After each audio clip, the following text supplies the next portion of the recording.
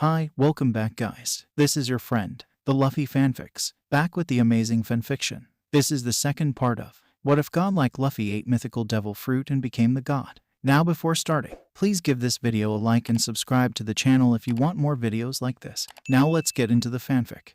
The Straw Hats had returned in great fashion after 2 years of relative silence. They had made their statement towards the world government by destroying the armada going after them. The 5 Elder Stars were furious by his return, remembering the absolute destruction of the G1 base in Paradise, and the highest authorities in the government decided one thing: Monkey D. Luffy would be dealt with in the new world. Meanwhile, the crew belonging to the worst generation started their journey towards the depths of the ocean, towards the land of the Fishmen, Ryugu Kingdom. In the way they met 3 different groups: a new rookie called Caribou and his crew, who were swiftly dispatched by the Kraken.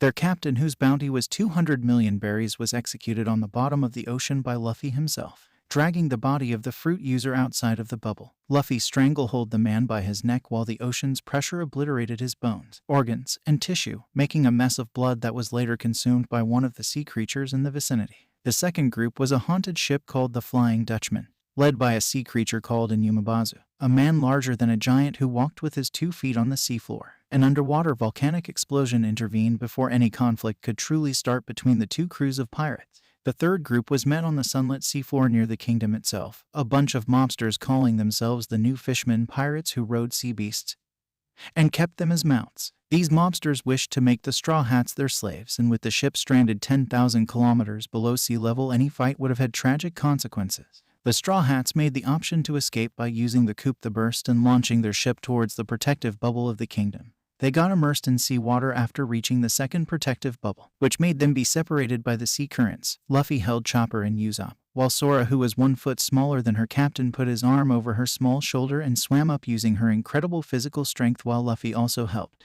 Before losing consciousness from exhaustion for being so below sea level, Luffy saw a familiar green-haired mermaid. His friend Kami had arrived to help them. The district was dark and full of water, no bubbles or air here. It was famously called the Fishman District, an abandoned place by the Ryugu Kingdom's government, where many fishmen and rejects lived. There was a monumental ship, the size of a continent, stationed there. It was Noah, the fabled promised ship, yet her purpose was entirely forgotten. Straw Hat Luffy, so he is finally here, a deep voice said. Yes, what are your orders, boss? Hammond said, a little afraid. Bring him to me. A gray-skinned great white shark fisherman said. He had a large belly with a tattoo of the new Fisherman Pirates design on the right side, as well as a long scar on the left side of his stomach. He had muscular arms and legs able to crush a human in 2. His facial features included glaring eyes with long and distinctive eyelashes, a mouth full of sharp triangular teeth, and a stub nose. He had long dark brown curly hair with a long tuft hanging on the left part of his face. His left arm was intricately tattooed with the Arlong Pirates Jolly Roger near the wrist, and several circular designs above it ending with 2 skulls on the upper arm. He also had some spikes protruding from his bare wrist, and circling it all, they were decorative piercings. And now, on the Ryugu Kingdom, the famous Fishman Island. Girls, I brought a towel, and Luffy Kai's clothes are already cleaned and dry. Kami entered the communal bath of the dormitory of the mermaid. She had a black t-shirt with the criminal logo. Her short green hair and purple eyes were exotic. Luffy smiled. She did not change a bit. Girls, I know you like bathing him, but 2 hours is too much. Her goofy disposition changed as she looked around. Her fellow mermaids were splayed on the water or the ground. Their faces were pure with bliss. They were completely naked. The bikini they swore they'd wear was nowhere to be seen, as they unconsciously drooled. They also had come running down their skin, privates and scales. What happened here? She said worryingly. Luffy rose from the water. He turned around and displayed himself in front of her. What happened, Kami? Sora barged into the bath. However, one look at Luffy's naked body had her face redden in utter mortification. She put her hands on her face to block the view. However, she left a comical opening on her left eye so she could see his cock. She kept whispering, No, I shouldn't be looking at a man's thing. Even if I am a woman now, I am a proud lesbian. Luffy shamelessly approached them step by step, bare and naked, for the 2 girls to see his glory and splendor, just like a magnificent supreme king who did everything he wanted without repercussion. He grabbed the towel that Kami had offered in her hands. He started calmly drying his body. All the while both were looking at his body. After drying off, he put the towel on his neck. All right, let's go, he said with a deep voice, confidently with a grin. Boy, the towel is not for your neck, it's for your waist. She slapped his torso in mock anger. Don't worry, Kami. These mermaids were just helping and servicing me from their own volition. I see, was Kami's naive reply, although she was still burning. Luffy laughed, then put the towel around his waist. although he still showed his strong muscular legs. After Kami got out of her shock, they came out and he put his jean shorts on. However, he lost his shirt and his shoes to the current, so he walked bare again. He hoisted his hat on the back of his shorts and walked out. Kami, it is really good to see you again. You are prettier than ever, Luffy said with a cheerful expression. She blushed a big from the compliment. Sorry, Luffy Kai, I was going to pick you guys up, but I messed up on the date by about a month. She rubbed the back of her neck as they entered her room where Usopp and Chopper were waiting. They greeted their captain, and Chopper settled on his shoulder. So we arrived on Fishman Island? He asked. Yeah, Kami and the other mermaids brought us here after Sora saved us, Chopper replied. He was already giving massage to Luffy's raven hair. The three of us were unconscious, but the other mermaids came and wanted to clean you. You were in the worst condition, Usopp said while Luffy looked around. Her room was very pretty. Half of it was a marble floor. The other was a pool. Kami floated because she had a ring of bubble around her hips. She resumed her cooking with the help of 5 excitable mini mermaids. This is Kami-chan's home, Captain, Sora explained. Oh, so how are the others? We separated? Have you found them? No, but I hope they are okay, Chopper said with worry. Well, I'm sure they will be fine. I believe in them. Bones is useless in the water, but Robot and Green are with him. They should be fine. I tried to see where they went, but I had to save my captain first, Sora replied, easing the worries while he petted her hair for a great job and praised her loyalty to him. All of them were sitting on the bed. I want to see the others too. You must be cold from the water. Here, have a soup to warm you up. Kami brought a tray of food. Great, Usopp said. The others cheered for the food. It's a cold kelp soup. It's good. She approached the bed. Cold soup. Chopper and the others had their hopes dampened, and Luffy smiled wryly at her obliviousness. She is really an airhead, he chuckled in his mind. Wait, you can't warm up with cold soup, she said, shocked. I made a mistake. Her shocked face scared Usopp. However, Luffy picked the soup and started eating anyway. Chopper and Sora followed, and after a while, the 5 mini mermaids came back. They told everyone that the mermaids were already recovered and were waiting on the reef. XOX, we are at the bottom of the Mermaid Inlet. This is a female dormitory for the Mermaid Cafe. A lot of my friends live here too. F. Female dormitory. Mermaid Cafe. Sora started her daydreaming. That's where I work as a waitress. A lot of pretty mermaids work there. Kami pointed out that she worked on the Mermaid Cafe, a very touristic spot that many pirates and wanderers came to spend their money. Let's go up to the reef. I'll introduce you to my friends, she cheerily said, pointing out there was a place where the mermaids lounged. Hey, Turtle Chin, can you take us up? She said, as they went out into her balcony. It was encircled with a bubble as the outside was pure water. The dormitory itself looked like an underwater reef, and the apartments were inside of them. The turtle was large and had a giant bubble on the back with seats. The bubble had letters on it that formed Sea Turtle Elevator. The turtle also had a cap and a whistle in its mouth. It's a living elevator. Chopper cheered in Luffy's shoulders as they took their seats. These are the underwater coral apartments. My rent is cheap, but I'm way down the bottom. The rooms at the top get more light, so they are more expensive, she said, looking at the apartment complex underwater as the turtle moved up. You mean you are poor? By the way, where are Hachai and Papagu? Usopp asked. Hachin got badly injured last year, Kami exclaimed. He was protecting Sunny, right? Sora asked a rhetorical question that Frankie had explained earlier. Hachai, Duval and Kuma were the ones who protected the ship all this time. I heard he's better now. Hachin comes from the Fishman district, so he is resting there. Fishman district? Usopp asked. Luffy was showing Chopper all kinds of fish and wonders inside of the sea. Sora was sitting close to him and looked amused at seeing her captain with such awe.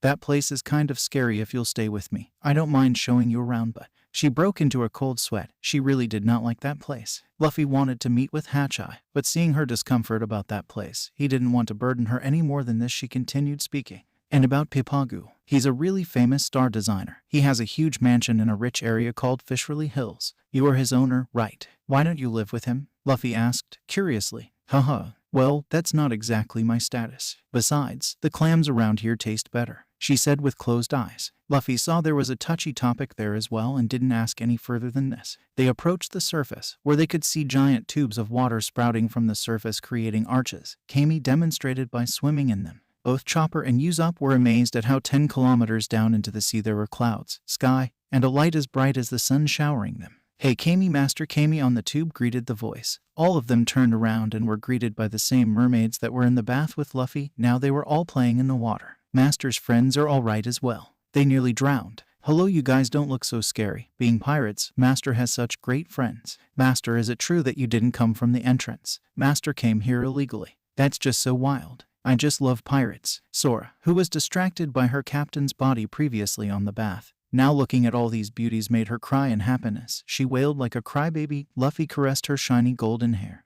You know, you're crying more than when you left Barady, Zeph. I feel so bad for him, he murmured as she enjoyed his ministration. But, she looked at her captain's stormy eyes. Hey, everyone, you already know Luffy Chin, he is the captain. The crybaby is Sora Chin. I finally found the all blue. Sora embraced her captain, crying on his chest. So, your quest is over, Sora. Usopp deadpanned. The one with the big nose is Usopp Chin. The raccoon dog is Chopper Chin. I'm a reindeer, Chopper said, fuming. Why are you crying? Let's dance together, a mermaid said, holding Sora's hands. Afterwards they invited them for a swim. Luffy entered the water, sitting closer and leaning back on the smooth rocks. While he could swim, it was better if he was waist length. There was less burden on his body this way. The mermaids used his body to lean closer to him, sitting on his lap or torso, leaning their breasts on his arms and shoulders as they discussed. The mermaids had no sense of personal space with him, but Luffy did not care about personal space in the first place. Sora and Usopp played around the reef with the mermaids beneath the water as Chopper cheerily discussed with the mermaids. Kami joined them afterwards. This island was very good. Almost paradisiac. I have a great feeling about this place. XOX. Sora played in the pool with the mermaids, loving the attention. But after a while she returned to her captain and all of the other mermaids. Her hyper was not over as she jumped around him and giggled in happiness. She grabbed his arm and started waving it around. It was good seeing her so happy. It's so good that you are happy, Sora, he said with a deep voice as he caressed her wet golden hair. As she momentarily basked in the attention of her captain. The pleasant buzz of his ability was also great. She was wearing her bikini under her clothes. Well, when they traveled down to the sea it made sense to put swimwear under their clothes. He looked towards Kami. She was leaning her head on his left arm, resting like that. Hey, Kami, there's someone in the Ryugu kingdom I want to see, Luffy said excitedly. She leaned her head right facing him. Who? The mermaid princess? She asked smiling. No, he is a longtime friend of mine. I owe him my life. The person I want to meet is Jimbe. Boss Jimbe. When Ace died 2 years ago, he was there to help me through it, as Ray and Hancock were. I want to see him. Jimbe. Luffy, you know about another warlord of the sea. Well, I guess former warlord now. How come you know all of these people? Usopp exclaimed. We'll meet again in 2 years on Fishman Island. I'll look forward to seeing you and your crew there. We promised to meet up here. Sora was now sleeping in his chest. Luffy thought she played enough for now and wanted to rest, or perhaps his chest was that comfortable. Hancock always slept on it, preferring it over her own pillow. Now that you mentioned it, I remember reading an article about you and Big Boss Jimbe a while back. When we invaded Marineford together. That was a while back. So where is he, Kami? He asked while looking at her. Well, he is not on the island right now. What a waste. Well, I hope he returns soon. His comment was also accompanied by giggles and laughs as they played with his body. After the war ended he quit being a warlord. And former Fisherman Pirates aren't allowed to stay here anymore. They all left the island with Boss Jimbe. It's a long story, but after the war a lot has changed on this island. Just as she said, a splash sound was heard as Chopper and Usopp looked to the high sea. There was a giant serpent fish glaring at them. It reared to attack, but Luffy taped his finger on the ground. The beast dropped unconscious. They were relieved but did not understand what happened. Master, Boss Jimbe was sighted in the sea forest. Yes, he was sighted there. At least according to the rumors. Don't you think so, girls? Yes. Luffy felt 6 abnormal presences coming his way. Although they were not a threat in his eyes, they were pretty weak compared to some eldritch monsters he fought on the calm belt. Honestly, that was one horrible sea. Kami, the mini mermaids came flying, warning about a ship coming. They elaborated that it was a ship from the royal palace and argued that they came for Luffy because they entered illegally. Well, if they came for us, we gotta hide. We don't want to get you girls involved in our business, he lifted Sora. Usopp got their clothes and Chopper was still relaxing in his shoulder. They hid behind a coral and observed. The ship was a gondola with a fish creature guiding it. On the side it had the Ryugu Kingdom displayed in bold letters. In the ship were 3. Stay hidden, guys. Luffy warned. Hello, girls of the inlet. There is something I want to ask you. The prince who asked was an enormous, muscular shark merman with a wide chest and large arms. He had a long face, framed by wavy fair blue hair flowing down to his shoulders, a sharp and pointy nose, and a dot of some sort printed in the middle of his forehead. He had gills on his massive neck and a dark blue tail with light blue polka dots. Well, that was what Luffy could gather about this man. We received a report of an illegal entry. Did they come here? The giant shark merman was Fukaboshi, the first son of the king. He had a golden trident in his left hand resting on his shoulder. Red Mambo. Shake, shake. Wow, let's all just relax and play here too. He was a bit smaller than his brother and plumper than him. He was also energetically dancing around. He was Mamboshi third son and a sunfish merman. If they did come, tell my fa, so let I do. If they didn't, then it's too bad, my redo. He was a bit taller than Fukaboshi but a lot thinner. He had wide eyes, long wavy dark pink hair, and beaver-like teeth and sang along. He was an orphish merman. His name was Ryuboshi. And no one came here. Are they that important? Worth the princes coming here? I'm not sure they are the ones I'm looking for, Fukaboshi replied. Not sure my redo. XOX. What's going on over there? Hamad asked. They are the greats of the Neptune army. Hick the octopus swordsman replied. What are they doing in a place like this? What a pain. Behind them was something resembling a dog and a raccoon. However, it was bigger than a normal bear. I see. Thank you very much. I suppose we'll look elsewhere. The border patrols must have been mistaken. I apologize for interrupting your playtime, the prince told them. That's okay. Sora twitched in her sleep very hard. She seemed to be having a nightmare. Luffy tried to wake her up, but all he heard were her murmur of failure or father, why did you leave me here? It's so dark. He had to get here out fast. They noticed them, and they came out of hiding. That straw hat, Luffy. Ammo Knights, Fukaboshi ordered. Yes, sir. The peacekeepers all dropped from the ship and the three brothers also jumped. He cradled Sora and caressed her cheeks. Sora, you are not a failure. It doesn't matter what anyone says. Everyone else is wrong. Why? Because I believe in you. He softly whispered in her ear. She stopped shivering. They are there. It's the Straw Hats. Hamad's gang sighted them. What now? They are going to be captured. There will be more trouble if we have a scuffle with the Neptune army right now.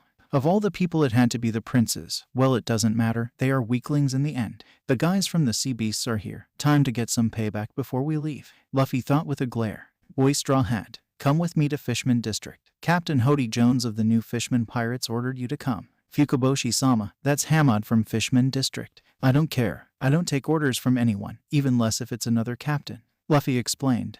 GRR. We'll take you by force. Then Hamad aimed a gun at them. It shot a net. Luffy's eyes were shadowed as he pushed the little net aside with the wind force of his palm hitting the air. He punched the air in front of him, reminiscent of the hidden power that Lucci showed him but a lot more practical. It launched a gust of wind so strong it was like a giant wall of steel hitting you at 100 miles per hour. It was purely physical. It hit all three pirate fishmen. 2 of them were grievously injured. They fell backwards and had their backs in a pool of their own blood. While the other had only some broken bones, it was the octopus swordsman left standing. The raccoon dog became an obedient puppy after just a glare from the Supreme King's will. Use up. Kami, grab on. We are getting out of here. He lifted both. Kami had her arms around his neck and he grabbed Usopp with his arm. The other held the still sleeping Sora. Chopper was on his shoulder. And then he jumped out of there at extreme speeds. His body maintained a good windshield as they soared through the sky. Most in the inlet did not perceive what happened. At one moment they were attacked by fishermen pirates. The next all of them are beaten, bleeding on the ground. The octopus swordsman dragged both of his fallen out of there. He was stumbling and coughing blood. Even if he blocked the air pressure, it still did major damage to him.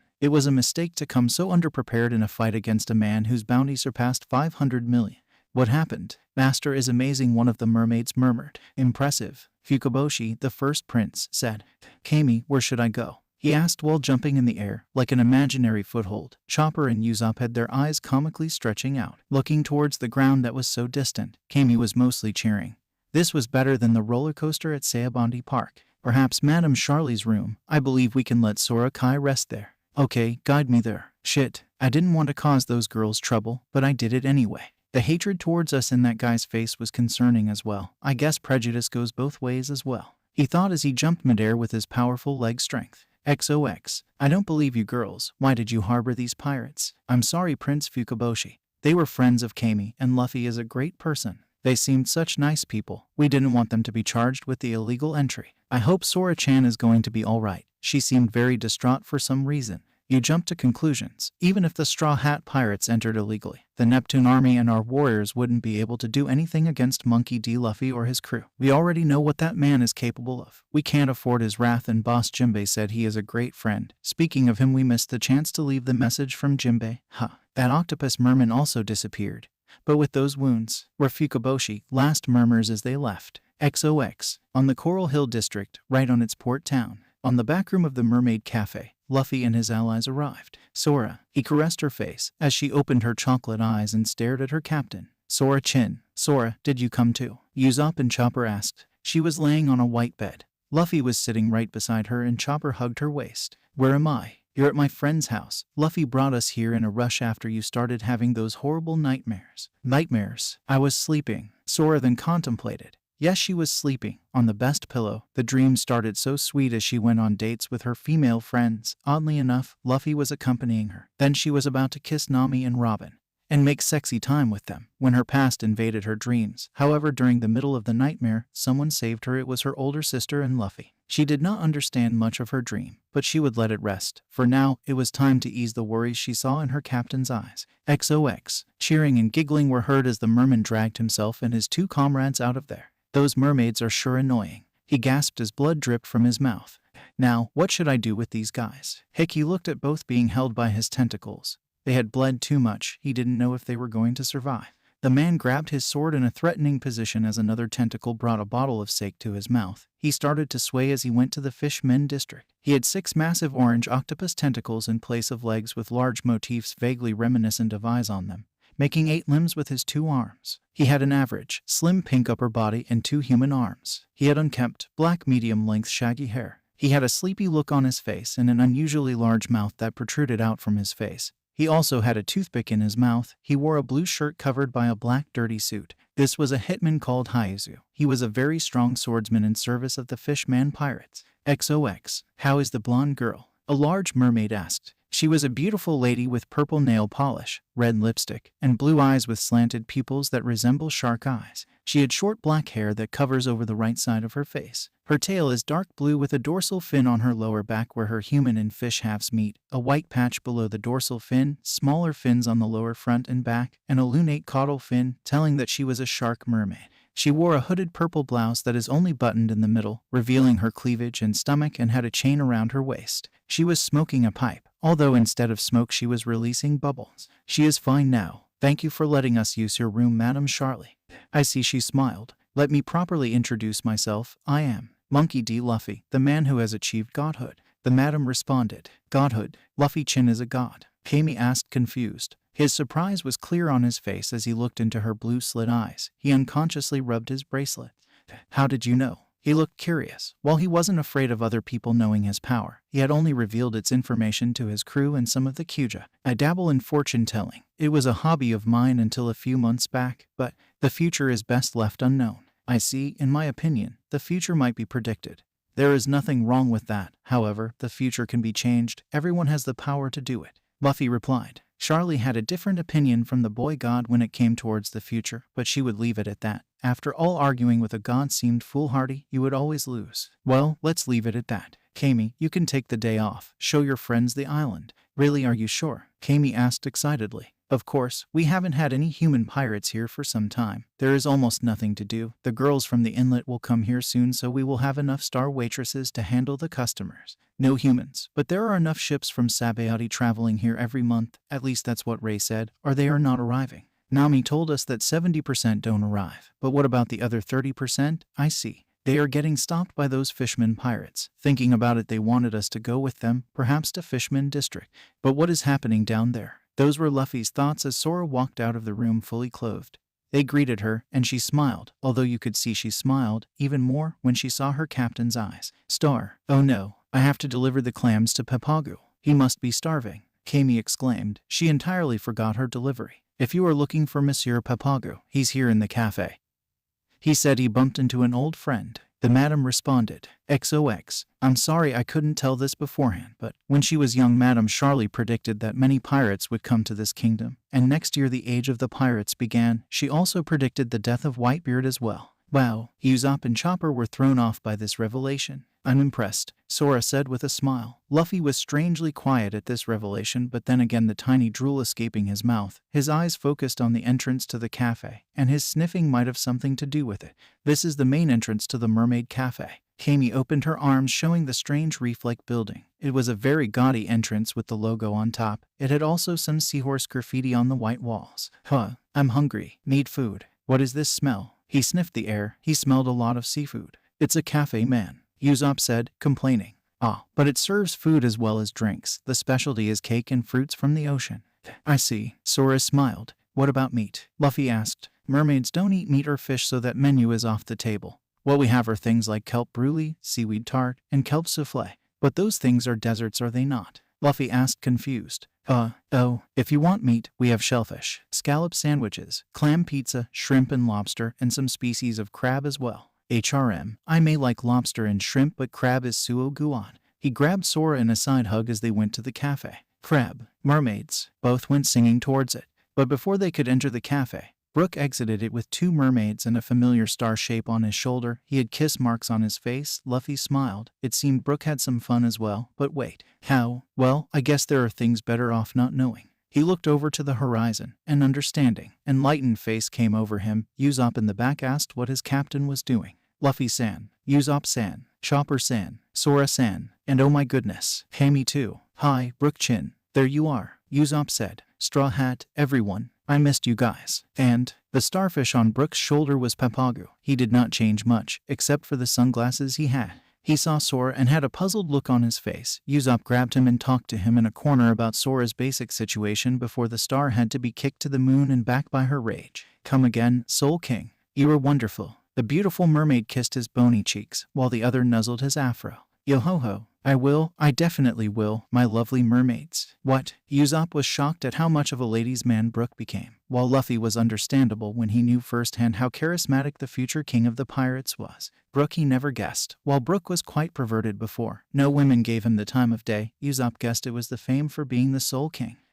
It feels like they took my backbone. Brook exclaimed. Wait, but if I lose my backbone, I will have nothing left. Oh, but I don't care if I die today. Wait, I am already dead. Brook twirled around. After they stopped, Sora approached both and started seducing and molesting them both in the background with a dark, lusty look on her face. You fufu are these F-cups, she said as both started to moan. He got that worked up over the cafe. Chopper was shocked. What happened in there? Usopp asked. Hold on. You guys aren't leaving today, right? The star said to them. No, we will probably remain here for a week or 2.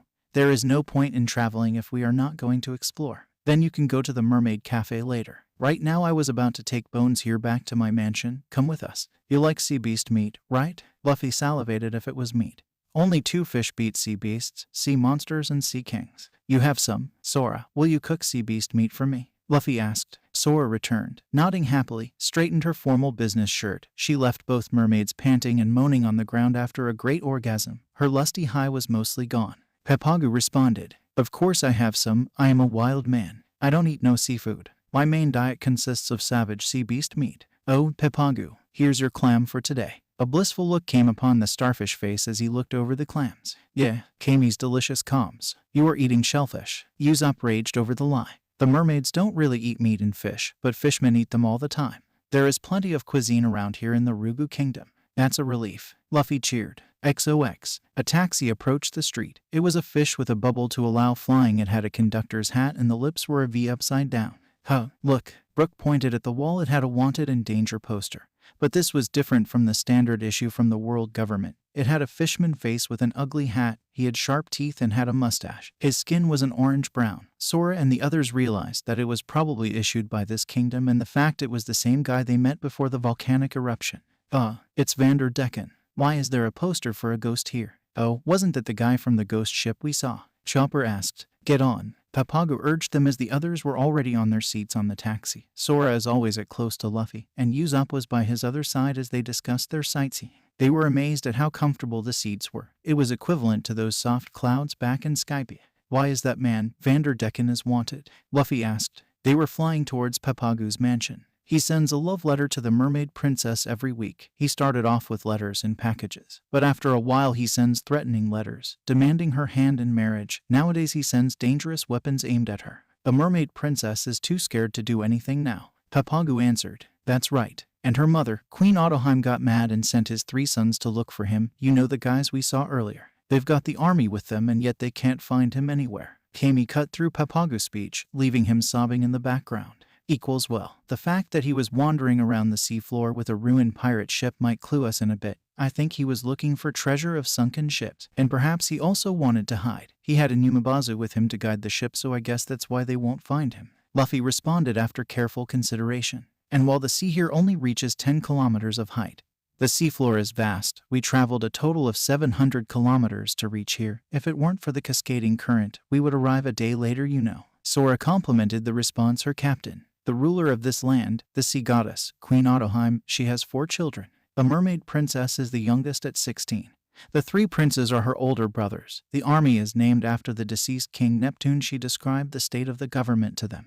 But isn't Vander Decken a cursed pirate from hundreds of years ago and whatnot? Brooke asked. Probably not. Sea kings are very old, and they had that certain quality about their presence that is probably due to their age. I met some other creatures with this distinct quality. The fact that man did not have this quality, even if he was a bit less weak than the rest, means that he is not centuries old, Brooke. And for the record, I sense the same quality in you, Brooke. Luffy responded. The others nodded, not really understanding the presence thing, but if Luffy said so. Speaking of presence, ever since we arrived the seafloor, my observation has been over-encumbered by the thousands of millions of sea kings that live in the depths. They are monstrous in strength. While I believe that my crew can handle the weaker sea kings one-on-one, the most powerful ones can give even Zoro and Sora a decent challenge. Not to mention, ever since I reached this island, I sense something enormous in power. A hidden power, it feels like. And like me, this power can destroy the world. And there is another presence in the kingdom. It's very strong, stronger than Zoro and Sora. Perhaps it is Jimbe. No, it doesn't feel like him. This one has a very gentle and feminine disposition. I can't wait. Luffy grinned in anticipation. A person stronger than Zoro or Sora here on this island, and a person like him who could similarly destroy the world. He could barely hold the need to meet them. Yes, Straw Hat is right. Legends always grow with time. The crazy Captain Vander Decken actually existed. But after sinking his ship and everyone in it, he ended up here in Fishman Island and then he died here. The ship you just saw is probably the legendary Flying Dutchman, all right. But the current captain is a descendant of the original. Papagu told the story. He's Vander Decken IX. Kami completed, leaving the starfish sobbing, leaning on the bubble of the taxi. Descendant. I see, so that's what happened. I thought he was a real ghost. Brooke was. I found one. It's an old mermaid. Luffy pointed. She was perhaps 50. She had fin legs instead of the mermaid tail. She has 2 fins just like Granny Kokoro. When you turn 30 you will grow legs too, right, Kami? Not necessarily. Mermaids will have 3 paths. They can grow fin legs just like that. They can stay with their tail, or even grow human legs. However, the third case, they will be able to switch their legs for a tail anytime they want. Kami answered. I see. The third case is best because fins aren't as powerful as tails, and being able to switch between legs and a tail is great. Luffy surmised. But does age matter at all, Kami? No, this transformation can happen at any point in their life, but it is true that mermaids are always born with a tail. On the way, they also taught the diversity of race that the fishmen and mermen had. They entered the highway. It was a bubble tube with a fast current. What is that? Usopp asked. It was a giant building with a giant pirate flag. The Jolly Roger was a skull with thick lips and wearing a pirate tricorn on a fluffy background with several candy canes crossed behind it in place of normal crossbones. A tree is seen coming out of the cane on the bottom right. That's a Jolly Roger. Luffy pondered. That's the candy factory, Usopp chin. But why is there a pirate flag on it? Usopp asked Luffy, and Sora's eyes were shadowed as Papagu started to explain. There's one at the entrance of the port too. This island is now protected by that pirate flag. It belongs to Charlotte Linlin of the New World. She's also known as Big Mom, one of the 4 emperors. Before the war, we were under the protection of Whitebeards. Other pirates didn't dare attack us, but now Big Mom has taken over. In exchange for her protection, she asks for loads of sweets every month. That's what the factory is for. Sweets? Chopper asked, his eyes blinking like stars. It goes to show how dangerous this place can become. With so many pirates coming and going, we need someone strong to protect us. But she protects you in exchange for candy. That's very generous of an emperor of the sea, Sora asked with skepticism. Yes, Whitebeard never asked anything of us in return.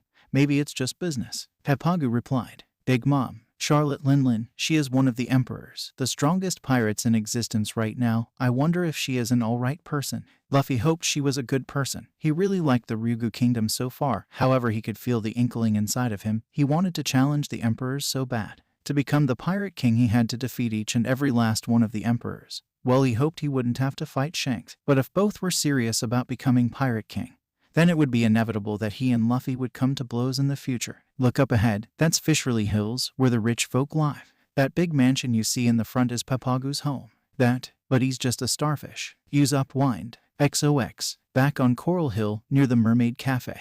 What happened, Madame Charlie? Huff, huff. I can't seem to understand. Why? Charlie grabbed her head. What's the matter? It's the owner of the Mermaid Cafe. Madame Charlie, what happened to you? Find him. Find the young god with the straw hat. Huff, huff. What's wrong? Did you see the future again? I didn't intend to look, but I sensed something terrible in him. I saw 2 futures. She closed her eyes in pain. She saw him with the most practiced ease annihilating the island. The mermaid princess by his side. Her face was blank. Her eyes were blank, but you could see a hidden obsessive adoration in her eyes as she gazed him. Even while he killed her family, she did not even care. The other future was very different. It portrayed him as a savior or a prophet. All the fishmen reached towards him as an idol of adoration, their salvation. The royal family supporting him by his side. The mermaid princess looked at him.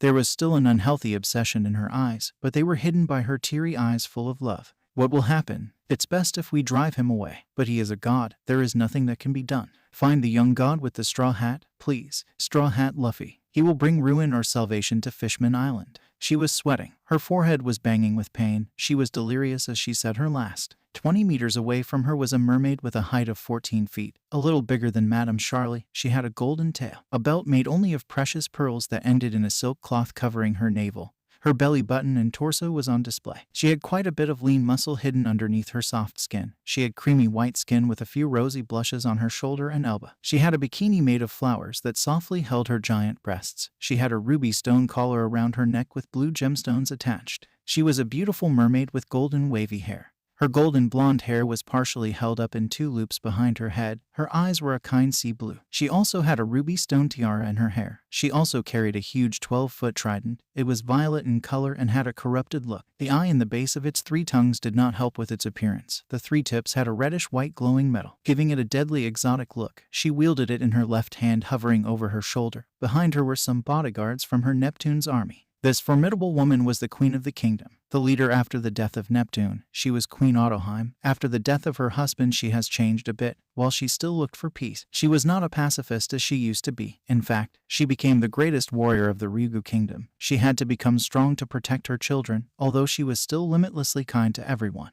Behind her was the biggest shark, standing at 65 feet in length. Charlie, the queen, closed the distance between them and supported the young lady. Queen Ottoheim. It's her. She is so pretty. My queen, Monkey D. Luffy. Monkey D. Luffy, what about him? He is an unusually powerful pirate if I remember. What about him? She asked with care. He will either be the salvation or ruin of this country. And he is not a simple pirate or human. He is a fledgling god, my queen. He has arrived on the island not too long ago. Please drive him away. The possibility of him destroying the island terrifies me. She petted the young lady's hair. Even though she could see the future, Charlie could not make an educated decision. She was too young. Drive him away. Did you not say that he will save us? But that's one of the possible futures. The ruin is too terrifying. She cried. There is no need for you to be scared. There is no need to consider this disastrous future. The other one is what we need to focus on. I firmly believe that this is not the end for our people. A tree is known by its fruits. A person is known by his or her deeds. A good deed is never lost. Those who sow courtesy reaps friendships, and those who plant kindness will receive love in return. Charlie raised her head to stare at Ottoheim in admiration. The queen never considered destruction as a possible future. In fact, she was not even putting the blame on Luffy. It would be so easy to put the blame on him and try to drive him out. Even she, after meeting the man himself, wanted to drive him away. Charlie knew when she saw him. He was a larger-than-life figure. Not to mention he was a god himself. Then she remembered him speaking. In my opinion, the future might be predicted. There is nothing wrong with that. However, the future can be changed. Everyone has the power to do it. The conviction in his eyes were true. He believed that everyone had the power to change the future. So what Ottoheim thought, it was true. The blame did not lie with Luffy. It laid in the hands of this kingdom. The queen did not want him ostracized, but instead received with kindness, as every act of kindness shall not go to waste. God is not cruel. This I believe. It's time for us to show our passion. Are we a doomed race? Or do we still have something to give to this world? She raised her trident. Her army behind stomped their tridents on the ground as people started making cheering noises. Ignorantly, the queen did not realize that this conversation was being heard by the whole country. A recording transponder snail delivered Charlie's prediction, and Ottoheim was a most beloved even before she became a ruler. But after Neptune's death, the people were awed by her inner strength. Her actions brought awe and adoration. Only those who were hardcore human haters despised her. To them, her words were worse than poison. Now it's time our civilization proved to this god, to Monkey D. Luffy, that we are worth living, that we deserve salvation, not destruction. Her trident stomped the ground, causing a shockwave that was felt in the entire Ryugu kingdom. It gave everyone a chill down the spine, even the 3 princes who were searching for the straw hats. Ottoheim's words might not have been heard by Luffy, Usopp, Sora, Brook, Chopper, Kami, and Papagu. However, the other straw hats scattered around the kingdom heard it well. They smiled and grinned in excitement. XOX, Noah, the Fishman district. Damn, that poisonous mouth of hers, Hodi ranted. He looked towards an underling. He was angry at her speech. You are telling me that they ran away? Yes, boss. Shit, the Straw Hats have arrived and we couldn't capture even one of them. Not to mention only Hyuzu came back alive, the other two bled out. Now this speech from that viper woman, now some of my slaves are running away. He whispered, grinding his teeth. Huh, what a bad day. He sighed. The humans run all the time. This was Zio. He was a tall and thin fisherman with a strange body, covered in wavy light blue and indigo stripes, and two tattooed on his chest. Tentacle-like whiskers hanged from his face, and he did not have a mouth, nose or ears, only eyes remained on his face. Let's tear them limb from limb, kaya kaya. He had circular eyes, a flat nose, and sharp teeth. His arms were notably larger than his hands, and his skin is red, and he was very small, perhaps 3 feet tall. On his right arm is a tattoo of the new Fisherman Pirates Jolly Roger. He wore jean pants as well as a green vest and a black and gold hat. He was Daruma. They ran away Dawson. They never give up Dawson. He was Dawson, a hammerhead fishman. His mouth was full of sharp triangular teeth. His chest was wide and his arms very large with extremely prominent round forearms. His hands and thin legs were quite small in comparison. He had light blue skin and long, wavy, light pink hair reaching down to his shoulders and to the dorsal fin he has on top of his back. As a fishman, he had gills on his large neck. On his left arm was his crew's Jolly Roger tattooed in red ink. He wore an unbuttoned, dark short-sleeved shirt with many dark yellow tea-like motifs on it, simple light pants and sandals. He also had a sash tied around his waist and a large buckled belt hanging on his chest from his left shoulder. Kahaha, fine, we'll make an example out of them again, Hodi said with a smug look. Much, then allow me to take care of them. He was extremely tall, towering over every other member of his crew. He was a squid fishman called Ikaros much and possessed 8 arms. Each pair of arms seemed to have a corresponding pair of pectorals, as 8 of them were visible on his chest. He had a long beard complete with a mustache, white skin, and a bulbous nose, on both his topmost forearms and on his belly. He bore swirl-like tattoos, and on his right shoulder is tattooed the new Fisherman Pirates Jolly Roger. He wears a round helmet with goggles, with a dark stripe on top of it, and a large loop earring on each ear. He's bare-chested but has a pair of suspenders like belts reaching down from both of his shoulders to his waist. These are attached to a pair of rings, supporting some sort of light apron around his waist. He also dons dark pants reaching down below his knees and sandals. Each of his arms has a bolted wristband and holding a long spear with a tassel right below the head. You don't have to go Ikaros, Hodi said. Much, understood. I'll go. Hodi picked 4 red and blue pills from a giant stack. What? All the executives said. Get the bubble ready, Hodi said as he put those pills in his mouth. You are taking too many at once again. Daruma worried. Ugh, mmm. He grunted as his veins popped. His muscles were flexing beneath the skin. His heart was beating loudly for everyone to hear and his eyes were red. Jahaha, XOX, and we are here, Papago exclaimed, in front of his mansion and shop.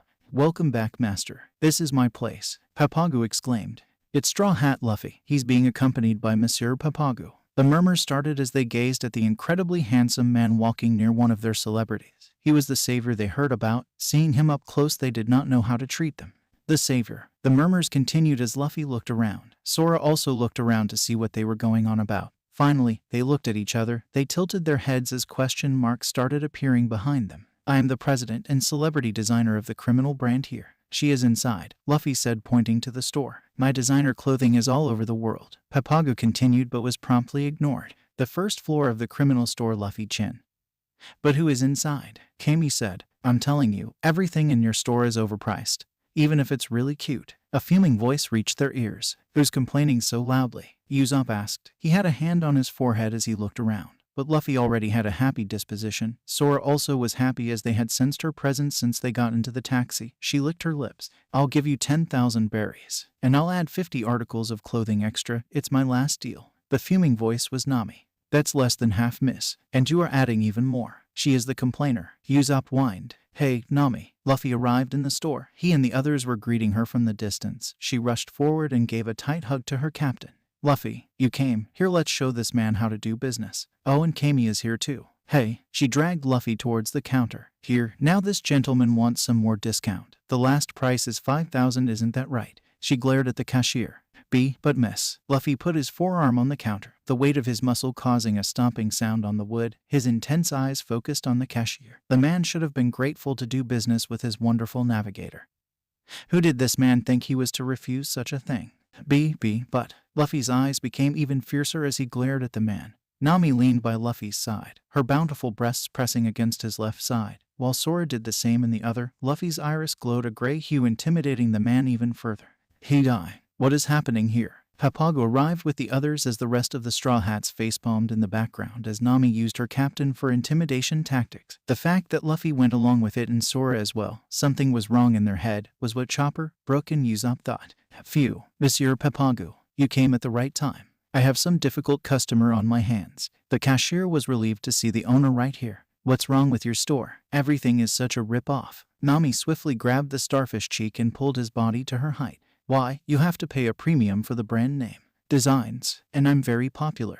Monsieur, I want a discount. Come on, girl. You don't need a discount. We owe you big time for what happened 2 years ago. Take whatever you want for free. Papago coolly replied. For free? Really? She clasped her hand, her eyes were stars, and a blush of happiness appeared. The sound of rustling was heard as Luffy put a dark blue waistcoat over his white formal shirt. The waistcoat had 2 pockets, a star on the left chest, and a decorative gold chain. Both it and the shirt were extremely form-fitting, showing his amazing muscles even behind them. The long sleeves were raised until the elbows, leaving his forearm in the opening. He also had black leather gloves. He also wore a dark blue pants and dark leather shoes. Finally, he had proper footwear. He also put his hat on his head. Finally, he lifted 4 giant sacks full of clothing as everyone had their own huge sack. Good for you guys, Kami expressed, seeing them clean shop. Monsieur, the shop is empty, the cashier exclaimed. You guys don't hold back, do you? Papago cried. What's going on? Chopper asked. There seems to be a commotion outside, Brook exclaimed. Both Luffy and Sora had serious expressions on their face. All the Straw Hats now had similar outfits, but now with the criminal brand logo. It's her. She is here. Monsieur, it seems that there is trouble outside. What? The Queen. XOX. They reached outside and a stunning mermaid came flying through the sky through her circular bubble around her hips. The guards followed her from behind, but they were out of breath. Some even were exhausted. Hey, Papago exclaimed in shock. What is she doing here? I never saw her in person before. Kami said her piece in shock as well. Is she here because of the savior? The murmurs continued as all of the Straw Hats were outside. Luffy gazed at the beautiful golden mermaid, and in his mind he was anxious. I thought she was only slightly above Zoro and Sora's strength, but she is leagues stronger than World, and that guy would give an admiral a run for his money. How the hell? They won't be able to handle her at all if she attacks. She gazed at the Straw Hat. She was still very distant. In fact, she was perhaps 4 miles away, but she instantly arrived in front of him. Everyone was shocked. Her baby blue eyes gazed at him. They were full of emotion and compassion that Luffy couldn't help but lower his guard. He knew by just looking at her that she would not attack him. She would never raise her weapon against him. That was the feeling transmitted. Why is the sea goddess here? Why is Queen Ottoheim herself here? Papago exclaimed, shocked. She looked at those glowing stormy eyes, and a goofy grin appeared on her beautiful face. Luffy couldn't help but give a grin back at her. That's one big mermaid, Usopp exclaimed. But very stunning if I say myself, Brook exclaimed. Sora just looked nervously. Her observation told her she could not defeat this woman. Well, not that she would ever attack a woman even if it killed her. Behind her came a great shark. It was the same that was rescued from the Kraken. Megalo, were those the ones that saved you? A heavenly voice came out from those lips. The shark nodded. Monkey D. Luffy, let me invite you to the Ryugu Palace, she declared happily to the confusion of everybody. XOX, the seafloor, near Noah. Someone on the human ship shouted for them to hurry up or they would be noticed in their covert escape from the new Fisherman Pirates. Someone else said that it was hard to catch a current in the deep sea and added that they should have fixed the ship with a paddle. 2 crew members noticed something in front of the ship. It was Hodi Jones. Hodi held his wrists to show he was handcuffed. What's going on? He's handcuffed. Jahaha. He stretched his arms outwards and it gave a clang sound. Ikaros much commented on how the energy steroid, a power drug, was a real treasure that they acquired while overlooking the battle with the other officers. Meanwhile, Jones slammed into the ship and bored a hole in the port side hull of the ship. One human pirate called for them to take out the fishman, as he was all alone. Jones then burst up through the deck, catching a crew member in his teeth and sending 2 others flying. He chomped down and was crushed by the power of his jaws. His metal was hanging off the teeth of the fishman as blood spewed out and the 2 parts separated as some threads of tissue kept elongating before they were ripped like string.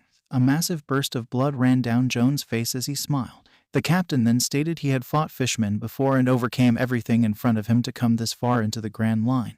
He roared with motivation. He attacked Jones with his fake arm claw. However, Jones bit off part of the captain's fake arm, breaking the claw. His weight slammed down on the captain, killing him by stomping on his face, and as if it were a tomato it splashed over the ruined deck. The fearful crew then fired on the fishermen for killing their captain, but Hodi emerged largely unscathed. He then bit into the mast of the ship and threw it away. A crew member realized why Jones wore the handcuffs, to show that he could beat them without using his hands. Zio, while holding an energy steroid, stated that fishmen are naturally born with 10 times the strength of humans.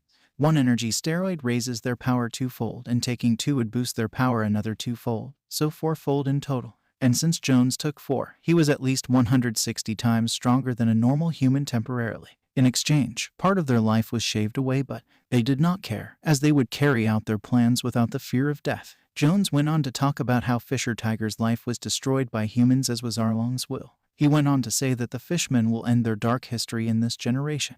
There won't be more waiting. The mast that was bitten off was now thrown upside down back through the deck, impaling the ship, which was trapped in a bubble. As he broke off his handcuffs, Jones gave the order for the bubble to be sent back up to the New World, exclaiming with some disappointment that the whole crew did not die. He said he needed them alive. He wanted them to go back up to the surface and tell the humans what happened to them and who did it, and spread fear of his own crew. Spread the word that vengeance and carnage were arriving in the humans' doorstep. We will take the throne of Fishman Island away from that weak goddess Ottoheim.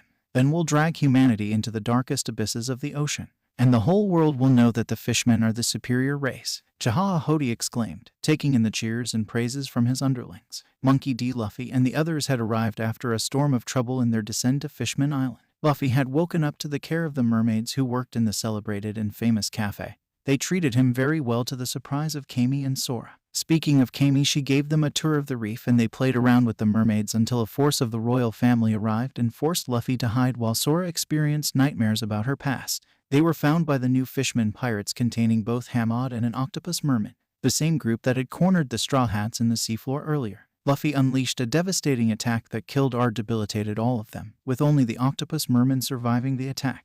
Before the royal forces could reach them, Luffy grabbed his friends and retreated by jumping on the air at intense speeds. Arriving on the Mermaid Cafe, they met the madam of the place called Charlie, and met Brooke and Papagu, who were enjoying the famous place. Papagu offered them to visit his house on Fisherly Hills, and there on his clothing shop they met Nami again. Meanwhile, the madam of the Mermaid Cafe, Charlie, had a terrible premonition, a future where Luffy destroyed their kingdom with the backing of the princess, and another where he was their savior, with the princess herself still obsessing and loyal to Luffy. The queen had arrived to see how she could help, and when she heard of the prophecy Madame Charlie made, Queen Ottoheim smiled and believed in the best outcome with all her heart, and she broadcasted her beautiful speech of acceptance and kindness to her people. She always saw the best in people and set out to find the Straw Hats. Meanwhile, Hodi, who also heard her announcement, raged. He murdered the escaped human slaves and gave his own speech to his crew, a speech of betrayal towards the crown of this country. And now, Queen Ottoheim extended an invitation towards the Straw Hats that were present in this location. To the surprise of the two friends accompanying them, Papagu and Kami, will there be a banquet waiting for us? Monkey D. Luffy asked her. Yes, your friend is waiting for you there. Of course, all of your friends are invited as well, Queen Ottoheim declared. The two who were dumbfounded most by her comment were Kami and Papagu, who never saw the queen in person. The queen was such a revered figure. Sora dampened their confusion a little bit. If the ruler is so gracious to invite us to a banquet, then we will have to go, Monkey D. Luffy declared with the natural ease of a leader above leaders. Then let's move post-haste. Megalo, can you give us a ride back to the palace? Queen Ottoheim climbed on the shark. All of the Straw Hats jumped as well. Luffy looked back. Both Kami and Papagu were still sitting there shocked. He reached his hands and invited them to come with him. They reached him, and soon all of them were flying towards the sky. They're gone. I can't believe they were invited to the Ryugu Palace by Queen Ottoheim herself. My queen. The soldiers who trailed after her, exhausted by her speed, only now arrived, and only saw her on top of the shark, their tears and snot running down as they crashed on the ground. She left, a citizen said. All the soldiers went on all fours with a rain cloud above their heads. We are supposed to be her bodyguards, but... One soldier stomped his fist on the ground. We are so utterly useless we can't even accompany her. They looked to the horizon as a waterfall fell from their eyes as they screamed to high heavens. My queen, we are sorry. We will train harder from now on, they screamed in conviction. Their desire to become stronger had finally revealed itself. A light came and illuminated them. The pedestrians all were sweating at the silly situation that was being displayed by the Neptune's army. XOX. Let me properly introduce myself. My name is Ottoheim. I am the Queen Regent of the Ryugu Kingdom. Well, at least until M. Firstborn reaches 25 years old, Ottoheim said with a smile. She was in the front with the Straw Hats by her side. She was a very tall golden mermaid reaching 14 feet. I am Monkey D. Luffy, the man who will become Pirate King, Luffy declared with true conviction.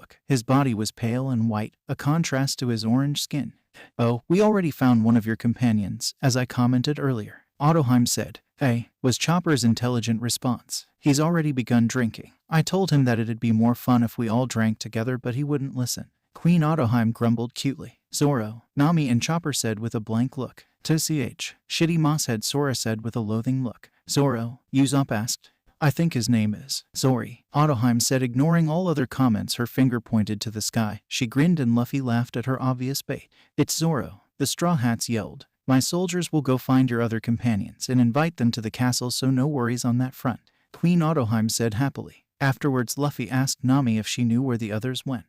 Nami told them that Frankie went to look for one of Tom's relatives on the kingdom as a whole, and Robin went to look up some important history, so the three split up. Nami told them that they did not really have too many problems with the arrival and that Frankie had saved them both from drowning. Nami then asked Oto-chan a question using that weird nickname for the queen, causing Papagu to comically bite her on the head and tell her to call her goddess of the sea, Queen Ottoheim. However, the complaint was completely ignored by everyone. Nami asked why Fishman Island was so bright despite being 10,000 meters below the surface. Ottoheim told them that the Ryugu kingdom came to be when fishmen began living on the seafloor where there was light. She explained that the roots from a tree called Sunlight Tree reached down to this part of the seafloor and transferred light to this kingdom.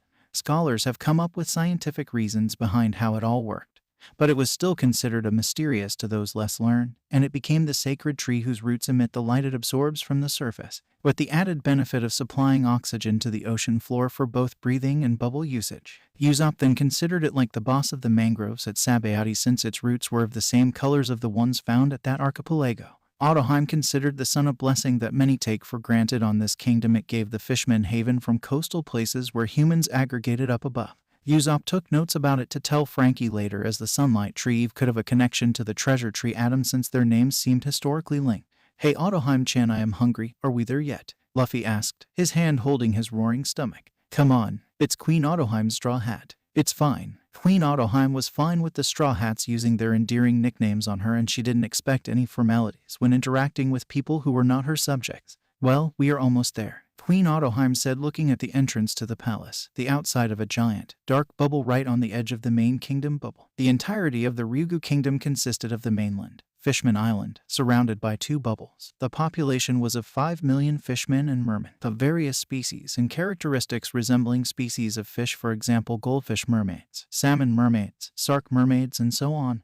The other pieces of land were the Fishman district. It was a giant city besides the ship of the Promise, Noah, and the last was a smaller bubble on top of Fishman Island. Inside was the Ryugu Palace. They reached a round entrance and Ottoheim rang a bell. Yes, a neutral voice sounded from the speaker. It's me, Ottoheim declared. The man from the speaker immediately recognized that heavenly voice. Queen Ottoheim, ma'am. We will put down the corridor at once. Inside the two bubbles, a corridor of high-speed water was formed and connected to the entrance. Ottoheim then gave Luffy the pink sponge she retrieved from her chest, so it meant her whole moaning show was just her searching for the thing.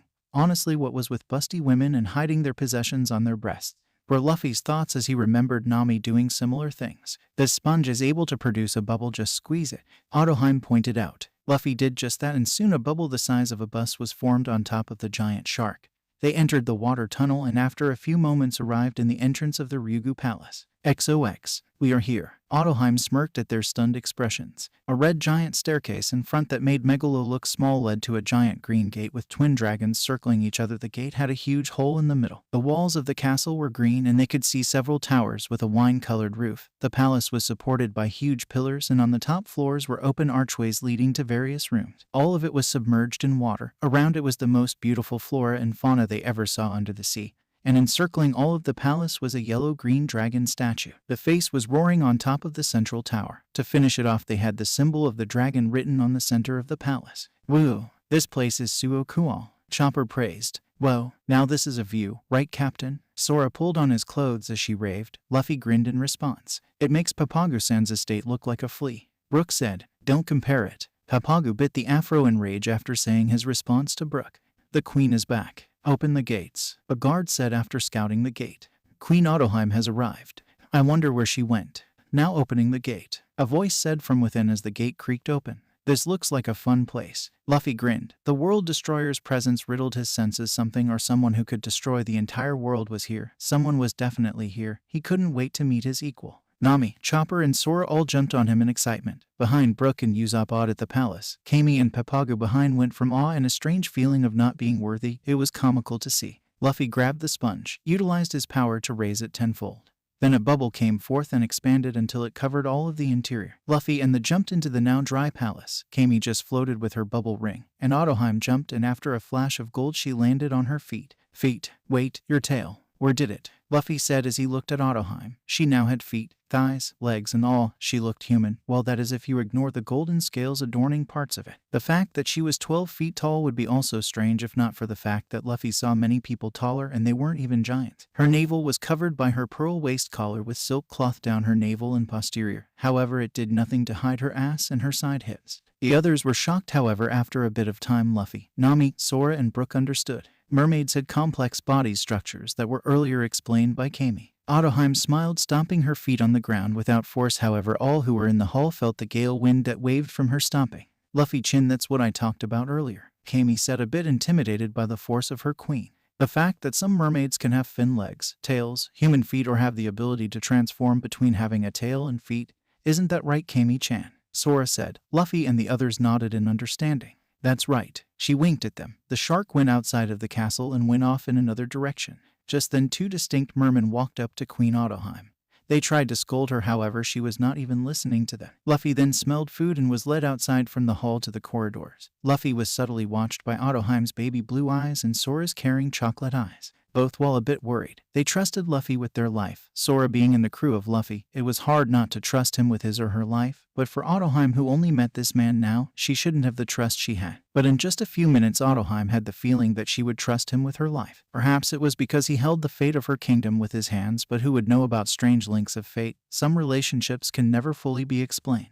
After Luffy left, the noise continued from the two, until Ottoheim hit her trident on the ground. Even if you two are the ministers of right and left, that does not give any reason to reprimand myself in any form. I am still the ruler of this country. If you dislike my whims, ministers, then you can see yourself out. Her hard queenly persona came out. But you went out of this castle when, in a time like this, the minister of the right said. But nothing, minister. You can't even believe in the strength of your ruler. Her eyes turned cold as a gust of wind emanated from her, knocking all the guards in the vicinity. Even the ministers were lightheaded. The straw hats behind were shocked. Supreme King's Haki, she has it. As I suspected, this lovely mermaid is really strong, Sora murmured. Now look, these people saved Megalo when he was attacked by the Kraken. We must provide a feast of welcoming. Where is my precious daughter, minister? About that, your majesty, we just heard that. The minister of left continued whispering. His body was still sweaty from the exposure of Haki.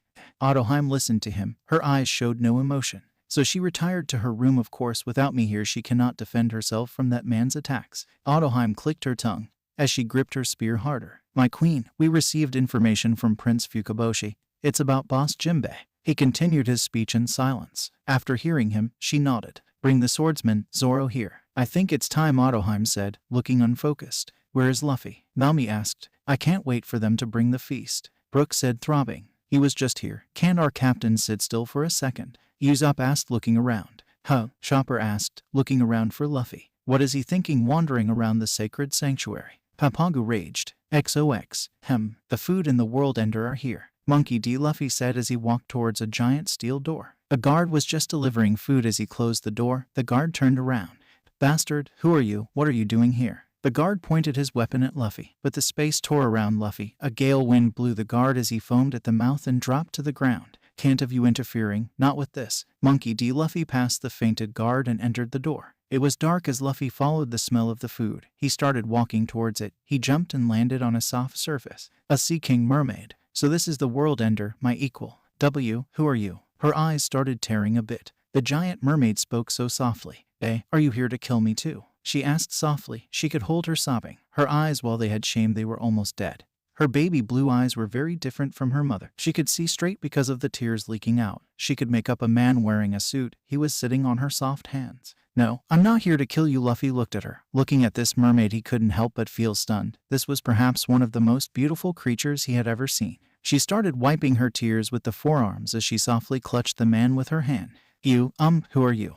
My name is Shuroshi said with a soft whisper. She was painfully shy, and for what he could see she had no real desire to live. She continued wiping her tears and finally had a proper look at the man she was holding. My name is Luffy, Monkey D. Luffy, the man who will become Pirate King. Luffy's words carried strong conviction. Shuroshi saw the man's appearance. He was a bit stunning. Shuroshi, who only had her brothers to compare to, found the man to be frankly gorgeous beyond belief. Just then Luffy turned around and glared in the door's direction, an axe coming right for them, or more specifically Shuroshi. It was still far away, but Shuroshi also sensed it. Not quick enough, Luffy yelled. Hush, Shuroshi said as her hands moved, dropping Luffy in the mattress and rushed her body to close the door, but it was not quick enough. The axe passed the door at incredible speeds. It headed right for Shuroshi's heart as she squeaked. Monkey D. Luffy closed the distance it stood in the air in front of her left breast. He stopped the axe with one hand enhanced with haki, but the axe did not relent and started grinding on Luffy's hand. But eventually the black haki won and the axe was shattered by its own grinding. The pieces fell on the floor. While this was happening, Shuroshi saw how dangerously close the axe was to her heart. Her hair was flowing by the wind caused by the man blocking the fatal attack. She looked onto the muscular back of the one called Monkey D. Luffy. Her heart thumped as an unfamiliar feeling came over her. Her dreary eyes came back to life for the first time in many years. Yes, that feeling is something many will never experience. Love at first sight. Those were Shuroshi's feeling at the moment as she caught the falling man with her soft hand. She brought him close to her face as her hot breath came over him. She smiled a bit and he turned around a hand in his hat and grinned with her. His stormy eyes were so pretty to look at. That was a close one, wasn't it, Shuroshi? He smirked. Hi, Luffy-sama. Shuroshi, the mermaid princess, said suddenly self-conscious. The memories of him suckling her breast made her die of shame. Iwawa. Shuroshi started getting dizzy. Her eyes became swirls as she wobbled a bit. Shuroshi's tail was cutely bashing the bed. Well, it would be cute if it wasn't for the incredible force she had. Honestly, Luffy could see some whirlwinds forming in the massive sheets of her bed as she stomped. Sama. Now that I remember, the Amazons always called me that after the incident with World. Luffy murmured. Looking around, Luffy could see the room was very lavish in appearance. It had lots of furniture with golden decoration. Mostly it was white, pink, and gold in appearance. It was fit for a giant. Now looking well at her, he could surmise she was at least 60 feet tall. Awawa, Luffy-sama. I must thank you for saving me ever so much. Shuroshi put the other hand on the bottom of the other one. She raised her hands, bring Luffy to eye level as she blushed a bit more. Her pink lips curved into a pout and her eyes teared up as she fought her shame.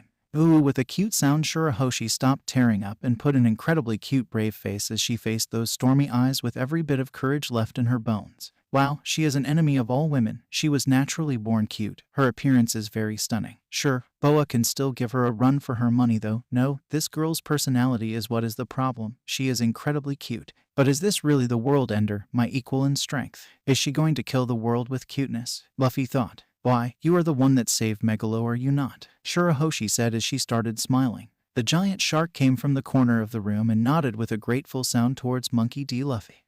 This guy was very lucky. Luffy petted the shark. And you will become the Pirate King. Does this mean that you are a bad person, Luffy-sama? Shuroshi asked as she remembered her mother saying something to her. Listen well, my child. You are now entering puberty. You will someday find a boy that you will form a crush on, but be careful of bad boys. They will bring you nothing but pain. Find a nice boy. While Shuroshi's head started spinning. Her feelings have completely defied her mother's expectations of her. Does this mean I started falling for a bad boy? Save me, dear mother. Shuroshi whispered so faintly Luffy could barely hear. Even with her mother's warnings, Shuroshi could not stop looking at him. Her heart beat faster than ever. Shuroshi herself might have realized unconsciously that this was no crush. This was full-blown love, a connection far deeper than the depths of the ocean, and that spending more time with this man, Monkey D. Luffy, was dangerous. Shuroshi, I might be a pirate, but I never considered myself to be a bad person. Well, I am not a good person either. He smirked as he put his next line. I am roguish, perhaps. He gave the most arrogant smirk she ever witnessed as he waggled his eyebrows.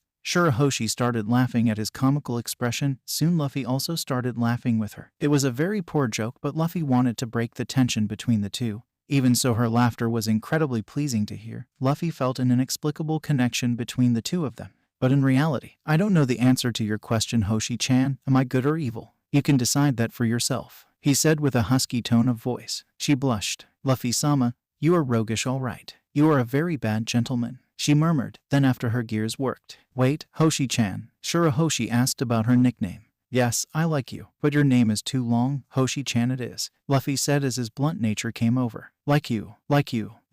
Hoshi-chan, nickname. Shuroshi murmured as her circuits fried again from embarrassment. Luffy looked at her confused, so he picked the ends of her pink lips and started playing around with them, making her face show silly expressions. Goo, Shuroshi muttered as she put her face down in shame a bit. It was a bit embarrassing for Luffy to touch her, but her obsession started surging. Like a very small candle, she already unconsciously allowed him to touch her casually. Their personalities were completely opposite, but that's why they had such good chemistry. Luffy was very strong-willed, very dominant, blunt to a fault, and very selfish. She was selfless most of the time. Very submissive, and while she did have will, it was suppressed from years of isolation. Luffy-sama, do you desire anything? I will give you anything in my power to thank you for saving me from that cruel attack, Shuroshi asked, mentioning the axe incident. Well, I don't want anything. We met the shark by coincidence really, but what was that axe that flew in just now? I don't sense anybody nearby that could throw such a thing. Luffy looked down at the broken pieces of the axe. In the middle was a flower petal engraved in the metal. I know the one responsible. It is a gentleman named Vander Decken. He seems to have a grudge against me since I refused his proposals of marriage. From the information I have, he seems to have eaten a devil fruit. It grants him the power to target me at any time, anywhere. As such, I am only permitted to travel outside when mother is with me. She explained softly. It's been 10 years now. Ever since I refused him when I was 6. Shuroshi put Luffy down, and both started to dine from the food. 10 years in isolation. Luffy murmured. That means you are 16. Luffy asked. Yes, Luffy-sama, if you don't mind answering, what is your age? She needed to know her crush's age. Even if the age of consent was 11 years old in the Ryugu kingdom, Shuroshi still wanted to know. In fact, Shuroshi's mother married when she was 11 to a 21-year-old Neptune. Ottoheim then birthed her eldest at 12, making her now in the beginning of her 30s. I'm 19 years old, Luffy said after eating a piece of sandwich with shellfish meat. She smiled. They were only 4 years apart. She felt an indescribable happiness. After eating her fill, she leaned her body on the table, seeing the man eat more. She pushed her bust forward as she admired him with a hand on her cheek. They started talking with such familiarity. Once her shyness disappeared and her curiosity took over, she asked of his adventures and he told mostly everything, leaving out the violent parts. She also told of her past, her struggles with isolation. Her tail swung around madly, creating tornadoes in the room. She was smiling happily for the first time. As she laid face down, she pushed a pillow in her chest. It enhanced her cleavage as she listened as Luffy explained the sun, the animals, forests, flowers, and his adventures. There was a lot she did not know. Soon Shuroshi started tentatively flirting even if she did not notice it. Hey, Hoshi-chan, is there any place you'd like to go?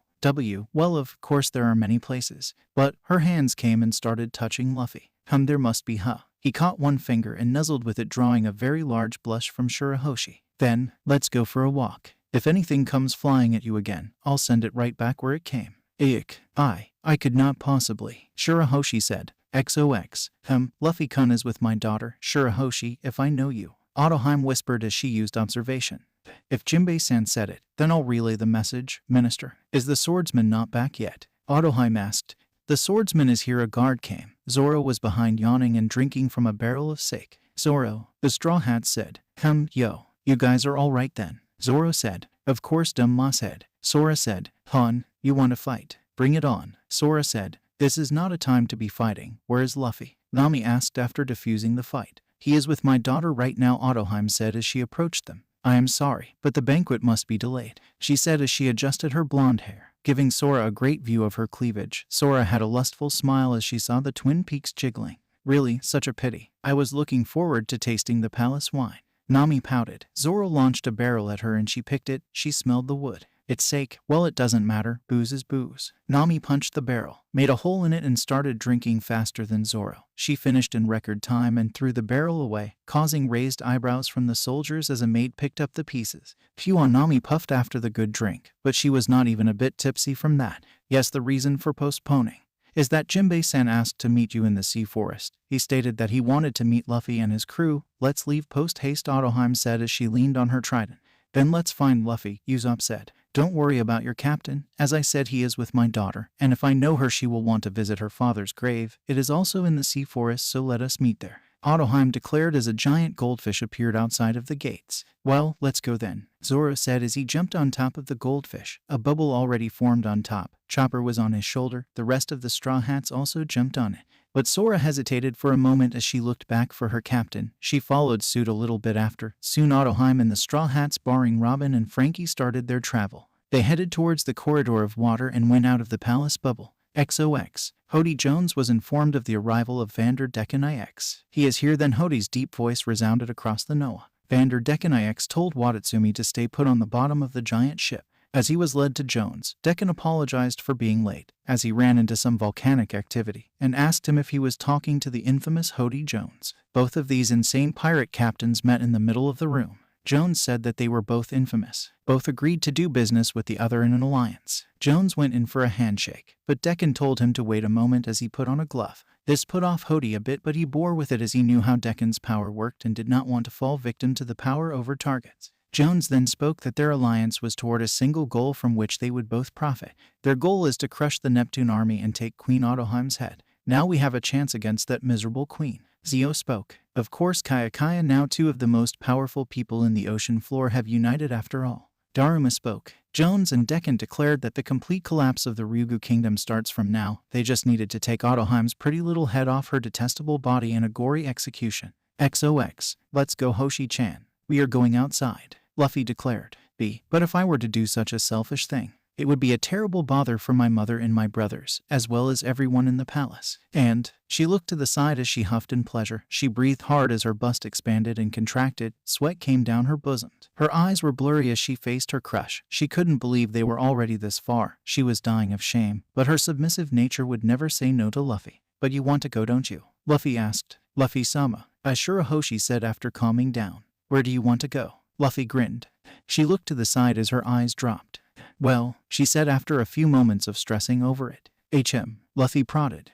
The ocean forest. Awawawa. No, I just went and said, but that's just a dream. In truth, I could not do something so outrageous as leaving the tower. She started tearing up. Luffy fondled her left tit. Hiya, she moaned loudly as she stopped her crying. Hoshi-chan, there is no need for you to cry. You can be selfish if you want. I'll protect you. He laughed. But it took all my courage to say it. She whispered softly. I've always longed to visit the ocean forest for all of these 10 years, but everyone besides my mother always warned me. I didn't have the courage to ask her. They warned me that it's too dangerous to leave the tower without my mother. And the thought scares me terribly, Shuroshi said. Now she had Luffy sitting on her palm as she put him in eye level with her. Luffy-sama, will you really take me out of this place? Yeah, Luffy said. You truly promise to protect me? She whispered softly the question. Her eyes were misty. She looked uncertain as baby blue eyes met glowing gray. Yes, leave it to me. It'll be fine, Luffy declared. His stormy eyes were giving her a bit of a dizzy feeling. Shuroshi smiled at his response. Her eyes watered, and she started crying for joy. Both hopped in the 65-foot shark. Shuroshi lied face down on the back of the shark, and Luffy held onto her shoulder. They barged formed the door and headed for the exit of the castle. Mother, brothers, everyone, forgive me for my selfishness. I'll be back by dinner time, I promise, Shuroshi whispered with a brave pouting face. Now, let's go for a walk. Luffy pointed the way for Megalo. He concentrated a bit, extending his senses. XOX. Near a coast, heading for the sea forest, the group following the queen met someone familiar. Hachai, Sora screamed. Zoro noted as well. Ottoheim, who was on the goldfish along with the straw hats, jumped in the air. Her legs turned into a tail again. She located the man. He was floating ashore with various wounds on his back. It seemed he was hit with arrows. She picked him from the water and headed for the sky. Where the goldfish was, she used another sponge to create a bubble around her hips to fly and soar with her tail. Finally, she reached the goldfish and with caution dropped the man on top of it. Chopper started treating the injured man. Hachai. All of them yelled with worry as Ottoheim eyes held concern for the fishman, one of her innumerable subjects that she was not acquainted. Hachai. What happened? Sora yelled. Hachai looked up, his eyes lay on the straw hats. Hachai. It's us. Chopper started cleaning his wounds as they headed for the forest. Who did this to you? Usopp screamed in rage. Vyag, it's you guys. I'm so glad to see you. Is Straw Hat with you? No, Fishman, the young god is not with us. Ottoheim put her hands on her heart as she talked with him. He's not here right now, but you need treatment fast. Nami screamed as they started helping Chopper. Get your people together right now. Huff, huff. Hachai grabbed Sora's collar. It's better if you guys don't get involved. With Fishman Island, leave now. The new Fisherman Pirates are about to invade. The Ryugu kingdom will be laid to waste. Hachai warned them. Who are these pirates? If there is a plot to take place in this kingdom, I need to know. Queen Ottoheim hovered over Hachai. Right now he realized that he was in the presence of the ruler of the seas. She gripped her trident spear. The violet color of it started violently shifting in shades. The corrupted eye looked around frantically. Hodi Jones and Vander Decken made an alliance. They will attack soon, Hachai said, and then passed out.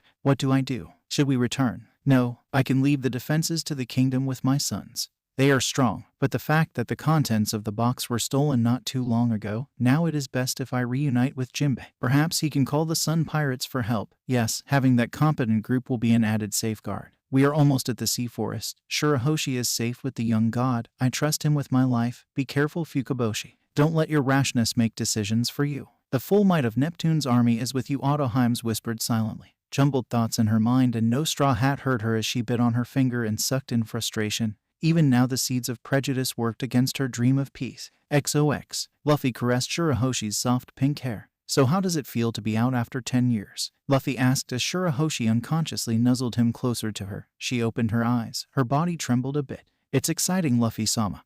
But I feel like I'm doing something naughty. Shuroshi confessed her feelings to him. There is nothing bad for wanting to go outside. Don't worry, Hoshi-chan, I will shoulder all responsibility. Luffy reassured her. Is this what they call an adventure? Ottoheim asked. Her eyes held a childlike innocence and curiosity. Hahaha. Yeah, if you are this excited about it, then it's an adventure. So this forest of the sea. Is there anything interesting for us to see? Luffy asked. Now that I remember, those mermaid girls said some rumors of Jimbe being there. Luffy thought. There is a grave, Luffy-sama. A grave I've never been able to visit. It is the place I've wanted to go most these last years. Shuroshi said with a big smile on her face. XOX. An 8-foot fishman sit on a hill overlooking a massive monument. Around him was a beautiful fauna and flora. The monument was a grave for the sea god, Neptune, a blue whale merman and late king of Ryugu. The fishman was none other than Jimbe.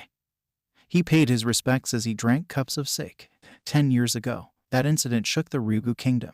An assassination meant for Ottoheim-sama. And yet you protected her from that poisoned spear. A year after your death, Ottoheim-sama returned with the same spear. Reforged into that aberration, she was stronger than ever. Her ideals were steadfast, and she has been ruling the kingdom with a firm but gentle hand. You need not to worry about the future. The princes have grown to be hardened warriors. Princess Shuroshi has grown even more beautiful, but she is still confined to that tower.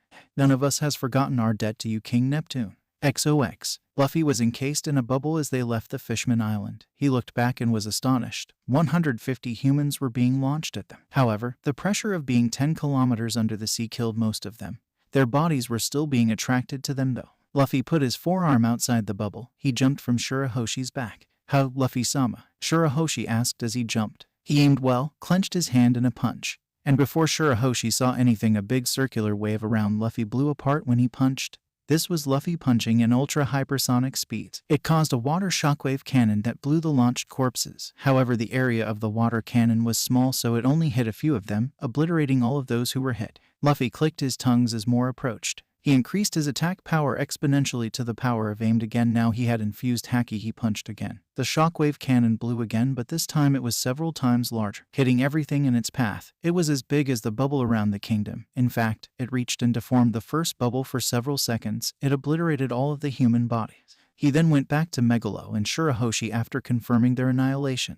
His hand was in his hat as he was in deep thought. Luffy-sama. He petted her hair in reassurance. What was that all about? Is that the same guy that threw the axe? Were Luffy's thoughts as they approached the forest. XOX. Ryugu Palace. This is the border patrol. Fishman Island has been entered by dangerous individuals from the Fishman district. We're making this announcement as a public service. Do not worry, our soldiers are stationed for your protection. An announcement blew from the boxes around the isle and all its cities and towns. The forces of the new Fisherman Pirates now were sighted above the cities. They were heading for the palace, on top of various sea beasts, all of them ingested pills. It was a very addictive drug. Even Vander swallowed a couple. Their eyes were blood red as their powers multiplied. The time of reckoning has come. XOX. This place is called the Sea Forest. Someone explained how the area they are in was called the ship graveyard, as all the ships that get caught in currents end up there. The so-called Sea Forest. Frankie approached the Thousand Sunny, and the man talking was on the deck of the ship.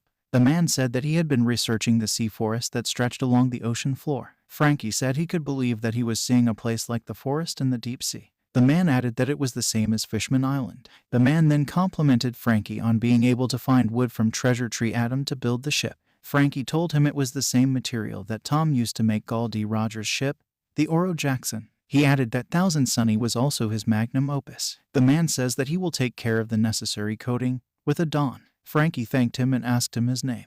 The man replied with his name, Den. He was a Bering Wolfish merman and Tom's younger brother. Frankie asked Den why he did not resemble Tom at all. Den told Frankie with a smile that it was a very human way of thinking about it. but Den did not blame him for thinking that resemblances are necessary for blood relation. It was true that families of species on land bore a lot of similarity to each other. Den explained thus, that fishmen and merfolk can have genes that stay dormant for generations. He gave an example. If a shark merman is born from an octopus mermaid, that would mean that at least one of the parents had an ancestor that was a shark. Den went on to reveal that no one on Fishman Island really cares what type of children the mother gives birth to.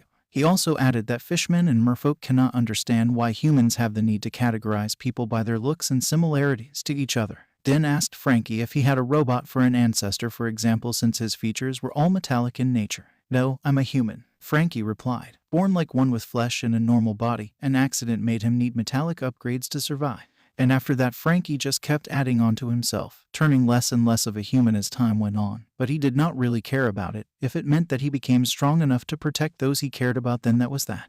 I've received letters about you and Iceberg. Den mentioned that he received letters detailing everything about Frankie and Iceberg's life. Kokoro used to write letters and made deliveries, so she was delivering Iceberg's letters as well. Frankie was amazed at that old bag for doing such a thing. With a smile, Frankie told the story of Tom's last days and how proud and honorable the shipwright was, living with a boom every moment of his life. Hearing the story, Den was happy. Frankie remembered that he saw someone sitting a ways away and asked Den about it. That's Boss Jimbe. He's been sitting there since I got here. It seems he's waiting for someone. He's technically a criminal, so he can't enter the kingdom itself for long, Den replied. XOX. Fukaboshi fell unconscious as blood started dropping from all over. His brothers all fell from the sky defeated. His spear had blood in it, the blood of Hodi. The man himself was kneeling on the sea beast. Hodi held his stomach in pain as there were 3 holes in his side. His medics already put some bandages over the wound, yet Hodi kept munching on the steroids. Shit, we couldn't open the palace.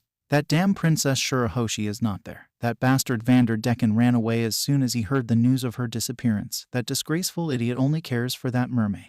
Well, at least we took down the princes. It should drive the queen out looking for them. Hodi whispered in rage. Jahaha, capture the princes. We'll make a public execution in 4 hours. Now it's time to start our plan, men. Hunt down all of the Neptune soldiers stationed and start it. He roared as his commanders went to different places. He picked another stack of pills and put in his mouth.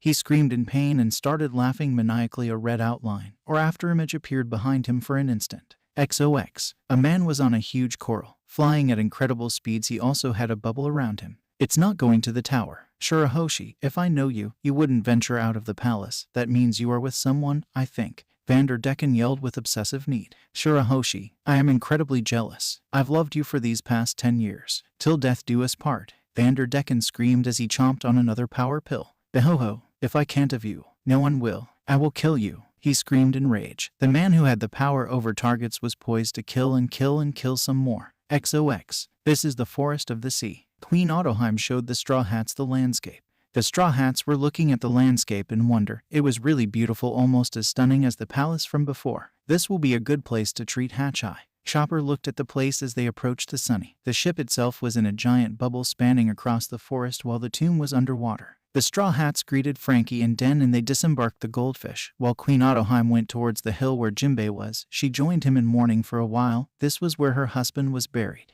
Her husband died because of her weakness, were some of the ugly thoughts passing through the mind of Queen Ottoheim mind. XOX. Princess of the Mermaids. Shuroshi laughed at one of Luffy's jokes. He also laughed out loud. She saw his form. A tiny inkling of obsession started to surface as she looked at her darling. Oh wow, is this the sea forest? This place is incredible. He saw the underwater forest with wonder.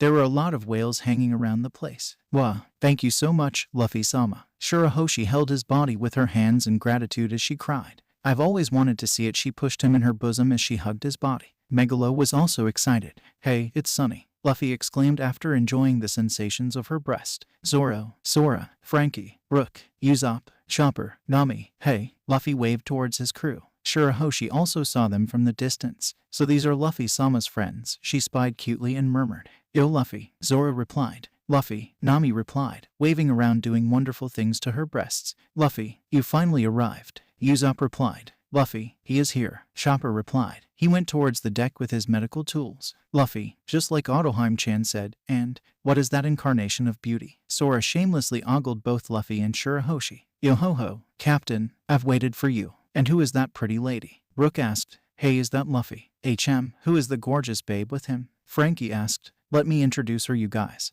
This is Hoshi-chan.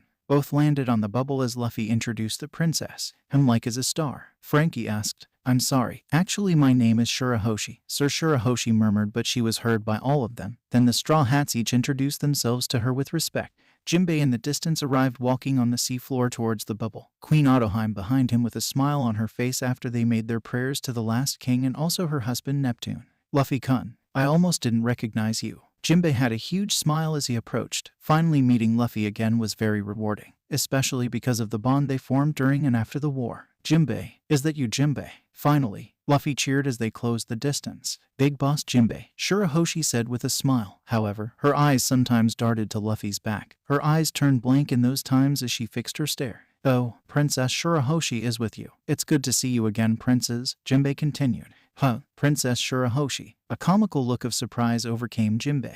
"Yufufu, that look is unbecoming, Jimbe." Queen Ottoheim approached and told him of her allowance that Shuroshi leave the tower with the conditions that Luffy protects her daughter. Jimbe then noticed Hatcheye with all of the wounds. "Hatcheye, huh?" Jimbe had the same look of surprise when he saw the man bandaged with blood on his clothes.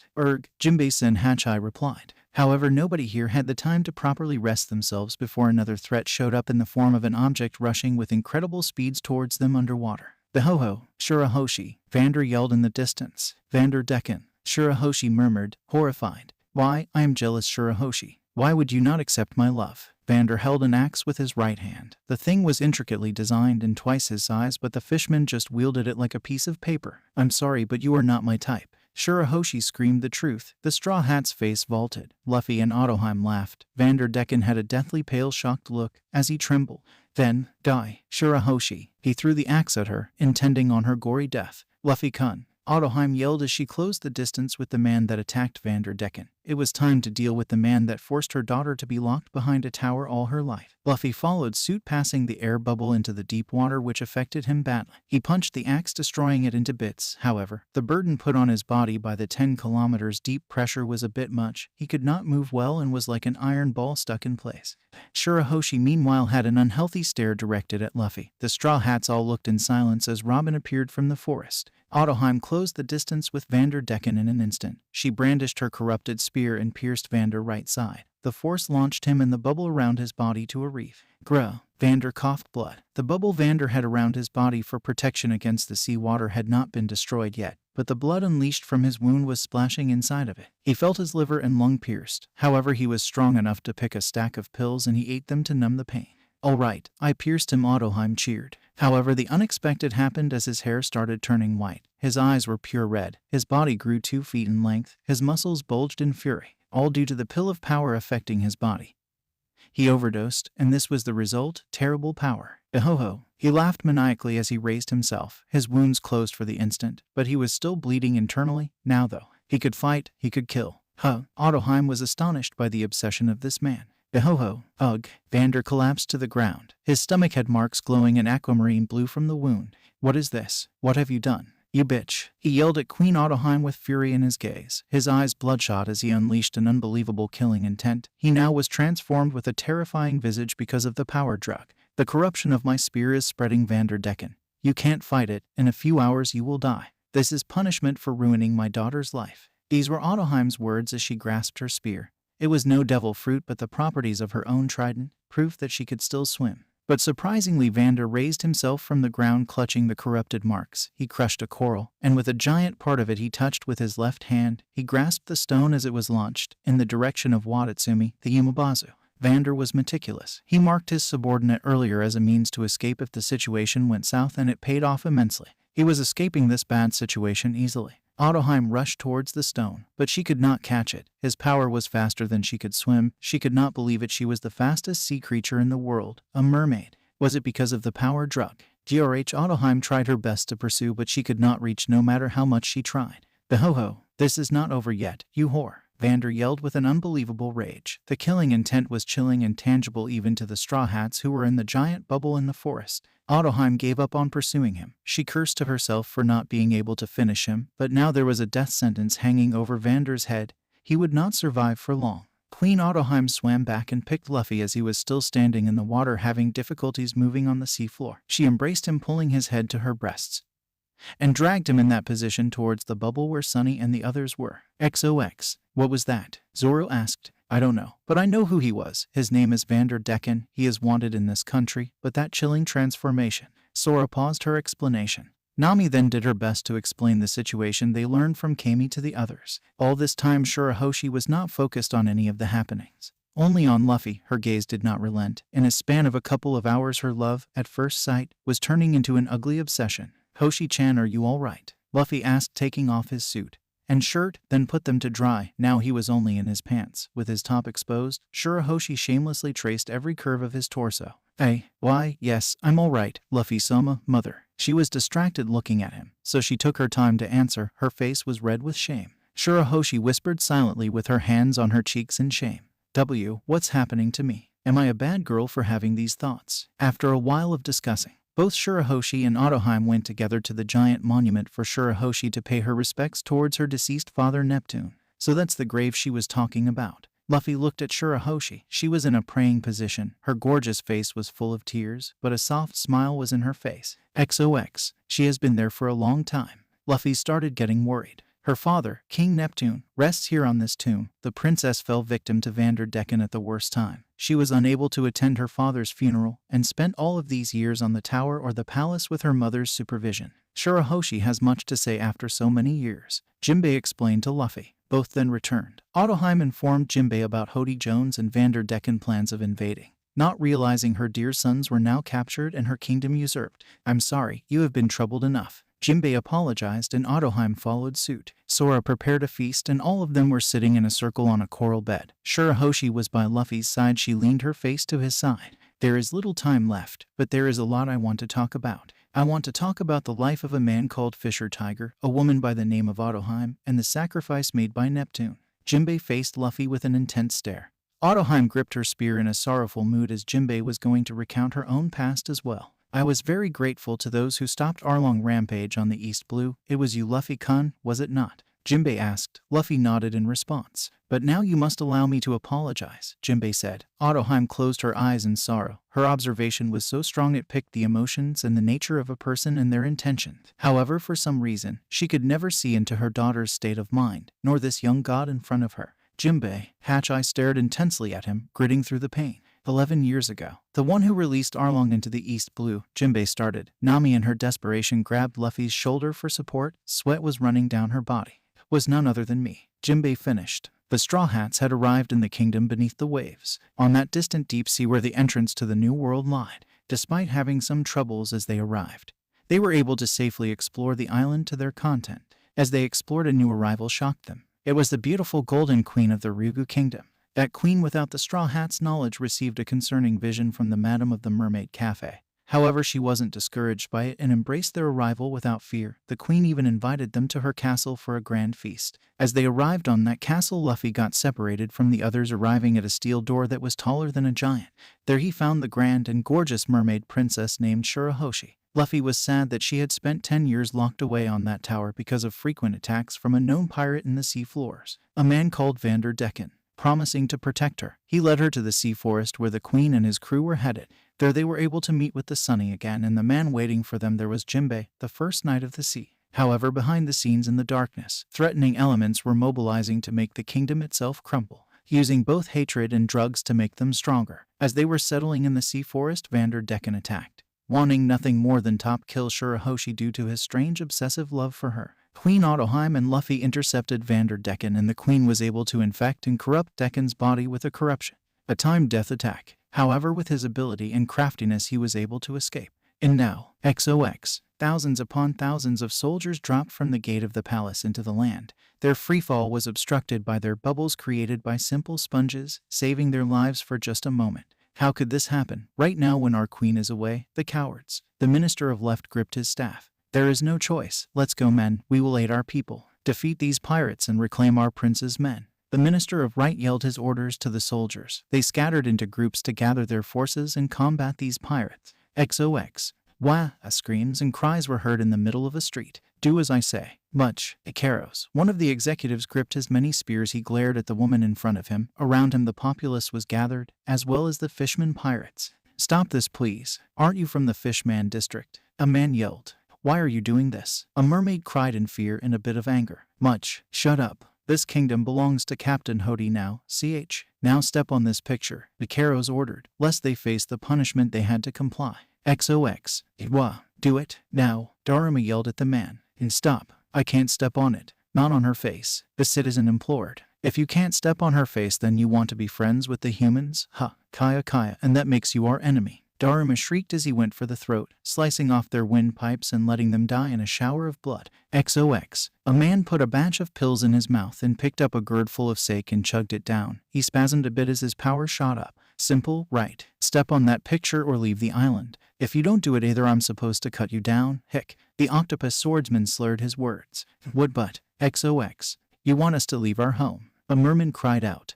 But there is no light anywhere else in the deep seas, a fisherman anxiously said. And we can't live in the human world either. A mermaid argued back. See, you already know they are a menace. Zio grabbed a fisherman who was complaining by his throat. Peace between fishmen and humans is a fantasy. Just shut up and bow before your new king Hodi. We will conquer the humans and change history. Now step on it. Zio ordered as he choked the man, but before he could pass out, he released them. Beneath the man a photo of a young 11-year-old Ottoheim in her wedding dress. Her serene smile gave the population pause. The shame felt by them having to step on her was too much to bear. They knew that she would save them like she always did. Perhaps then they would apologize to her and grovel to the ground. A significant portion of the population wouldn't step on it, no matter what they did, so they were cut down or blackmailed into doing so. Threatening family and friends makes easy compliance. HMPH. I don't know what she did to gain such loyalty. She is just a whore who will spread her legs for every human after all. Zio screamed at them. They could only glare at him in impotent rage. They could not believe the lies spread by this man. XOX. That miserable prince, Fukaboshi, Hodi clutched his bloody side. The skin was turning purple underneath. The fierce attack he endured was now causing an internal bleeding. Boss, why, you see, can't. A man tried talking his captain down but was immediately silenced by Hodi's glare. Jehaha. Hodi laughed as he started devouring more and more pills. The wound miraculously stopped bleeding. In fact, it started scarring already. The pain was now numb to his senses. Just like Hyuzu, Hodi was using the pills to stave off the pain, and he could feel growing more powerful by the minute. XOX. The soldiers worked tirelessly to rescue the cut-down victims. Both ministers accurately predicted the strength those executives of the new Fisherman Pirates had, so instead of charging through and losing, they performed small rescues and ambush operations. To capture stragglers and to save victims was their strategy for now. XOX. My beautiful ladies, Sora said huskily as she twirled around like a pirouette. Her beautiful thighs were on display as she approached Luffy, Shuroshi, Nami, Kami, and Ottoheim. Luffy shamelessly ogled her thighs. He had no embarrassment in doing things he wanted to do. He was probably the bluntest person one could meet, and he would never change his nature even if he grew up in the last couple of years. Have some tea? Sora stopped with her back turned against them and leaned backwards. Her hands had a tray filled with cups. 3 of them were a lot bigger in size for Ottoheim and Shuroshi. During all of this, because of her leaning, Luffy could see her chest straining against her button-up red shirt. All of them picked a cup and thanked her. The last one she presented towards Luffy. Here, Luffy, Sora said as she blushed a bit. He picked the tea and thanked her. Thank you, Sora-chan, but straighten yourself. We are talking about serious stuff, Nami said sternly as she pointed at her. I love it when you are so stern. Perhaps you are also that demanding in the bed, Sora whispered as she looked at Nami with a lusty gaze. She licked her lips as Nami blushed a bit. Nami cleared her throat. Jimbe, what do you mean you let Arlong loose? In the East Blue? Nami asked. Her face was neutral, but she leaned closer to Luffy for support. Zoro, Sora, and Usopp looked on. Their memories of Arlong Park were not pleasant ones. Jimbe-san. Hachai moaned in pain as he spoke. It's true, Jimbe confessed. I remember it. That's what Yosaku told Luffy and me. It was the first time we heard of you, Jimbe, Sora pointed out. Huh? Nami asked, confused. Luffy had already finished drinking his tea, and now Nami had her hand on his chest as she fed a bit of her cup to him. This is mint and peaches, Luffy murmured as he tasted the tea. Nami afterwards drank from the same cup as they exchanged an indirect kiss. Luffy thought well on the past and a memory surfaced. In exchange for becoming one of the warlords, Jimbe, the firstborn of the sea, released a terror on the East Blue. Luffy sighed and let Sora continue. Jimbe, if you want to give us an explanation, we'll listen. The crew nodded at Sora's words. But be warned, the home of our gorgeous navigator Nami was destroyed by Arlong. She suffered terribly because of him, Sora said with a sorrowful face. An ugly lump formed on Jimbe's throat. Cold sweat poured over him. Having been the cause of their navigator's suffering in his mind was too horrible. Jimbe could not properly look at Luffy. No, facing Luffy and the possibility of perhaps seeing the disappointed, betrayed or hateful look was too much for him. For people who meet Luffy, betraying him or disappointing him is the absolute worst. It was almost enough to mentally kill someone. The crew had experienced this firsthand when Usopp dueled Luffy. It was almost unbearable to see the look of rage and betrayal in their captain's eyes. For Usopp, depression settled in the following days. For Robin, running away in the Galley mansion was the hardest thing she ever had to do. She could not even face Luffy after that. She wanted to crawl in a hole and die of shame. At Anai's lobby, it took all her courage to look at her captain in the eye as she screamed for her life. Based on what you say, even if you are Luffy's friend, I will never forgive you, Sora said with a warning glare. It's true, Jimbe, the anguish we caused that girl is unforgivable. Hachai lamented. Jimbe was silent. Nami looked down. XOX, a map of the world. That's wonderful. Bellemere smiled and winked. They were in their house after a great crop. Then this is the map of our island is the first step towards your dream. Bellemere puffed a bit of her cigarette as she admired the piece of art that she was holding. It was a complete replica of the island and neighboring regions around it. Nami's nautical, cartography, and navigation talents were on another stage. XOX. In the middle of the plaza, an army of fishmen invaded with all they got. Hello, human scum. This island is under my control now. Arlong yelled, his hands stretched outwards as he laughed, his crew behind, brandishing their weapons. Don't die, Bellemere-san. Nami screamed in terror and sadness. Tears fell from her face as she reached with her hand in desperation. Arlong had a sadistic smile. They were in front of Bellemere's house. Bellemere herself was kneeling in front of Arlong as the sound of a trigger being pulled echoed throughout. Die for your foolish love. Arlong smirked. Bellemere-san.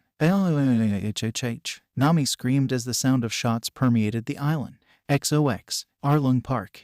No food for you, human. Kahaha. A fishman kicked her stomach as her tiny body was thrown on the floor of her room. She screamed and gurgled as she frothed and spit blood from the kick. She was just a small child being kicked in the stomach by a man 10 times more powerful than a normal human. Nami cried. Nami screamed in pain.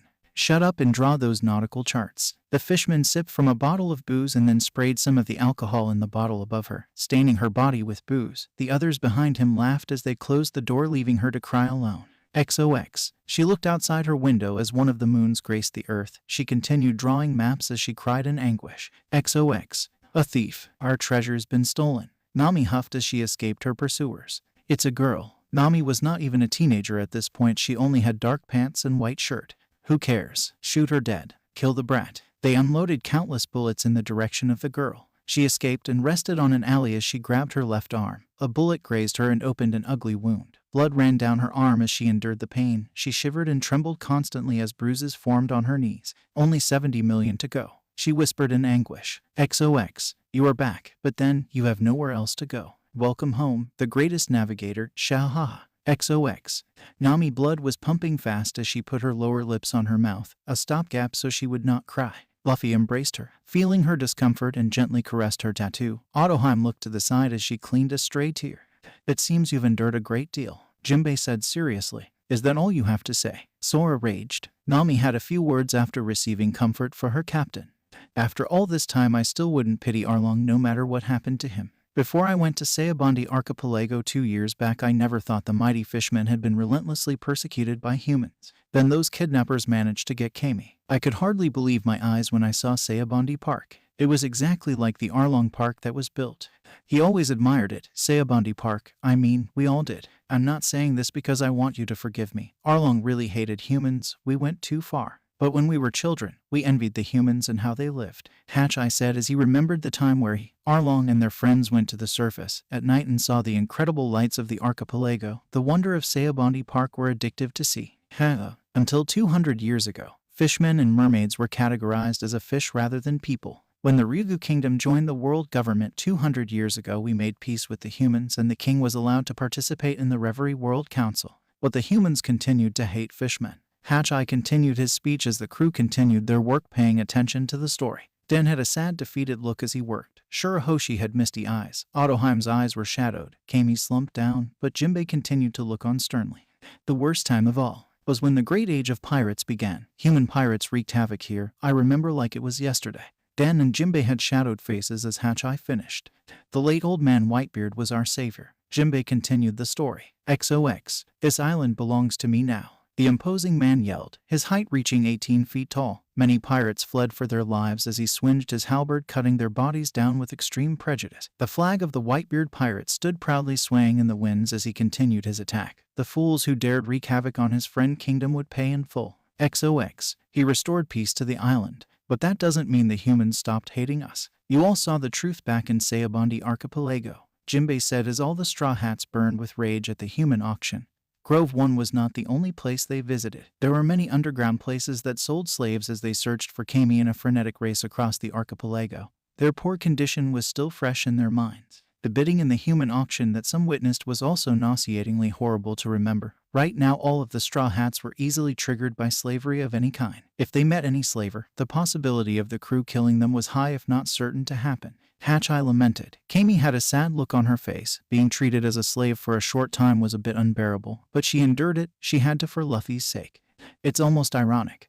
Those with the greatest power fear change the most. Jimbe continued as Luffy and Ottoheim stiffened. Both tried to search deep into themselves and try to disprove Jimbe in their minds. Luffy hoped that he was not a hypocritical asshole. He searched and searched, yet he could find no evidence to prove or disprove Jimbe, and Ottoheim grabbed her forehead in shame. Those with power fear change. Then what change did Luffy and Ottoheim fear? I am probably the most selfish being in the world. My ambitions are great, and to accomplish my dreams I have to stomp on the dreams of others as well. No, on my journey here I stomped on the dreams of many already. Some may consider me a hero, but others consider me a villain. I ended their dreams in a most cruel fashion. Yes, that's how it should be. I am a pirate, not a hero. I will do what I want, and continue doing so until the end of my life. I am selfish and greedy. My crew is the same. They will crush others to make their dreams a reality, but that does not matter at all, no to me. Luffy's thoughts ran rampant in his mind. He was not a hypocritical asshole. He will do what he desires. He will not try to reason his desires with a skewed sense of morals or justice bullcrap. From his actions to his desires all would come from a simple reason. Luffy just wanted to do it, not for justice or some lofty morals. Everything Luffy ever did, and everything he'll ever do would just be purely for his own greed and self-satisfaction. Yes, I will do what I want. I will not put the blame of my actions in a sense of justice or morals I've supposedly built, because I have no morals in the first place. Being raised by that sociopath pretty much guaranteed it. Why am I having such thoughts in the first place? I never thought like this before. Luffy's thoughts were interrupted as Jimbe continued his story. The core of the government decided to join hands with the fishmen. But under the surface the roots of their racism still ran deep, entrenched and unyielding. On recent history, two people tried to change the tragic course of history. Jimbe continued his tale. One of them even now is trying her absolute best. She is standing right here, Queen Ottoheim. Jimbe said as he looked at her. She sank her face on her hands in guilt and shame. No, Jimbe-san, I am not worthy of your praise. I am guilty of crimes that shouldn't be spoken. I am not the one that should rid the world of prejudice when I, myself, befell to its same curse of hatred 10 years ago. Queen Ottoheim buried her anguish in her hands. She even now is trying to convince the citizens to live in peace with the humans. Jimbe continued his praise. No, Jimbe, I am the worst hypocrite in history. I can't. Ottoheim raged in her mind. And the other was Fisher Tiger, the hero who freed the slaves. He insisted on setting himself apart from humans. He rose up and broke the great taboo by attacking the Holy Land Mermaids and freeing the slaves. Luffy was indebted to Tiger for freeing Hancock and her sisters. Fisher Tiger, Luffy murmured. His crew had interrogation marks above them as they tilted their head in the direction of their captain. Afterwards, he took the fishmen who had been slaves and the brothers he made on Fishman Island and set sail beneath the sun. He was the captain and the one who formed the infamous Sun Pirates. Arlong, Hatchai, and I were among their ranks. Jimbe spoke as he revealed the sun mark on his chest. Most of the crew had seen the same mark in the various fishmen they encountered. Luffy knew very well what that mark signified. But having defied the government, the Fisherman Pirates hindered Queen Ottoheim's efforts to unite with the humans. Jimbe spoke. He very much lamented this fact. Ottoheim was listening to every word with a saddened look. The Sun Pirates were representing the fishmen after all. They were the ones on the surface and their actions reflected on their race, and since the paper almost always put them in a bad light, it caused a lot of hardships for her in the long run. However, she did not blame them. She looked up to Fisher Tiger so much. Her sons always spoke of him. Both Jimbe and her husband Neptune always invited Tiger to the palace to share his stories. He was a great friend of the royal family indeed. Fisher Tiger the adventurer. While Queen Ottoheim endured the pains of the present to make a better future, Fisher Tiger threw away his future to save his enslaved brethren. Even today I'm not sure which side was right, but Jimbe started the tale. Ottoheim helped him fill the blanks. XOX. Grand Line, 15 years ago. Enemy ship sighted. Hatchai screamed. The ship he was on had a figurehead of a fish, with flames around the neck part while the rudder resembled a fish tail. The cabin on the middle and the back of the ship resembled the motif of sea creatures. Situated on the sides were cannon ports that could blast through any vessel the pirates set their eyes onto. The ship had 5 sails, with the front 2 were dark blue, boring the Jolly Roger of the Sun Pirates. The middle one was dark blue but was blank. The second one from the back was light blue. The last sail on the back was striped between blue, green, and green. The flag of the crew was on top of the foremost sail as a warning to humans worldwide. "Captain, Captain, I see an enemy ship. Captain, Captain, Captain." Hatcheye opened the door to the hall where Fisher Tiger and the crew was gathered. They were gathered in a table looking ever as bit intimating. Every single crew member was stronger than a normal soldier by an order of 10 times of strength. There were also legends here that surpassed even that. "Shut up, Hatcheye," a younger Arlong said with a cool demeanor. "What's with all of the noise?" Tiger asked. As a sea bream fisherman, Tiger had round eyes, salmon pink-colored skin, a flat nose, wide lips, a thick dark beard and sideburns, and a spiky dorsal fin on the back of his head sprouting from under his long curly hair. He was an exceptionally large fisherman, being at least a full head taller than Jimbe. As the captain of the Sun Pirates, he wore a camouflage pattern bandana paired with a sleeveless open shirt, revealing his burly chest and his crew's brand marked on his skin permanently. He also wore a captain's coat which hung from his shoulders like a cape and sported the crew's Jolly Roger on the back. "Captain Tiger, we got trouble," Hatcheye yelled. Jimbe looked at Hatcheye with curiosity. "Is it the Navy?" Fisher Tiger, the hero who saved the slaves, the one who saved the future pirate empress, asked with a commanding voice. "XOX, Fishman Island, 16 years ago. We have a thief. Somebody catch him. He stole my money. Out of my way. I've got a gun and a hostage too." The thief had a mask over his head. On his arm was a mermaid. On his back the sack of money stolen. He was armed as he passed the crowd. "My queen, wait. Please wait. You mustn't involve yourself in such matters. This is our job." The soldiers rushed trying to catch the queen, who ran forward, grabbing the hem of her dress. Her wavy blonde hair blew in the wind. "Queen Ottoheim, wait," the guards yelled. "Who's that?" Huff, huff. The criminal saw the woman rushing forward to him.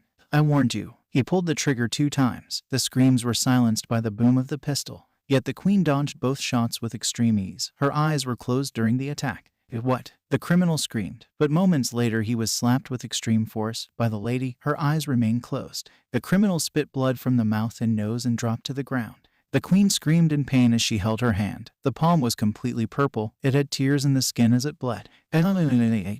"Wait, you're the one injured?" The crowd yelled in shock. The queen was 6 feet tall, extremely small compared to the present. She wore a white dress with golden-orange scales. Her face was a bit more oval, however she was still beautiful as ever, and she was in her leg form at the moment. She was at 17 years old and a very awkward teenager. Her 3 sons and her daughter were already born at this point in time. "Doctor," the guards called. The man did an examination of her hand on sight. "You have a compound fracture and horrible bruising," the doctor exclaimed. "I don't care, I am a big girl." Ottoheim pouted as she looked towards the fallen man.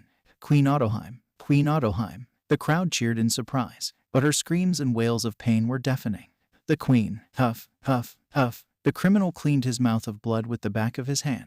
"Why would you do something as senseless as robbery?" she asked, her baby blue eyes full of emotion. "Shut up. You royals wallow in luxury. What do you know about the hardships of life? I got 10 kids waiting at home to feed." The man prepared his gun, the sound of the trigger being pulled. However, Ottoheim swatted the gun out of his hand with the same injured hand. "That's all the more reason." She slapped the criminal's face with the same fractured hand. She continued slapping him. "Your Majesty, please stop. Your body is much weaker than an average person." The Minister of Right screamed. She raised her trembling and flinching hands. It was a dark purple palm with a ton of blood running through it. "I don't care even if my hand shatters." Her hand trembled and flinched. "Do you think your children would want to be raised with dishonest money?" She continued slapping the man. The man huffed. The side of his cheeks were bloody and bruised, but most of the blood was not his. The blood on his face was of her hand. "Why must you force your children to live a life of shame?" Ottoheim continued her interrogation. "But I owe you an apology too," the queen said as the crowd cringed at the guttural sounds of her hand breaking apart. "I'm sorry." Ottoheim started crying in earnest. "You are my subject, and I failed to notice your pain." Her tears dropped to the ground as she continued to sob her heart out. The man in the ground was speechless as the others in the crowd looked away from that painful scene. The cry for help from your heart cuts deep inside me. "Oh, you must have suffered dreadfully to be driven to this." The man started to cry as he remembered what he went through. He grabbed his forehead. "Ugh, I didn't want to do it. But I had no choice. My shop burned down. It was arson. My money was stolen." There weren't any job. My debts kept piling up and my kids were hungry. I couldn't bear to see them skin and bones like that. The crowd's heart went to the man. But you can't steal. If you do, you are part of the vicious cycle, the chain of misfortune and wrongdoing. She slapped the man again. I'm sorry. The man apologized between grunts of pain. But I'm sorry. It's our fault as your leaders for failing you. She wailed. I don't deserve such compassion. Really? No, really. The skit of her crying, him apologizing, and her slapping him continued for a long time. I've had a change of heart. Thank you for crying for me, Your Majesty. The criminal now in chains said with an innocent face, golden stars behind him as he was reformed. You're welcome. Take care. The queen cried, holding her broken arm with bandages wrapped around. The crowd all clapped at the happenings. All of them praised her compassion, her willingness to go out of the castle and interact with the population. Truly there was no one quite like her. XOX. Present time. Queen Ottoheim, awkward teen extraordinaire, young mother of 4, the embodiment of compassion, love, understanding. She called out to her people every day. She held speeches of moving the kingdom to the surface. She spoke that they couldn't wait for the less prejudiced humans to come around. The fishmen had to go to them, that they needed to put in the effort to crumble the separation between races. She spoke of the fact that the fishmen had encountered a small group of humans. These so-called pirates and nobles and their cruelty were not indicative of the feelings of normal humans. She spoke of the reverie and her desire to start emigration. She proposed a petition that everyone could sign so they could move to a place where there was the sun. However, even if the crowd loved her, the idea was frightening. Their hesitation was clear in their faces.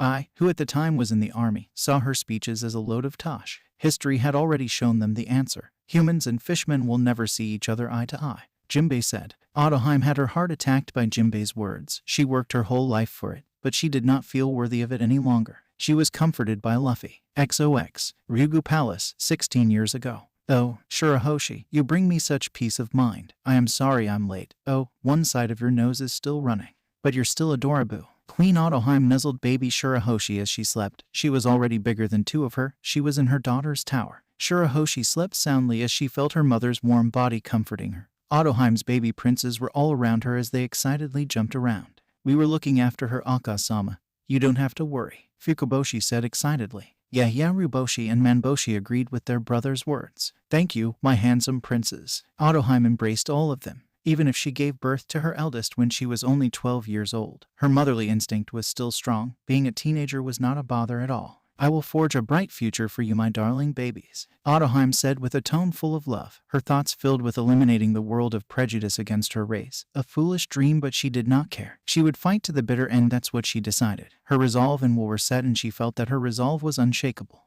And yet, an incident would break that fragile resolve. Her teenage sense of invincibility blinded her, and it would set her in a path full of regrets. XOX. Throne room. Queen Ottoheim should just use the transmitters for her speeches. The Minister of Left complained. Having her wandering around the kingdom was problematic for security. It's her natural color of observation. My wife insists on being close enough that her voice can touch people's hearts. Not even I can stop her. A deep voice was heard, expansive and powerful. The voice came out from the man with sitting on a giant throne. He was Neptune, a 65 feet tall and muscular coelacanth merman. He had a red nose, small eyes, and long thick orange curly hair and beard. Both his chest and arms were covered with hair. He was bare-chested and had matching black tattoos on both arms, which looked like a spiral with wavy protrusion designs around it. As king, he wore a gold crown that resembles a tulip with jewels embedded, a golden bracelet on each wrist. Behind him a gold trident with an elaborate design. But there are many human pirates recently. The Minister of the Left continued. We may be protected by your friend Whitebeard, but we must still take precautions. She is prepared for anything. Minister of the Left. The world Ottoheim seeks is exactly like the one our forebears sought to create long ago. She is trying to achieve what they did. His voice permeated the room as he thought back on Noah. What do you mean? The minister asked. I can't stop Ottoheim, Minister, so we must protect her at all costs. That's what I mean. The king ordered. XOX. Give them back. How many petitions do you need? A beautiful mermaid reached for the pieces of paper in the hands of the fishman. The crowd behind, scared. How many? All of them. Shaha, what good these pieces of paper can do. The fishman waved the petitions in his hand. Hey, stop that. Aren't you Arlong from Fishman District? A soldier recruit said. What? Not exactly. He grabbed the recruit by the throat and lifted him. I am Captain Arlong of the Arlong Pirates. Arlong smirked. I make a living feeding off that inferior race that cannot even breathe underwater. I am hunting down those human pirates for you. The Neptune army should give me a reward. Shahaha. Arlong was young at the time, just 25 years old. A man was sitting down watching the show with boredom. Big boss Jimbe, please don't just sit there. Help, the recruit cried. Jimbe, Arlong asked. A familiar face came into view. Let go of that recruit, you hoodlum. He is one of my men, you see. Jimbe puffed a bit of his pipe, releasing bubbles instead of smoke. The petitions mean nothing to me, but they are dear to the queen, so hand them over. Jimbe asked calmly. He also jabbed and insulted the queen on the petition aspect. Honestly, emigration, what a terrible idea. Humans would never accept them. These were Jimbe's thoughts. Jimbe did not hate Ottoheim nor what she stood for, but her ideas were completely foolish in his opinion. Being a high-ranked warrior made him meet her quite often, but because of his opinions he always held a passive-aggressive attitude towards her that frankly disheartened her and scared her sometimes. Jimbe was very strong, probably stronger than her husband, the sea god Neptune. Jimbe was of age 30, a soldier of Neptune's army, a whale shark fisherman reaching 8 feet tall and beyond. The crowd cheered as Big Boss Jimbe arrived to save the day. Shahaha, Big Boss, that's a nice title, Jimbe. You don't see a soldier like that every day. You look like you belong to the mafia instead. Arlong kept laughing. A dangerous glare came to Jimbe's stern face. Do as I say, Arlong, Jimbe exclaimed. Fine, here. Arlong threw the man and the papers on the ground. Don't get upset, brother. It's been a long time, but we're all orphan brothers from the Fishman district. We are comrades. Arlong stretched his arms in welcome. I'm nothing like you, pirate scum, Jimbe murmured for him to hear. Don't call me that, brother. How about waste then? Hey, the adventurer Fisher Tiger is back. Both Jimbe and Arlong perked up. A happy smile overcame them as their big brother came back from his voyage. Jimbe, Arlong, you two look well. A mountain of a man came into view. He wore a blue t-shirt and had a bag full of maps and journals on his back. It's Tiger. Tell us about your adventures. This voyage was a long one, Jimbe exclaimed. Aye, and eventful. I have some business in the Ryugu palace, but you need to come to my ship later, Fisher Tiger said as the mountain of a man greeted his little brothers. The Fishman district began as an orphanage, but it soon fell into chaos and the managers of the orphanage lost control. It became a lawless zone where outcasts from all around Fishman Island gathered. At the time, Fisher Tiger was the boss of the Fishman district, but he soon sailed off in search of adventure. I was his second in command. I became one of the king's elite soldiers. Arlong was the fiercest of warriors. He became a pirate and terrorized the seafloor. Macro became a cheat and a kidnapper. We all went our separate ways, but a major incident occurred that made everyone wonder. Tiger defeated the celestial dragons. The crowd roared at the news. Jimbe could hear those roars like it was just yesterday. It was Fisher Tiger's raid at Mermaid. After that, he was hailed as the hero who freed the slaves and reviled as the greatest criminal in the world at the time, even though it was a hyperbole. With the world government after Tiger's head, the citizens of Fishman District rose up to help him and protect him. XOX, I am resigning from the army henceforth. Thank you for everything. Jimbe bowed his head in gratitude. Ottoheim looked at the man sadly as her husband picked up Jimbe's red trident and uniform. I was not able to mend our relationship, Jimbe. Please, take care. You are more important to this kingdom than you yourself know. Ottoheim thought. XOX. Arlong partied with his crew in a bar as they decided to join their big brother Tiger. Come on, men. So that the liberated slaves might blend in more easily, everyone received the mark of the sun, a brand that covered the brand of the slaves from the celestial dragons. Jimbe remembered the sizzle as his chest was marked by the brand, and thus the Sun Pirates were formed. He remembered the time where they proudly displayed their Jolly Roger to the world.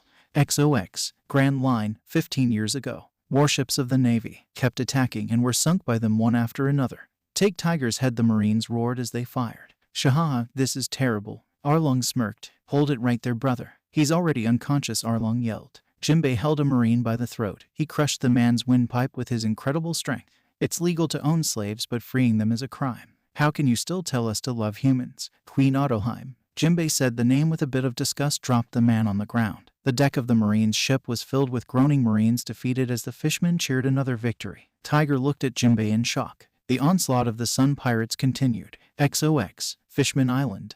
He showed up those celestial bastards. Nobody's done that before. Fisher Tiger is the hero of Fishman Island. The people cheered at the news. XOX. Before the Sun Pirates were even formed. Before Fisher Tiger was considered public enemy number one by the humans above. He arrived on the Ryugu Palace one last time. Before he invaded Mermaid. Fisher Tiger, the great adventurer, one of the most celebrated heroes of the age here in the Ryugu Kingdom.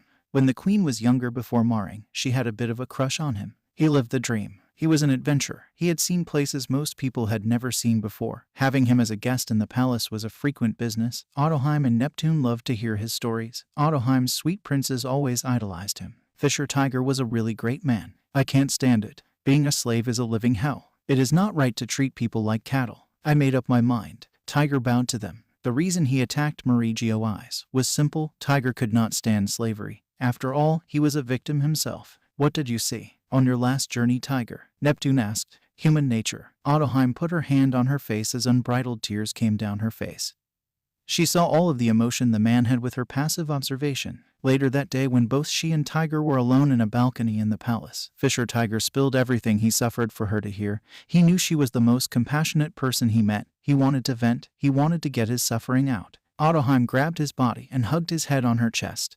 He continued his tale as he basked in his queen's almost motherly comfort. Even though he was older, her warm tears bathed his head as she cried enough for both of them. It was a relief for Fisher Tiger. He felt himself worthless for a long time, but at least this little queen and her family saw something in him, which is why he felt like the world's biggest asshole for this. He was still going to invade Mermaids, putting the royal family in a very bad spot. XOX. The status of Fishman Island is worse than before. We will not be able to attend the reverie anymore. Neptune lamented as he played with baby Shuroshi. Fukaboshi, who was still a child, was already paying attention to the world and studying kingcraft and statecraft, so he more or less what was happening. But Ottoheim's face was full of anguish as she remembered what Fisher Tiger suffered through. I couldn't stop him that day. The voice I heard inside of his heart was full of pain. Ottoheim swam towards the sleeping Shuroshi, her small finger intertwined with Shuroshi's big cute fingers. Ottoheim had the happiest smile as she gazed upon her precious daughter. Shuroshi, please, give your mother strength. Ottoheim prayed. Ottoheim's speeches continued as always, however, with Tiger's accomplishments. Less and less people wanted to sign. Even without the reverie, if they just waited, then their privileges of participating would be answered. Ottoheim continued and continued to push the idea forward. You could call that a foolish dream. But she still firmly believed that prejudices can only be overcome with cooperation. Being distant from the world above did not help to solve the rampant racism. The criminal activities from the Fisherman Pirates did not help as well. For the surface world, they were what represented the fishmen, and the news did not paint them in a favorable light. In the Fishman district, young teenage minds were filled with the accomplishments of the Sun Pirates. Growing in such a place riddled their minds with hatred towards humans in general. The nurture was very bad and young minds formed prejudice early. One such mind was a teenage Hodi Jones. He was 15 at the time as he cheered on the Sun Pirates with his friends. He wanted all of the humans gone even if he never met one. His friends followed his mindset as the older generation poured them with stories of hate and disgust towards humans. Fisher Tiger admonished us. Both me and Arlong killed a lot of humans and he did not like it. He always said if we kill we lose. That our purpose was not to avenge centuries of persecution. That he did not attack Mermaids for it. He broke the laws of the world not for selfish desires like revenge but to free the oppressed. The Sun Pirates fought for freedom and liberty, not for revenge and petty crimes. Their actions in the surface could reflect really poorly on the Ryugu kingdom and bring retaliation to countless innocents. Jimbe lamented as he remembered his early day killings. Tiger was not opposed to killing, but their actions reflected on their island. They couldn't afford to paint an even worse light on their kingdom. They couldn't be the ones who moved the cycle of hatred even deeper. But big brother, didn't you kill dozens of celestial dragons? Jimbe argued. I did what was necessary at the time. Fisher pushed Jimbe down. He pointed his finger at him. Holding him by the scuffle, Jimbe was shocked at the seriousness in his big brother's face. Do you hear me, Jimbe? We fight and rob those who attack us, but we never must cross the final line. We never kill. He yelled his orders out. Arlong heard everything as well as the crew outside. Arlong tried to argue against his captain, saying that it was okay to kill, it was okay to give out retribution. However, he was brutally beaten down and lectured all day. XOX. Jimbe, Queen Ottoheim's quest is an idealistic dream. Does she see any difference between me and a person like Arlong? I want to believe that she will succeed, but my logical side says her dream is impossible. The thing I fear the most is the rage inside of me, the demon inside of me. Tiger vented as he drank more booze. His heart went out to the little queen, but he was still the scum of the earth. Fisher Tiger's war and Ottoheim's quest continued. After a while, I received my own bounty poster as second in command of the Fisherman Pirates. My strength was recognized. I did not have success. I couldn't gather enough signatures. I was getting frustrated. But my baby girl was there for me, to give me strength. Ottoheim smiled as she lovingly gazed at her teenage daughter. In no time 3 years went by. It was at this time the Sun Pirates met a girl, a little one called Koala. She was only 11 years old, a girl who escaped Mermaids. 3 years prior, we were tasked with delivering her to her family. At the time I finally surpassed the captain in power. All of the crew knew that to be true. However, in a pirate crew, the strongest is not necessarily the captain or the quartermaster. We all still respected and admired him. Jimbe said somberly. XOX. Grand line. It's a human brat. This is too much. What's it doing on a ship with me? Arlong raged. That can't be helped. A merman pirate sighed. Arlong glared at the child. She had a permanent grin on her face. Arlong hit her and raged over the infernal grinning. However, he was stopped from harming the child further by Hachai. The child started scrubbing the floor, cleaning the blood that fell from her face because of the bruise. To Jimbe's astonishment, the child did not want to be killed, so even bleeding, even after being hit hard, she worked to clean the deck. She wouldn't cry no matter what, so she wouldn't be killed. She was brave enough to enter the ship so she could see her mother. So if she worked hard for them, perhaps they would not kill her. It was her slave training and how ingrained it was within her. Fisher Tiger approached the girl, picked her up, brought her to his cabin. A scream to high heavens was heard as the crew waited outside. Tiger opened the door, showing Koala naked with a sun pirate mark recently added on her back. It still sizzled as she fought the pain but fainted. Bandage her up. It was a harsh cure, but she would have never gotten better with that brand there. Oh, I passed out. I'm sorry. Her grin in place as she woke up. Her face was sweaty with fear. But I didn't cry. Fisher Tiger glared. So please don't kill me. No matter what you do to me, I'll cry if you want to cry. We are not like those bastard celestial dragons, Fisher Tiger yelled as he held her shoulders. She still grinned. Look, Fisher drew a gun. She grinned harder and trembled a tiny bit at the sight. Fisher Tiger threw it towards the sea. It splashed as it sank further down. Koala watched the gun sink to the depths of the ocean. Her grin started faltering. We will never kill anybody. Let's go, men. We are taking her home. The pirates cheered. Koala watched the back of Fisher Tiger, her grin faltering. Tears ran down her face as she tried to grin, but her emotions wouldn't let her. Her mouth changed position as she wailed between a fake grin and a cry. Her eyes had a whisper of hope reignited after a long time. She started screaming and crying in earnest. She could no longer hold the ugly grin. Jimbe by her side clutched her tiny shoulder in comfort. A lot of feelings and thoughts passed his mind. The Sun Pirates rejoiced that they found an eternal pose to Koala's home island. After a few weeks she had been cleaned up and her face looked healthier than she'd ever been. She became bashful and shy around the Sun Pirates, not knowing how to receive their kindness after being a slave for so long. What had she suffered? What had she seen while young did not matter. The tiny girl named Koala had found a group that had accepted her, despite being the infamous Sun Pirates. However, some did not easily accept her. Arlong needed to show his comrades what she truly was on the inside, to show them how her parents taught her to look down on fishmen. All humans thought they are the greatest, and their children would inevitably inherit that superiority mindset, and unless someone smashed those beliefs to the ground, the cycle would never stop. Surely everyone knows what he was talking about. Everyone had seen the way humans look at them when they pass by, and he let them go because Tiger was there. If he wasn't, then what would Arlong and Jimbe or the others would do to those humans who looked down on them? However, it was Jimbe that refused to be put in the same category. Now he knew that humans mostly feared them. The ones that truly hated fishmen were just a small portion of humankind. What makes humans afraid of fishmen? It is because humans do not know anything about fishmen.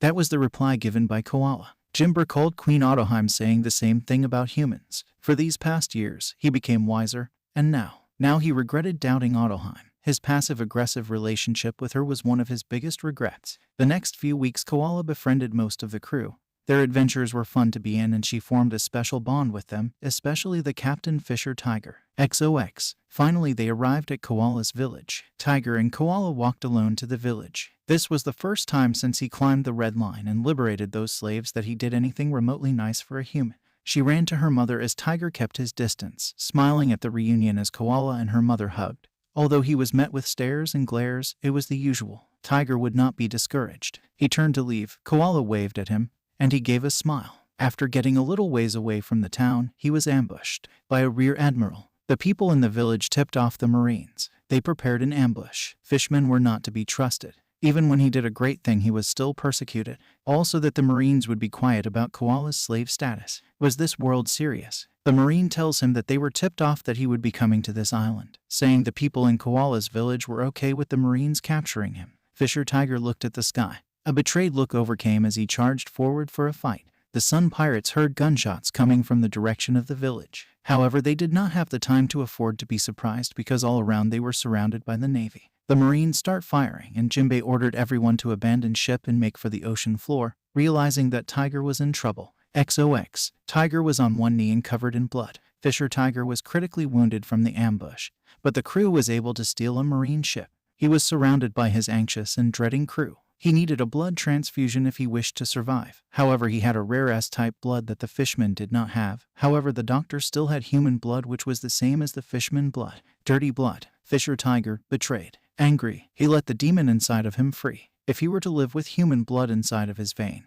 then it was best for him to die right here. It would be the greatest shame of his whole life. Tiger then admitted to them something he had been keeping secret. He revealed that on his last excursion before the formation of the Sun Pirates, he was never on a voyage. He was captured and had spent the several years' time at Mermaid's, and tearfully bellowed that he had been a slave. Tiger described the human madness he went through. He had barely escaped with his life and could not abandon the other slaves. Fisher Tiger always lived by his beliefs, making things truly difficult for Ottoheim's ambition as a result. Ottoheim's way was right, that everyone should try and live in peace. The ones who can change the world are people like Koala who do not know about hatred. No one could ever know about their rage or their tragedy. The Sun Pirates' curse of hatred. The world is full of kind-hearted humans, but they are a dying breed and soon all that will remain is hate. Crying hysterically, Tiger told them that he had tried but could never love a human. However, to the crew it was different. Fisher Tiger was the greatest man to ever live. All the slaves he freed owed him a massive debt they will never be able to repay. No matter how badly Tiger thought of himself, he was still the hero of Fishman Island. And so, the leader of the Sun Pirates died. The great Fisher Tiger. Arlong returned to the village and tried to kill them all. They betrayed Fisher Tiger. It was a quest for vengeance. However, he was brutally beaten and captured by Kizaru, who was a vice admiral at the time. The news of Fisher Tiger, betrayed by humans, driven to death because they refused to give human blood. The last part came out as a lie. Arlong lied while being captured. He would never admit that Tiger, who was the one who refused, nor would he reveal that Tiger was a slave. Humans refused to give blood was the lie that was printed for convenience. After that I took the mantle of captain, with Aladdin by my side. I took Tiger and Ottoheim's lessons to heart. We never killed anyone. We knew now that we represented how the world saw fishmen. XOX, Ryugu Palace, 10 years ago. At the very least, I wanted you to know the truth, so I took the upper pen and wrote this. Jimbe, captain of the Sun Pirates. Neptune read the letter addressed to Ottoheim. She was beside him in his throne. Her face had a faraway look. She was now 20 years old. Jimbe, Ottoheim thought back towards him. He always had an aggressive view towards her, but now his words were caring in nature directed towards her. What happened, Jimbe? What changed your mind so much? What shook you so much? She asked in her mind, her compassion worried about him. I've made up my mind. Ottoheim repeated Tiger's words from that day. Her voice was serene as she remembers him fondly. There was no other way for Tiger. Neptune lamented the death of his friend. I finally understand a bit more of what he felt that day. The way you act when you die is often your true self. Ottoheim spoke. Then, how will I act when it's finally my time? She lamented, uncertain of herself. Don't worry, I'll be all right, my love. I will not fail. Ottoheim grinned at him. He smiled a bit in relief. However, he had a bad feeling in his gut. Fisher Tiger's death was a hard blow towards his family. He was good friends with him, and he also knew how much Ottoheim looked up to Tiger as an older brother. Even when he went against her wishes and attacked the Holy Land, Neptune worried for his wife, both for her life and for her mental state. My little eldest loved him. He idolizes you, Jimbe and Tiger, too much. His dream is to be a great general and warrior after all. Neptune commented. A general, huh? Ottoheim lamented. He would never become one. He was to be the next king after all. XOX. My quest for petitions continued, but right after Tiger's death, I could not find success any longer. Not one person signed today. She leaned and laid down on Shuroshi's soft body. Aka-sama, are you all right? Shuroshi cutely asked. She now was 4 years old. You look very tired. Fukaboshi commented. My precious darlings, you are my peace of mind. Ottoheim grinned. It will be all right. All of them joined their pinky fingers. Let's promise to make a better future. Ottoheim regained her drive as they nodded. XOX. I struggled day after day to realize my dream. I organized operations for wrecked ships. I taught children about the surface. I circulated petitions. I gave speeches in all of the streets. But Ottoheim held her breath as she spoke. Queen Ottoheim, we would like to make a request. A crowd gathered. Oh, you are the ones who signed the petition. Ottoheim smiled. I know this is very selfish of us, but we like to take back our signatures. The crowd spoke. What? Ottoheim exclaimed. Her frustrations and fears came and formed a lump in her throat. She grasped the box. There were some left as the crowd filtered out shame in their faces. My queen, the minister of right grit his teeth in frustration. Hello children. You know, that paper we signed the other day. My mom says, I listened to you because you are the queen, but the problem lies with the humans after all. Please, stop giving speeches. We had enough. The box with the petitions now laid empty. Ottoheim smiled sadly. Years of work undone. XOX. I worked very hard today. Ottoheim stretched her hands as she said with a fake cheerful voice, "Welcome home, mother." Shuroshi greeted her with a smile. "I'm home. My little angels, would you mind giving me some time to myself today?" she asked sweetly. Shuroshi tilted her head cutely. XOX. She wailed for all the palace to hear. Shuroshi watched her mother from the door, hiding cutely. Neptune leaned his fist to his temple as he heard the wails of his wife. This was going to be his entire day. "They are all liars," Ottoheim cried, her hands holding the microphone, connected to all towns and cities of the kingdom. "Queen Ottoheim," that was the broadcast throughout the kingdom. The Minister of Left warned. "Shut up, Minister." Ottoheim screamed. "Are you drunk?" I said shut up. "I'm not drunk." Around the kingdom, the populace was confused. The queen spoke from the broadcast instead of her usual speeches. Her drunken slur also clued them in. She was piss-poor drunk. "Yes, you are," the minister cried out in frustration. "Given that we can live anywhere in the water, in this vast ocean and on the dark sea floor, why do we choose this place to live? Isn't it because we enjoy a little light? The surface has even more light in an endless sky. Why our children love to sneak to Sayabandi Park. There are many wonderful places in the world and none of them should be off limits to us. Aren't we just making excuses so that we don't have to try? Please gather your courage and go after what you want the most. If the humans form an obstacle to our dream, we should find a way to overcome it together. If we did that, we might change the future of our children for the better." Ottoheim cried. Her tears fell. She really wanted to accomplish her dream. Her resolve was not yet broken. The fishermen around the kingdom bowed their heads in shame. XOX.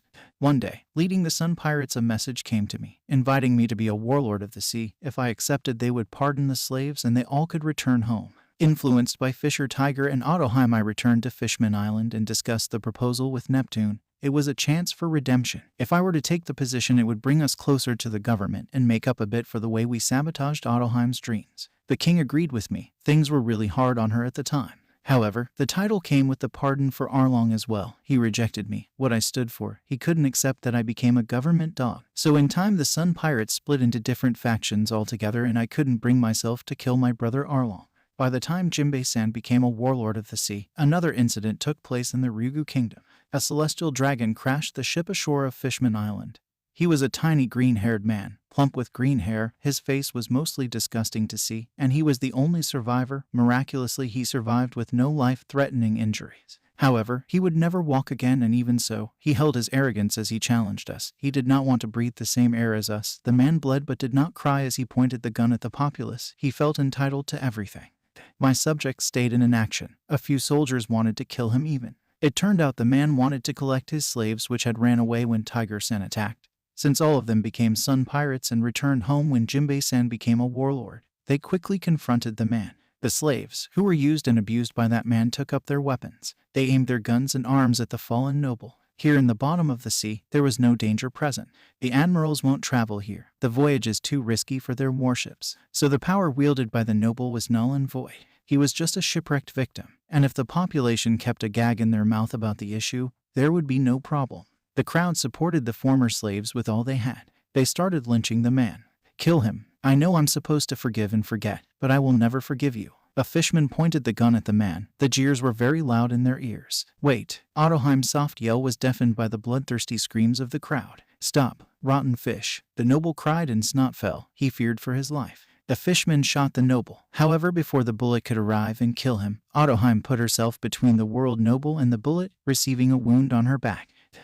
The crowd looked on. Their queen protected the noble. Her dress had a huge blood patch. A lump formed on the throat of everyone. Their minds were in denial. Queen Ottoheim. The fishman who shot started to cry. Their gaze fell on the bloody form of Ottoheim. Ugh. She clutched her side. The bullet pierced her organs for sure. The bullet hit the queen. The crowd started to cry, in frustration or sadness. "Queen Ottoheim, put your guns down right now. If not for me, do it for the children. They are watching." She huffed in pain. The man had an instant regretful look and all of them dropped their arms. "Aladdin, what happened to the celestial dragon?" Jimbe asked, rushing to the scene. "I just got here." Big Boss Jimbe, our mother, rushed out of the palace. So Fukaboshi rushed forward, his siblings behind him. "Princes." Shuroshi, Jimbe exclaimed. "What's a celestial dragon, brother?" Shuroshi asked, feeling the tense situation. "They are humans, Shuroshi. One of the scariest types." Fukaboshi lectured his 6-year-old sister. "It only grazed me." Ottoheim chewed her bottom lip as she lied through her teeth. "Of course not. Look at that wound. You need immediate treatment." Queen Ottoheim, why are you protecting that man? Do you realize what things this demon has done?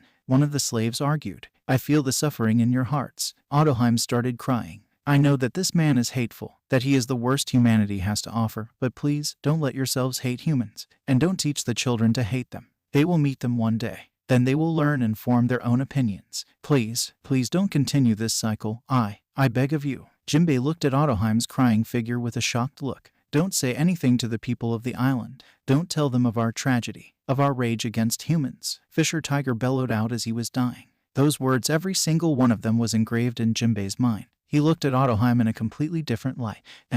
Mother, be careful. Shuroshi yelled in fear and shock. The celestial dragon held a gun to Ottoheim's head. No, my queen. Unhand her this instant, she needs treat. Jimbe rushed forward ready to send the man to hell. Mother, Shuroshi screamed. A sound wave blew across the entire seafloor, hundreds of thousands of kilometers. The shipwreck behind sank with extreme force, as if pushed down by a gravity well. The force caused a large splash that rained down on the beach. Shockwaves thundered across the island. The world noble looked behind him. Giant columns raised as eldritch abominations rose from the water, 5 of them. They were titanic in scale, easily reaching thousands of feet tall. Each of them had an unhealthy stare at the man, their eyes and mouth open. These beasts were sea kings, one of the most powerful organisms nature had created. Each was different, and the biggest recorded abomination was 10 kilometers in length and 3 across. That one could devour islands. All of those who were in the plaza almost died of fear as they gazed the monsters that stared at them. The noble fainted. Hodi feared for his life. Jimbe and Aladdin were unresponsive, and Vander Decken was shocked but had a greedy look on his face.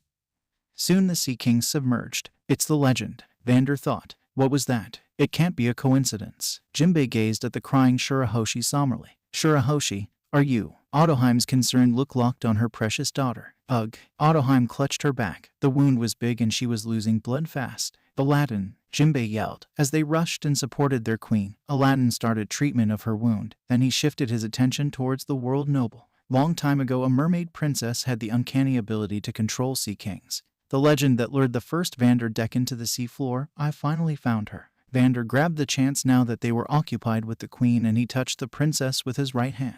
A few days later, we were mostly recovered from our wounds. We gave the noble a ship to sail and all the help he needed. I grabbed the chance and went with him to the surface. If my words were not enough to sway my people, then my actions would. A weakling as I was, if I could survive, then it proved that it was safe for everyone to go. Ottoheim spoke, reminiscing. Ottoheim, Neptune said, concerned. Believe in the woman that you love, and in the humans too, Ottoheim said with a grin. XOX, present time. It was a hard time after Ottoheim left us. Most of us could not sleep properly. Worried, the entire kingdom worried about you. A single week felt like hundreds of days as most of us settled in silence. The speeches you gave, the lectures, the attention and care, it all felt missing in our hearts. Yet you returned. A woman born with a weak body but the strongest heart, returned intact. For a moment there, I wanted to perform a Fisher Tiger and climb Mermaid's to save you. Jimbe joked. All of the crew laughed. That week was harsh on me. There is no doubt that the celestial dragons are the worst humans imaginable. However, no harm overcame me, although there were times where I was almost kidnapped in the Holy Land.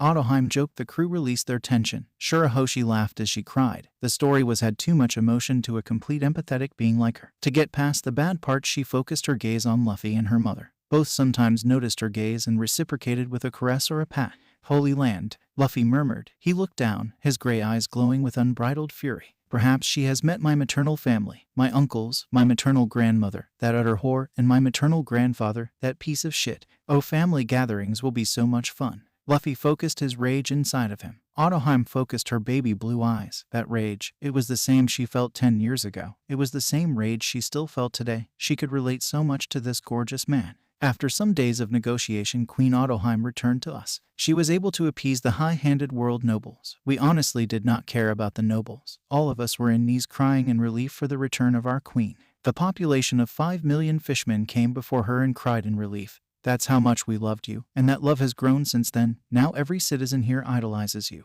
Jimbe exclaimed. Ottoheim dropped her head in shame. Perhaps she deserved that love a long time ago, but she did something so horrible. She was not someone that deserved forgiveness nor love. Not anymore. She leaned on her corrupted trident. Jimbe looked sternly at the spear. A spark of disgust flew by. He knew that spear very well and what it caused. XOX. Ottoheim returned holding a piece of paper. And that piece of paper would become the hope of Ryugu Kingdom.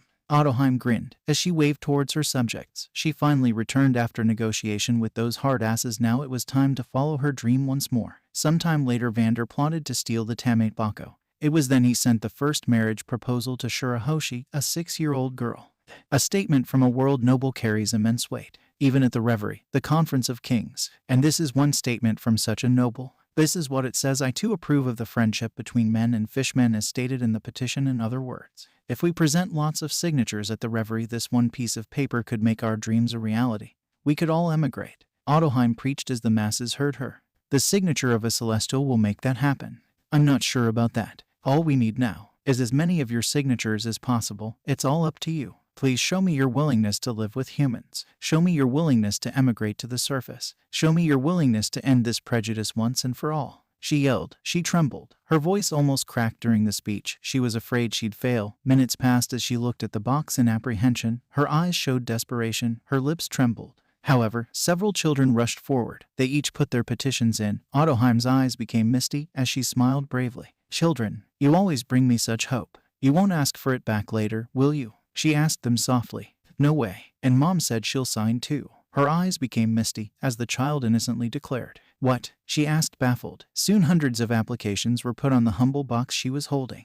Line up, everyone. Hey, wait for your turn. Quit pushing. The crowds kept coming to the stage, delivering their petitions with a happy smile. Ottoheim put both of her tiny hands in her face as she gazed at the box. Jimbe in the distance smiled at Ottoheim's dumbfounded face. A stray tear fell from his face. Big brother, do you see this? We are moving towards the future. Jimbe watched the proceedings with Aladdin.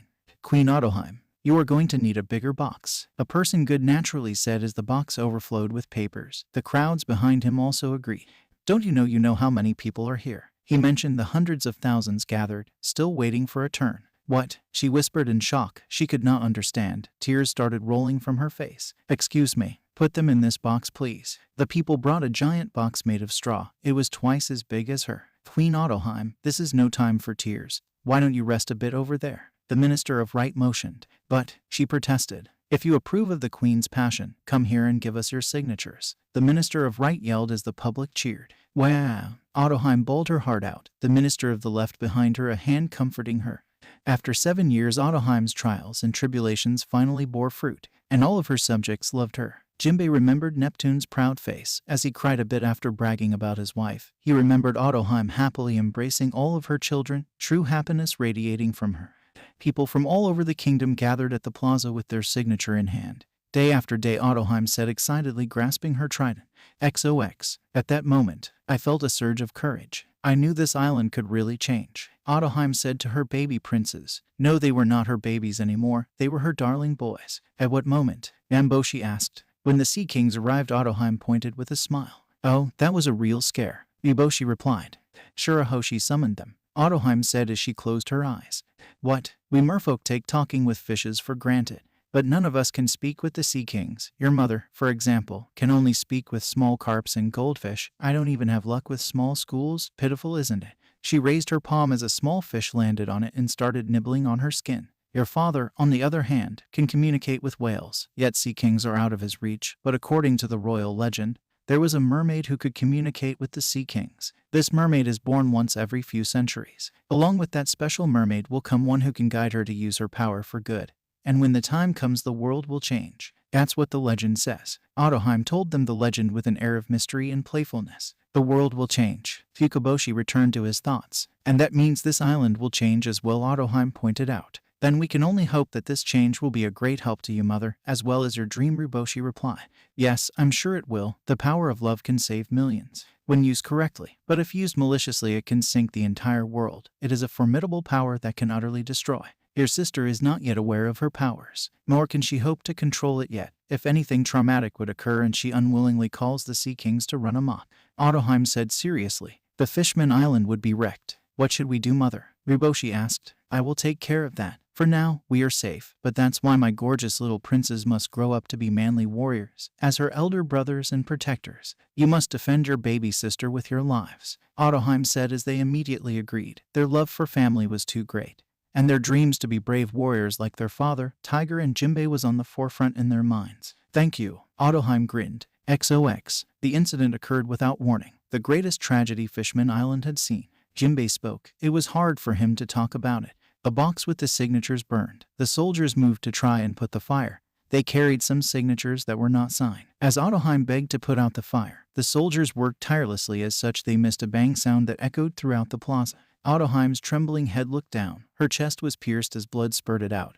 Her heart and lungs damaged. She collapsed, her hand holding her chest wound as her heart pounded. The crowd screamed. She huffed as she clutched her wound. She looked at her palm. She saw the pool of blood staining her hands. She collapsed forward. Her Majesty has been shot. The crowd yelled and screamed in fear. Who did it? Where did it come from? Aladdin screamed. There is a bastard sniper somewhere. Protect the royal family. Jimbe screamed out orders. His eyes were red with rage. The princes screamed. Shuroshi looked at her mother with a shocked look. She could not move. The warriors and medics gathered around her. The ministers as well. She could feel her husband approaching from the distance. Princes, return to the ship. Jimbe roared. However, they neglected the order. Mother. The sibling approached her body. She looked at them misty-eyed. Ottoheim huffed, clutching her wound. The medics worked on her. Thank God. It missed the artery. You'll live. Just hold on, my queen. The medic screamed, hysterically crying, but his movements and hands were steady and graceful. He was in a state of shock. Who did this? They will pay. Fukaboshi raged. Ottoheim looked sadly. Her misty eyes gazed upon her darlings. She huffed in pain. She opened her mouth, however, only whines and gurgles of blood came out of her mouth. No voice at all. She composed herself. Calm down, my little angels. I let my guard down. MGH. I was so happy about the signatures. Being hit like this is embarrassing. The culprit, she whispered. She coughed a few times as her voice cracked, squealed, and whined. At this time her face assumed a shocked look. Fuka. She tried to scream, but only a whisper came out, and her voice completely died during her warning. She tried to move, but her body was suffering from shock. She saw the spear. A white spear being launched, right in the direction of her eldest. It was going to hit Fukaboshi. It was going to hit her darling son. A shadow came and shielded Fukaboshi. King Neptune blocked the spear with his body as it pierced his back. As he embraced his family, Ottoheim's baby blue eyes gazed at her husband in shock. Her eyes opened to their maximum as her baby blue became dull and lifeless. A glint of rage befell her as she looked at her husband screaming in pain.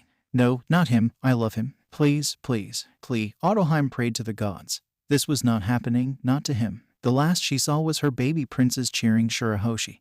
They took her lesson to heart. The trauma of both parents being assassinated was too much. Shuroshi. The ever-strong and steady Shuroshi controlled herself and buried her feelings deep down as Ottoheim passed out. XOX. Present time. The man who shot Ottoheim down and who threw the spear meant for Prince Fukaboshi was a human. Ottoheim lived through the bullet. A surgery was scheduled late at night. However, the spear that pierced the king's back was poisonous. It contained toxins from the blue-ringed giant octopus, the monster box jellyfish, and the death-touch giant squid. The quantity in his blood was enough to kill 20 blue whales immediately. The king, the sea god Neptune, had 3 days to live. Everyone was told of these news, even the queen who was in the in the palace. Despite being sedated, she kept awake, an abnormal situation. She fled by herself from the with the bullet still lodged in her chest. She stole the same spear used to pierce the king. It was held in the palace as the ministers and the king himself discuss, and with it she invaded the dungeons of the castle. The human who attempted the assassination was already scheduled for death row. It was the law for the crimes of that magnitude. Yet despite this she broke into his cell and killed him, mangled him, brutally chopped his body with the spear. She took vengeance with her own hands. After all, she just received news that her husband was to die. Jimbe had a long look in the direction of Ottoheim. Her eyes were shadowed. A hypocrite, she preached about peace. However, in her rage and state of mind killed the man in the most brutal way possible. Instead of a normal decapitation in which the criminal did not suffer for long.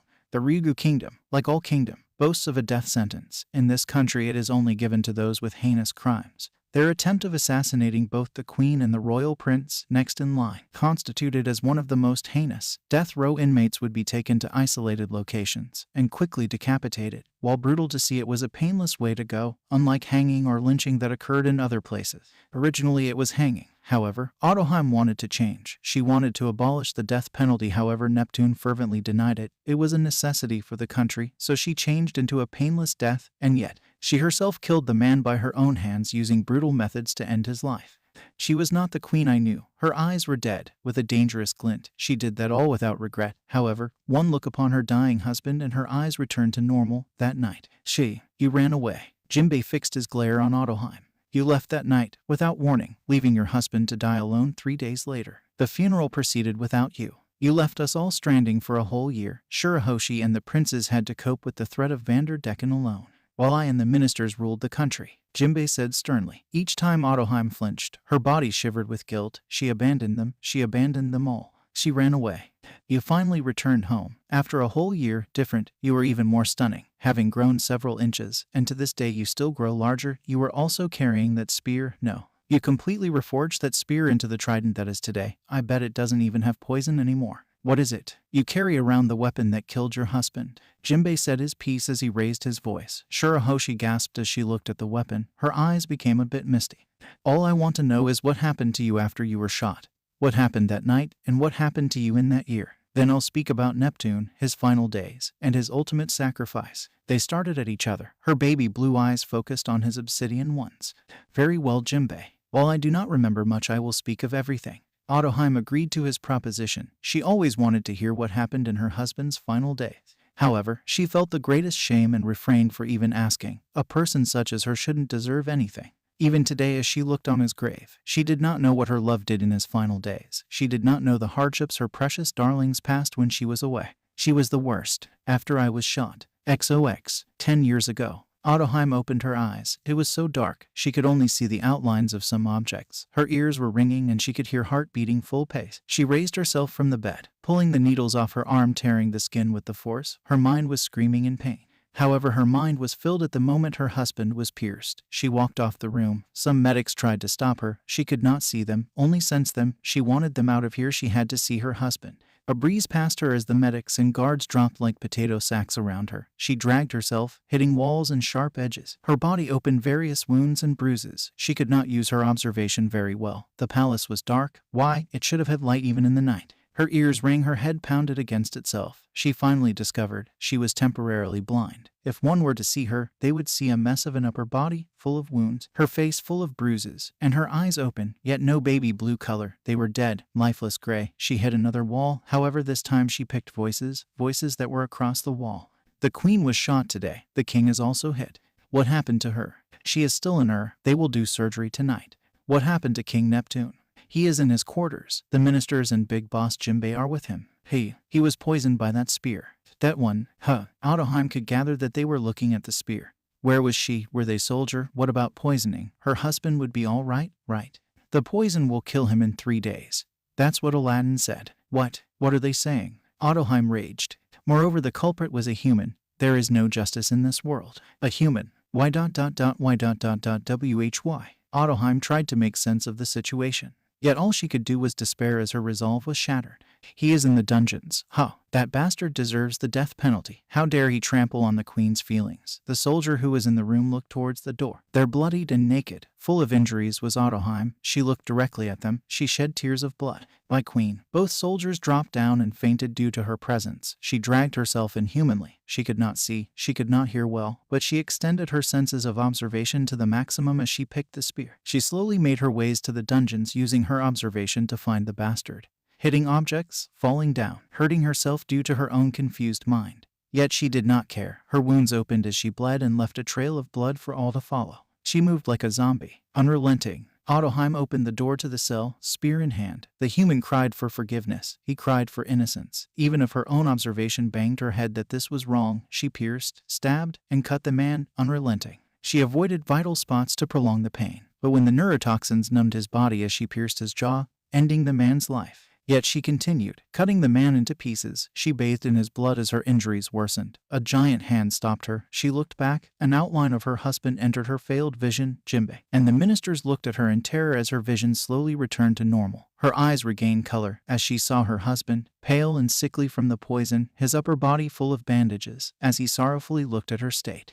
He tried to embrace his wife, but she ran away with the spear. The ministers and Jimbe were shocked, and she bumped into Jimbe on her way out, leaving a huge patch of blood in his clothes. She reached the throne room. She climbed the throne and sat down. What now? What did I do? Ugh, ha. She cried and laughed as she hugged herself. On her way she picked a giant coat, and she used it around her shoulders. She clutched the coat around her body as she shivered as her blood leaked out of her wounds and impregnated the white coat. She should be dead. Her injuries and blood loss were deadly, and yet she was lively. She moved around like she didn't feel pain at all. What did I do? What did I do? What did I do? What did I do? What did I do? What did I do? What did I do? What did I do? What did I do? What did I do? She kept on repeat. as she committed the greatest crime against her own ideals. She killed a human out of rage, out of vengeance. She could not even face her husband properly. She shivered as she turned around and rolled around on the giant throne. It was so big that she could lay down on the leather of the seat. The face of the man. No, what did I do? What did I do? Queen of the kingdom. This seat is too big for me. My baby princes come to me. No, what did I do? I can't face them. Mommy can't face them. My dear Shuroshi, please use your power to destroy the world. For mommy, please. No, what am I saying?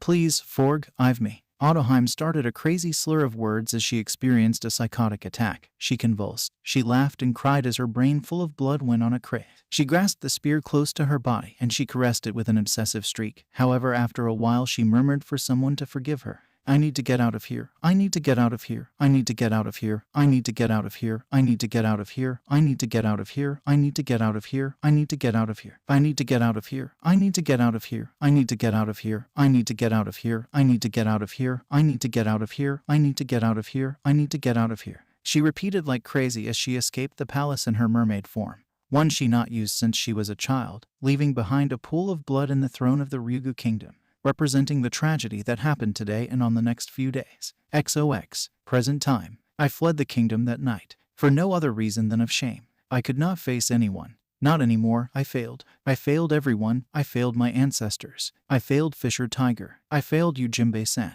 I failed my ministers. I failed my husband. Most importantly, I failed the promise I made with my darling baby boys and my darling baby girl. Ottoheim spoke of what happened, with clear unfiltered detail, what she felt, what she thought, what she said that day. Shuroshi was crying. Her empathy and kindness inherited showed itself. The Straw Hats were shocked at what she did. A kind woman like her did all of that. They couldn't picture it. Luffy, however, looked at Ottoheim with a look that did not judge her, that understood her. She was grateful to him, so grateful for being so understanding. You said I reforged that white spear into a trident. You'd be half right. However, I don't remember any of it. In fact, I don't remember the first 3 months. The first memory I have is me savagely eating a sea beast. The trident already looked like this. I do not know what I did to change this spear, but I don't want to know. The truth might be too horrible. I am still afraid of learning the truth. Mermaids do not eat meat. Yet I did. I was on the North Blue, right next to the polar caps under the dark sea. Even with cognition of my mind, I continued to savagely live out in the darkness hunting continental-sized beast. The weak and frail Ottoheim did. I became unbelievably strong. After 7 months in, I held onto a fragile hope of returning. However, every time I wanted to return back, I was stopped in the calm belt by hordes of sea kings. I returned time and time again only to be defeated again and again by those kilometer-wide beasts. I also did not want to kill them. They reminded me of my precious daughter. During those weeks and months I surfaced and began exploring the kingdoms incognito. My sense of justice and morals distorted, I committed atrocious acts. Ottoheim then went on to describe what she did, leaving nothing out, to the shock of everyone present. Until I put my head straight, my fragile hope grew. My resolve came back during those months. I was ready to come back, face punishment, jeers, and boos. I just wanted to see my children again, just that. This time I became strong enough to defeat these hordes of sea kings and traverse the dark floor of the calm belt without killing them. When I arrived, her voice died, her eyes rolled tears. Why? I didn't deserve it. Ottoheim started crying. Why did they do that? Why did they bow down to me? Why did they cry and laugh in relief? I am the worst. I don't deserve to be loved. Why did they embrace me? Why was I accepted back without jeers? Why? Why did my princes welcome me back with sunny smiles? Why did my Shuroshi cry in happiness? I deserve to be punished. She slumped down as Luffy and Shuroshi embraced her. Jimbe looked to the sky. Love, you can't reason with love, my queen. The people loved you. It, not a false feeling, it genuine and pure. There is the saying that love and hate are divided by a thin line. That may be true, but it can also be false at the same time. The line can be as thick as the red line. To cross it can be very difficult, especially when the love they feel for you is so genuine. When you left, everyone felt betrayed. The king's condition worsened. However, when you came back, the feeling of betrayal was completely erased by the feeling of relief. The actions you took after your self-exile confirmed our beliefs that it was okay to love you, that you try the hardest out of all to fulfill that promise. Jimbe faced the incredulous blue eyes of the queen. Her self-worth was shattered for the longest time, but perhaps she could start to heal. Time would tell. Shuroshi, who heard how hard her mother worked all of these years after she left, flinched. She thought of her isolation, of how much her mother neglected her after she returned, how much her mother spent time with her brothers, training them, teaching them, how much she spent giving speeches, how much she spent on various rescue operations, how much she trained to be a better warrior, how much she spent statecrafting with her ministers, while she wasted away in her little tower for days and weeks on end, her only pet for comfort. No. Her mother gave her all. She was not neglected. Yes, that right. Shurahoshi's thoughts impeded that train of thought, her self-sacrificing and selfless nature denying any possibility that she was neglected in favor of her brothers. No, it was just a necessity. Mother spent more time with my brothers and the people because she is the queen. I am just not worthy of her attention. She gives her best after all. I am just a bad girl for tea, thinking like this. Luffy-sama, Luffy-sama, Luffy-sama. Shurahoshi flinched and shivered as her bad thoughts continued. She drew strength from the name of her darling. Unfortunately, her neglect was caused by the threat of Vander Decken, the heavy burden Ottoheim had with the administration, the time spent training her princes into great warriors, all to protect Shurahoshi. And yet, Ottoheim, her sons and the ministers all wondered the cause of Shurahoshi's self-destructive depression.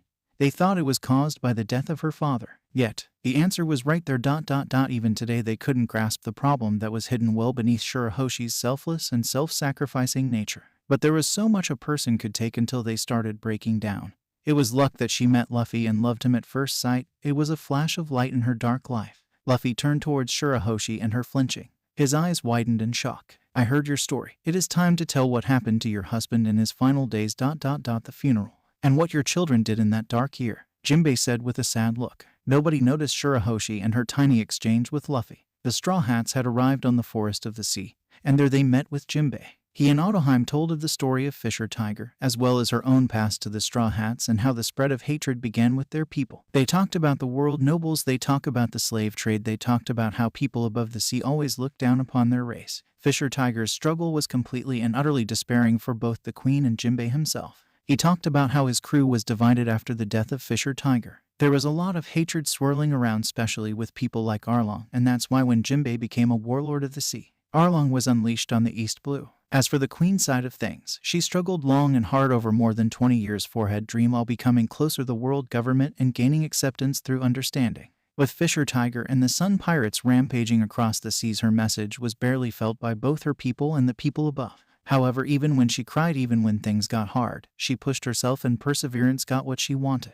A letter from a world noble. However, tragedy struck. She was shot on her chest. The box of signatures from her people was burned, and worst of all, her husband, Neptune, was struck by an accursed corrupted spear. Hearing the news, bloody and insane, Ottoheim committed the greatest mistake in her life and killed the human responsible. She became a hypocrite. Her message about acceptance and understanding was shot down the drain.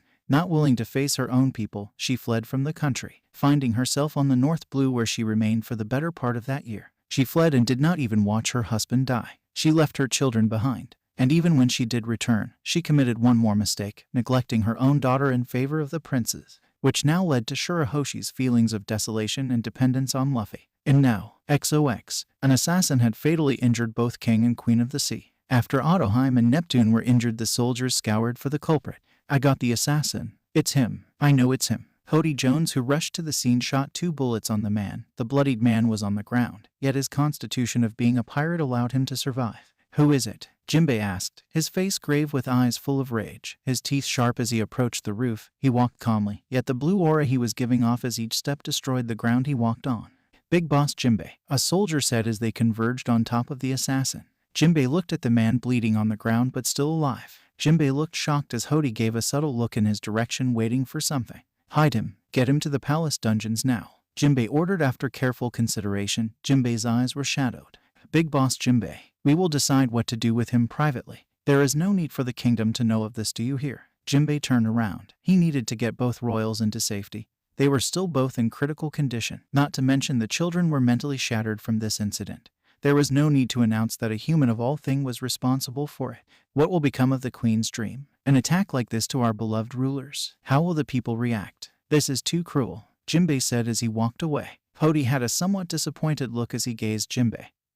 He looked down at the bleeding human and Hodi grabbed him, the culprit, by the neck forcefully, not caring about the 2 gunshot wounds that were still deeply lodged and hurting the human. But this is the reality. Hodi said with a deep voice as his face was shadowed. He started carrying the man by the nape of the neck with frustration and disappointment upon the man who was like a big brother to Arlong. No, he is a pirate, not a normal human. Can you not understand what I'm saying? Jimbe argued, turning around and facing Hodi. It's a fact, Jimbe-san. Hodi glared at Jimbe intensely. Jimbe stopped in his tracks by the intense hatred Hodi had in his eyes. Stop, Hodi Jones. Jimbe yelled his orders, yet he was ignored by the distinguished soldier. It was a human who fatally injured our king and queen. Our beloved rulers were targeted by a human. Hodi screamed for all that gathered to see. In his hand he held the bloodied human for everyone there to witness, a shaggy brown-haired pirate with a scruffy beard and a low-life attire. In his back he had other 2 spears. The pirate was out of it completely, as his eyes were white as he fainted due to the pain of being shot twice. The reaction for most of the hundreds of thousands gathered was first shock. Then people started falling into the ground. Rage and tears were an obvious emotion that welled up from inside of the people. Their frustration reached a critical mass. Their hatred for the humans ran too deep. Having the great sea god Neptune was heart-crushing enough but to try and kill sweet innocent Ottoheim.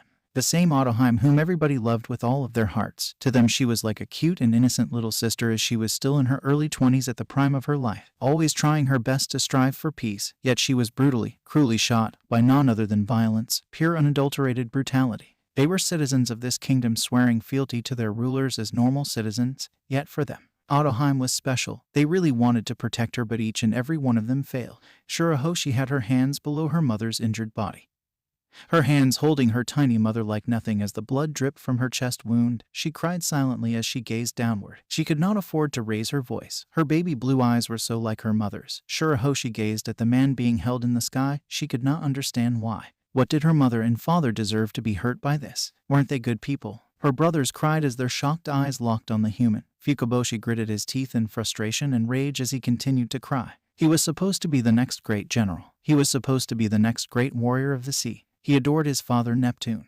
Fisher Tiger and Jimbe. Yet he was so far from them. Why was he so weak? Why did his father have to protect him? Why am I so weak? Am I not going to become the great general of the sea? I can't even protect my mother, and now my father is hurt because of me. Neptune groaned in pain. His face was shadowed as his giant body stood protectively over his children and beloved wife. Mother. Fukaboshi gazed at the unconscious woman, the beautiful but tragic bleeding figure of his mother.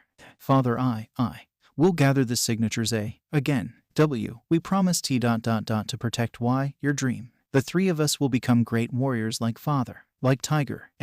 And we'll defend our baby sister with our lives, so don't worry. Just like we promised S. So. Fukaboshi stopped as he started weeping. Neptune supported his son. So, please don't worry. Just promise me that you both will live. We will not break our promise, so, please, don't break yours. Fukaboshi said after many tears. Neptune looked at his firstborn with a sad smile. The spear in his back did not dig deep in his back, and a pierced lung would not faze him much less kill him. However, he felt numb, a cold fever. He was badly poisoned. He looked at his wife. She had a small smile on her face even while sleeping. Her beautiful face, even marred by blood, was gorgeous. Even with his mind numb, he could not help but appreciate a tragic beauty. Fukaboshi, seeing her smile, grinned between tears. Hope rose in him. She would survive. That smile said it all. My son, soon we'll look upon the real sun. Don't forget my words, Neptune said with a deep voice.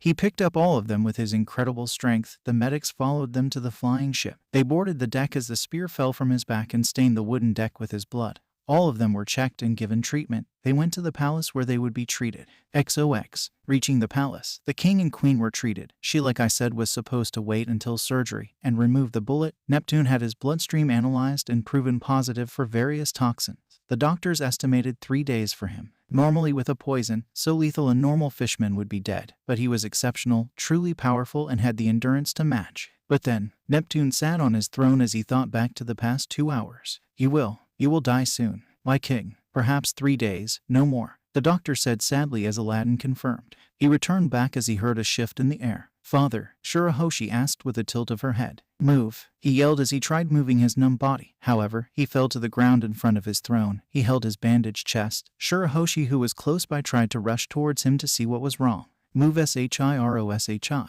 Neptune screamed in fear. Huh? Shuroshi asked, confused. A piercing sound of flesh was heard in the hall.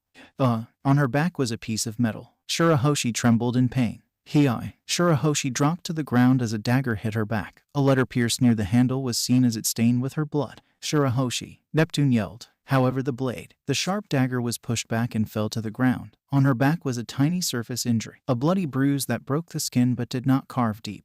The tiny wound bled a bit as Shuroshi shivered a bit. She looked to the side where the blade was. That sharp dagger could not hurt her. Why? What is happening here? Where did it come from? Neptune thought as aid came fast as the king's yells boomed throughout the palace. His sons were terribly exhausted and passed out earlier. Only Shuroshi was still up as she had a strong mental fortitude, so strong it was almost scary. Shuroshi, Neptune gazed sadly as medics put a large band-aid over the superficial wound and reassured her. Neptune picked the bloodstained letter. A love letter and a marriage proposal. Shuroshi is only 6. Who is this bastard Vander Decken? After the attack on Shuroshi, the king locked her on Shell's tower for protection with her pet. But then a report that Ottoheim escaped her reached the ears of the king. I, who had dealt punishment to Hodi and brought the culprit to the palace dungeons, joined the search for the queen. We followed the trail of blood down to the dungeons, and you know what we met down there. All of them were paralyzed as they gazed the prison cell. It had blood on the walls, on the ceiling. The culprit's body parts were all over the place as most of the soldiers avoided looking at the displayed organ.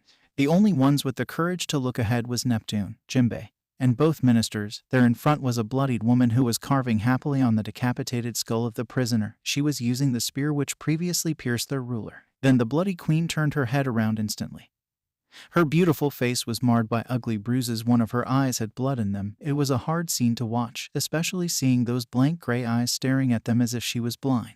They could do nothing as life came back into her eyes as she fled the room. After 5 minutes, the ministers ordered to follow her. The soldiers compiled as they headed out. However, both Neptune and Jimbe gazed at the human's remains with shock. Jimbe grasped his clothes. He brought his palm to eye level. There was so much blood staining his shirt where she collided. This was her blood, the blood of his queen. He started having a panic attack and anxiety.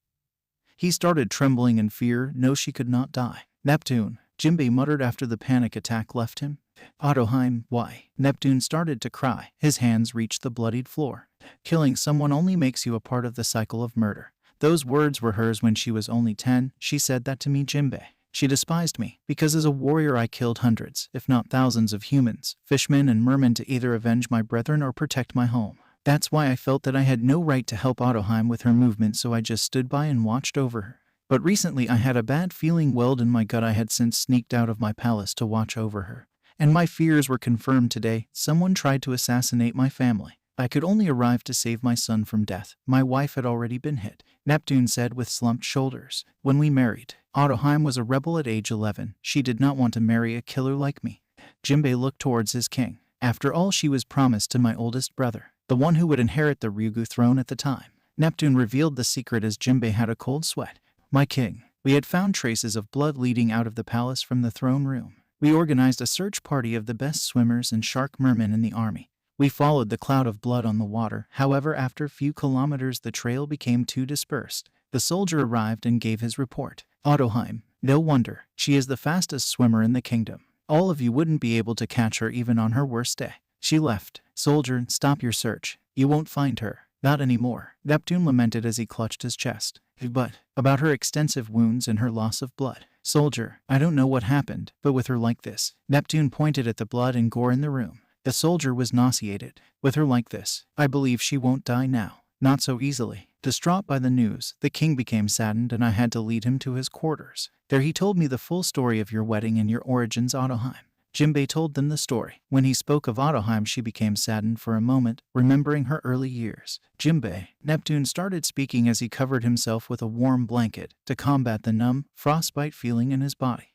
Ottoheim was bred and nurtured to be a prize for the next king, a frail but a long-lived mermaid. That's the traits the king before me wanted for his eldest son. My family and I, we had a lot of strife back then. The fact that my brother was next to the throne made me free, and just like Fukaboshi, I wanted to become a great warrior of the sea. I never bothered with politicking or mingling with high society like my parents did or my brother.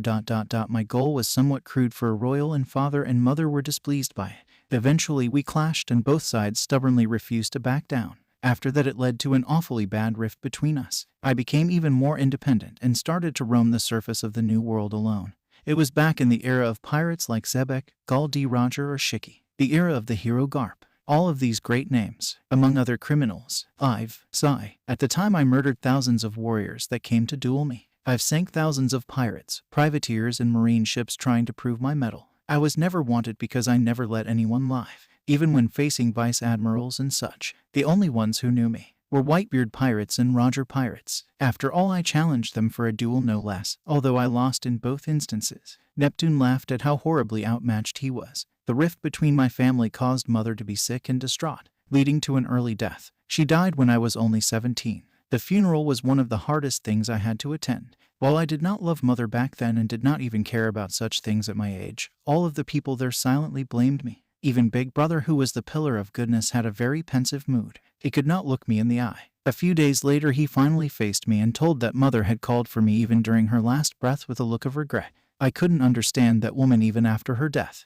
blaming me, screaming my name in rage, disgusted or disappointed eyes gazing at me when I was young, looks of praise towards my kind, compassionate, leader-like, and peaceful brother. And in her death she called to me with sadness. What did that woman want from me? Am I to forgive that woman just because she called my name in regret when I hadn't seen her in 7 years? Regret didn't bring back my bad childhood. The only good thing back then was my elder brother. He understood me. He supported my dream. He was there for me when my parents weren't. Neptune's voice cracked with emotions. While Jimbe listened, some parts were actually shocking to him, as back then he was still young, living around the Fishman district. Behind the door, both ministers were listening with their heads looking at the ground. They were there through all. I returned to the surface after a couple of weeks. Father and I could not see each other or a fight would break out. My size was of a giant and my family, all of them, were the size of a normal human, so my father always got out of those fights seriously hurt. We couldn't stand each other, so I left. Years later I returned. I was in the middle of my 20s, and my brother would inherit the throne.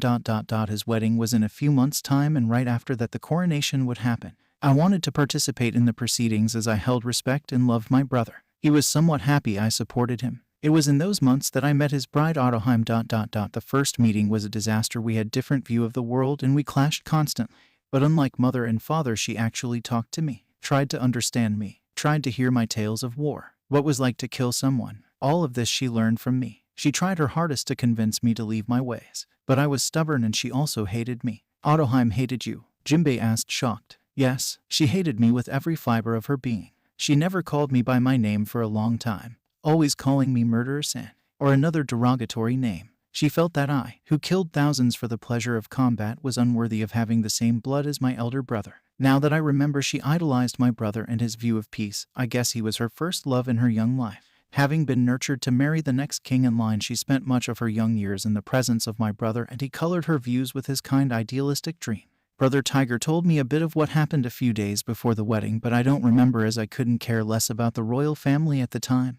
What happened? A few days before the wedding, Big Brother was assassinated by a rival faction. He was poisoned. Traces were later found in his drink in one of the galas we had a few hours prior. On the day of the promised wedding, Ottoheim cried on his coffin as he was carried away. The investigation continued, pointing which faction killed him. With the information in hands, I arrived in their homes as an executioner and destroyer. I killed every last one of those bastards, destroyed their business, and besmirched their name and families for the next generations. This sparked a lynch mob that killed the remaining survivors, such as their wives, elders, and children, all killed and hanged on the streets. Everyone praised me for my actions of vengeance, all but Ottoheim and my father. She slapped me and tried to pummel my body with her weak and frail hands, all the while crying this is not what he would have wanted. I disagreed with her and pushed her aside. For me, it was not what he would have thought of my actions. I valued freedom. While I respected my brother, I would do as I pleased, not what I was told. As for my father, he stayed silent, looking at me, with blame in his eyes. His old decrepit mind blamed the death of his favored son on me, as in his later years, even when I was not there. I decided to stay in the kingdom this time as my father's health deteriorated. Having the presence of such a powerful, well-learned warrior, Prince Neptune, the young sea god, made the kingdom rejoice. Support for me to inherit the throne skyrocketed as I was the next in line. My brother dead, my mother dead, and father dying of old age and grief. Neptune continued his story. The responsibility of being the next ruler weighed heavily on my mind. Ottoheim, even in her hatred for me, even if she was a rebel, accompanied me during those times as I prepared for coronation. Father finally left the world as he blamed and loathed my existence. I didn't even show up on his funeral. What is wrong with me? Even during mother's funeral, I didn't shed a tear for her. The only time I was genuinely sad was my brother's. After the coronation, the contract drafted by the old king forced Ottoheim and I together. After all, she wasn't bred and nurtured for my brother. She was born to marry the next king. And without anyone else, that was me. On the wedding, we didn't look at each other as we exchanged vows. We didn't even kiss. The same night we consummated our marriage, but it was more of an obligation. There was no love or effort involved. However, with her I learned patience as we spent time with each other. Her pregnancy, surprisingly, or perhaps unsurprisingly, drew us closer. Hate arguments became heated discussions ... and heated discussions became casual talks. We even went on friendly dates and became tentative friends. We were opposites. One was a berserk seeking battle. The other was a kind girl seeking peace. The tentative friendship eventually led to a passionate love and lust, a burning desire for one and the other. And from that love we became best friends even before Fukaboshi was born. When I first held him in my hand, I started believing in her dream. I wanted a world of peace, free of prejudice for my child to live in, so I supported her from afar. Today, she did the same as I did when I avenged my brother. She mercilessly murdered that death row prisoner, the same prisoner who shot her and poisoned me. Neptune said with regret, "We are the same as people. We are not perfect. Emotions can get to the better of us. Hatred can get to the better of us. Nobody is truly free of this, not even Ottoheim." Having said that, I still believe in a world free of prejudice, Jimbe. If we all took the effort to cooperate, to learn and better control our emotions, to balance our selfish desires, we will leave this cycle of hatred. Maybe it will not happen today, but at least down the line humans will be able to better comprehend one another. For now we can only seek acceptance for all of us. Jimbe, with my wife gone, I want you to lead our people until she returns. Fukaboshi is much too young to inherit the throne. He is barely a teenager. You are a warlord. You'll do fine. If you ever need help you can ask our ministers for help. They will aid you with all their might. Neptune concluded after much talk. The night grew old as he went to sleep. Jimbe in the room sitting cross-legged absorbed every word that went out from the dying man. Jimbe started meditating and resting as well, until Neptune next awakened. XOX. The next days were hard as the king had to say his goodbyes to his children. Breaking the news that their mother ran away was heart-wrenching. Sigh. However, all of them were strong of heart, especially you, Princess Shuroshi. You took the news very well even though you were attached to your mother. Having your father on his deathbed at 6 years old must be traumatizing. And yet you endured. You have an impressive mental fortitude. And no, Jimbe-sama, I just held back my tears, buried my feelings deep inside. I was being targeted. My family crumbled. However, I knew that if I was to lose myself, I would become someone who I am not. If I gave in, I might have bad regrets. Shuroshi softly spoke. Jimbe and all of them smiled. It's a bit lonely, but, she softly muttered all while discreetly looking at Luffy. I Luffy-sama. Darling, Shuroshi softly smiled. Her heart thumped in her chest. She did not know why he evoked those feelings in her, but she never felt more alive, from what she could remember. Meanwhile, when Shuroshi spoke, 4 people tensed at the lonely part. They were Luffy, Sora, Zoro, and Ottoheim. Nami herself had some questions floating in her head, but she didn't have observation to get a deeper understanding.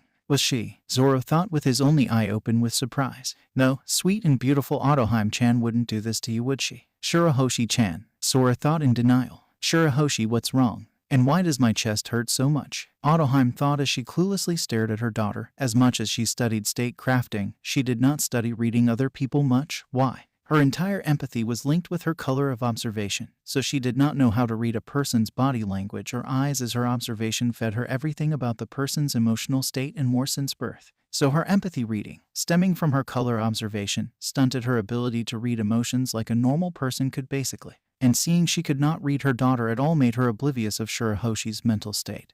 But having read both the confused state of Sora and the surprised but saddened state of Zoro, she did not know what to think. Looking at Luffy, she tried to read him, but unlike Shuroshi's, which Ottoheim could not even do anything, it's like her ability canceled. His was an endless miasma storm of red, which she could not find anything. She was eternally lost in him until she turned off her observation and activated again. Hoshi-chan.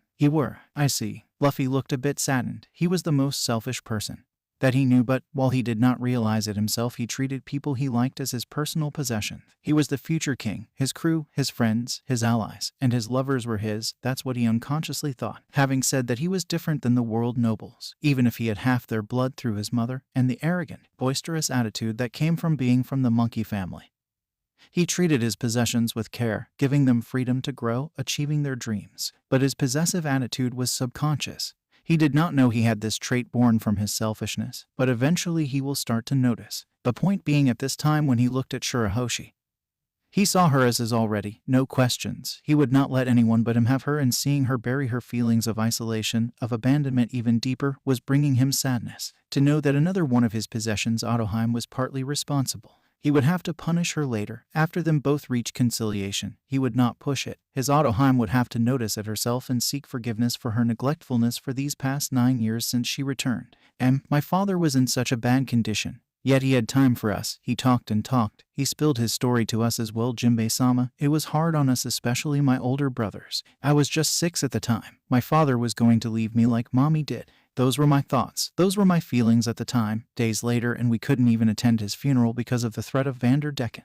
The ministers ordered for us to stay in the palace, but Brother Fukaboshi took hold of the broadcasting. We passed the message, a message we brainstormed. Our mother leaving us stung harshly, but we wanted to continue that dream. The dream our mother had. Brother Fukaboshi pulled us through the whole time. He took the lead and addressed the whole country gathered here plus the guests from the surface. He looked very kingly and cool. After mother returned, she and my brothers started collecting signatures again. 10. Finally, Shurohoshi's soft voice spread across the plain as everyone smiled towards her. Everyone was already finished with the food, but Luffy sneaked in a few pieces of meat in his mouth. Finally, the reverie will arrive this year, the Council of Kings. This time we have everything we need to end this prejudice, and I finally gathered strength to protect my people. Ottoheim flashed a grin. All of them were heart-warmed, and Shurohoshi smiled serenity, seeing her smile. Luffy, Hoshi-chan, your self-sacrificing nature is showing again. You might think all your suffering and sacrifice is okay if your mother's dream is achieved. As long as your mother is happy, then you are happy. Stop. You'll only get hurt even later down the line. Your mother's dream is not your dream, is it? You've barely had contact with humans. I'm willing to believe I'm the first you actually had any conversation with. Shurohoshi, you need to find your own dream first, then grasp and follow your goals to the skin of your teeth. Luffy thought while giving a meaningful look at her. She noticed it immediately and then started to shiver. Luffy-sama, don't look at me with those intense eyes. I'm feeling a bit funny. I'll go crazy. Shurohoshi's face was stuck, alternating between a grin and a pout. It was comical. Luffy wanted Shurohoshi to put herself first then others second, but she kept her selfless attitude naturally, as if it was common occurrence to just give and grin and bear the pain. She was a complete opposite to him. In many ways, Hancock was quite similar to him, selfish, a bit arrogant and very blunt, well when she was not dealing with him, so it would be agreeable that they would end up together. However, someone like Shurohoshi, who was his antithesis, should have gotten on his nerves, irritating him, but he couldn't help but be drawn to her beauty and personality, to her voice and her smells, to her mannerisms and her beautiful tragic eyes.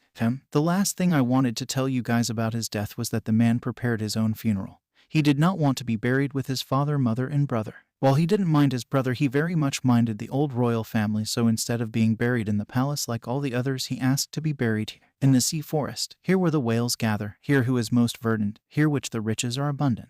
The man was part whale as well, so it was understandable. Many people from the New World also visited the funeral, including Whitebeard. It was a surprise, him and all of his crew here with us, Jimbe said with a reminiscing smile. XOX. Hey, Jimbe, where is that shrimp queen? Whitebeard asked. His imposing self brought the admiration from the children and a bit of fear in the older fishmen population. After all, it was a human who killed their king and drove their queen away. Having a human presence this early made the people cautious. Now that you talk about it, I'm not seeing her either. Yoi Marco spoke lazily. Old man, she escaped the castle. The last trace found was north of the Grand Line. Our soldiers can't cross the calm belt safely, and now I'm saddled with running the kingdom, me a pirate running a country. Jimbe asked sarcastically. HRM. There are a lot of warlords with their own country to run. Don't be so hard on yourself. Like I said, Jimbe, this is my territory, so any problems further down the line you can count on us to aid you. Whitebeard told Jimbe with sincerity in his eyes. The problem with Vander Decken. He already fled the country and is roaming the sea floor. There is no way a human could hunt someone at the bottom of the sea. It is so large and so dark, it could take years upon years to find him. I can't trouble the old man with this, but his advice might be worth listening. Jimbe crossed his arms and thought. Even so, for that little queen to evade all of the soldiers and escape like this, Marco commented. We can't do anything. Mermaids are the fastest swimmers, and it may not look like it, but Ottoheim is the fastest swimmer in recorded history. She is as fast as 1,000 ships. Jimbe told them resign. Oi, bats. A normal ship is 30 knots. Are you saying that she is as fast as 30,000 knots? Swimming, Marco said incredulously. To swim as fast as 50,000 kilometers per hour. That is not only impressive but incredibly monstrous. She could cross the entire world in a few hours or less. To think that frail little girl has such swimming abilities is very out there. True, there are far faster individuals up there on the surface, but they are in the air, not water. Marco is also quite fast as well as me, but we can't test swimming because we are devil fruit users and such. Whitebeard commented. XOX. So the old man Whitebeard was friends with Neptune. Luffy commented. Yes, we were great friends, but, as you know, we couldn't aid him in the War of the Best. In fact, we hadn't heard about the second Commander Ace until it was too late for help. Ottoheim lamented the deceased Whitebeard the instant she commented about Ace. All of the crew turned discreetly to watch their captain's reaction. They wanted to confirm he wasn't sad or upset by the mention of his brother's name. Thankfully, Luffy was way past being triggered by peaceful comments made about his dead brother, but make any bad comment and you would be in a world of hurt. No correction, you wouldn't realize you were dead. This might be heartless, but how did Neptune die? Usopp asked with concern, his eyes a bit red from crying about some parts of the story. The same thing could be said for some members of the crew. Yes, you've skipped that part. Although I understand why you did, Frankie commented with red eyes as well. Shuroshi flinched a bit from remembering. He did all he could in the first day and a half, however. By the end of the second day, he was convulsing. Hallucinating, he couldn't have any sense in reality anymore. He remained bedridden until the morning of the third day and died in the noon. There is no grandiose death for those who are sick, or in this case, poisoned. Jimbe stopped with a grave tone. Father, in his last hour, I remember. He was full of life, energetic, and he started playing games with us. I was so happy that he was well that he recuperated from the poison. But that was his last spurt of life. He died peacefully afterward, Shuroshi softly said, facing Luffy. I see. I think all of us here know what this is. Luffy said, when a sick person is going to die, they always look healthy before they die. It's almost like, Zoro commented, the last spurt that the body gives the person to spend their final moments, right? Sora asked. The rest of the group gulped a bit. They and their life had seen such cases, not in the wounded, but in the sick and poisoned. Usopp also had seen this. His mother was the same. It was cruel because it gave the people closest to them a hope that they would survive, but in the end, HRM, this is all you have to tell us, Jimbe? Luffy asked. He didn't go into detail of what Neptune did in his last hour, but that is a private thing for him and the royal family only. He already told us enough already. No, Luffy-kun, this was the story of this island and its 16 years of prejudice and racism, and the origin of the Fisherman Pirates. The responsibility for Arlong's reign of terror in your homeland rests entirely upon my shoulders as his sworn brother. Jimbe faced Nami as he said it. It was my intention to stop if he ever ran amok. Jimbe continued. Nami leaned on Luffy's arm and nuzzled him a bit as she mulled over. But Arlong bribed the local Navy officers and made sure the information didn't reach the Navy headquarters nor the news. Sora, who was holding back, wanted to kick Jimbe's head off. Did he know how bad Nami actually had? She raised herself to lop Jimbe's head off, or at least teach him a lesson, but she was grabbed by Luffy, his warm hand on her belly as he pushed her back into his lap. She blushed a bit as her back touched his muscular chest. Sora, I know you are angry, but trust Nami on this. She is the one that's got to make a decision. I know you are a kind girl, but you don't need to be so angry for her, Luffy said calmly. Yes, Sora, Jimbe didn't mean any harm. Nami said. Yes, but still. Sora pouted angrily in Luffy's lap. I will accept any punishment. Jimbe lowered his head. Jimbe-san. Ottoheim worried. Jimai-sama. Shuroshi clutched her hands in a praying position. Stop it. It's Arlong that I hate. I'm just glad you weren't an accomplice to his atrocities. You are Luffy's close friend, right? Nami said as she sat on Luffy's lap as well. She put her head on his chest as a pillow and hugged her knees as she closed her eyes. Luffy started to caress and pet her head. It's true that I suffered terribly because of Arlong, but I met some great friends because of that, as well as the man I love. You mean me, Nami-chan? Sora caressed Nami's cheek. Nami pushed the hand away bashfully. It's all connected, Jimbe. I can't hate you because you are a fishman, Nami said, smiling. All of them had a happy expression, but Jimbe was surprised. Luffy smiled proudly at Nami. So please don't apologize to me about my struggles in life. It's not all that bad. Actually, I'm having the time of my life right now. I've never had so much fun in my life before, you know. Nami grinned. Your words touch me deeply. Thank you. He started crying a bit as he lowered his head. His conscience was tormenting him. Nami thought, I totally get you, brother. You are a man among men, Jimbe. That tiger guy and Netupni or whoever, I love you all. Frankie cried. His arm blocked his face as he mispronounced Neptune's name. Shut up, Frankie, Sora said as she kicked the sleeping Brook. Hey, you, how long are you going to sleep? Sora trembled with rage. Oh, Jimbe-san, so what happened to the robber the queen caught? Brook asked. That was like the first scene. You slept through the whole thing, you mannerless skeleton. Sora cried in rage. Everyone chuckled at the scene. Luffy raised himself. He looked towards the forest. Time to find Robin-chan, Luffy said. XOX. Luffy talked with everyone and departed deep into the forest to find Robin. She must have found someone interesting. While their captain was gone, the group familiarized themselves with the queen, the princess, and Jimbe. They talked about the threat Hodi Jones would be and when was he going to attack, not knowing he already usurped the kingdom.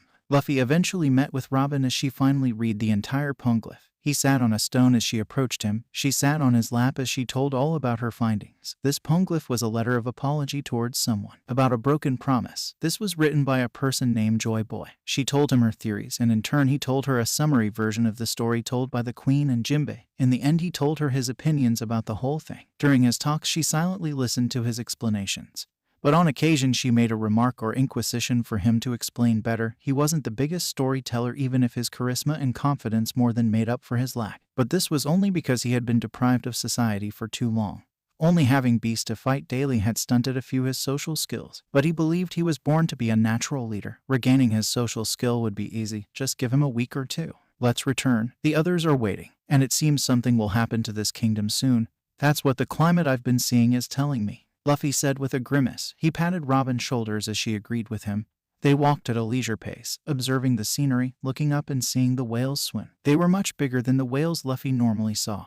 After all, they were completely new species. Being able to swim 10,000 meters below sea level, Robin was by his side as they enjoyed the pleasant walk back. XOX, Hatchai, you were at the Fisherman District. Do you know of his plan? Jimbe asked, his arms crossed over his chest. Yes, I know, Hatchai replied. Hodi hates humans more than even Arlong does. He is the embodiment of the hatred accumulated in that place, Fisherman District. While Arlong is cruel to his enemies, he never hurt another fishman. But Hodi will kill any who sympathizes with humans. In cold blood, Hatchai said with a cry. Hatchai-san, this is the year of the reverie. We have lots of signatures. This year Akasama intends to tell the world that the people want to emigrate. It is our dream to end this prejudice, Shuroshi said in a soft, pleasing voice. However, it had a tone of concern. Hodi wants to prevent that, Jimbe asked in a low voice. His face glared into the distance with rage. Ottoheim gripped her spear. The corrupted eye twitched and looked around.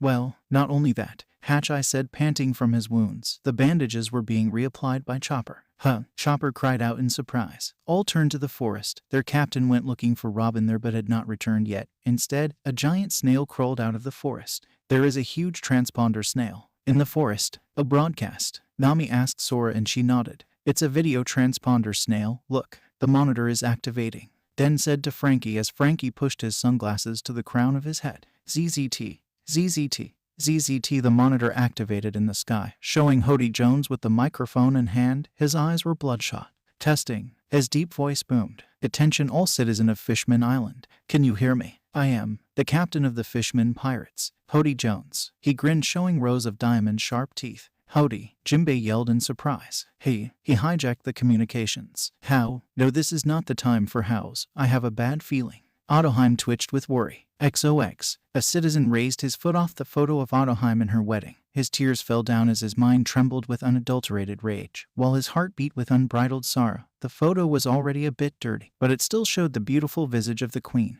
11 years old, bratty and all, her wedding dress was peerless, and her eyes showed a lot of love. He clenched his fist in hatred of the new Fisherman Pirates. All right, next, stump. Next, stump.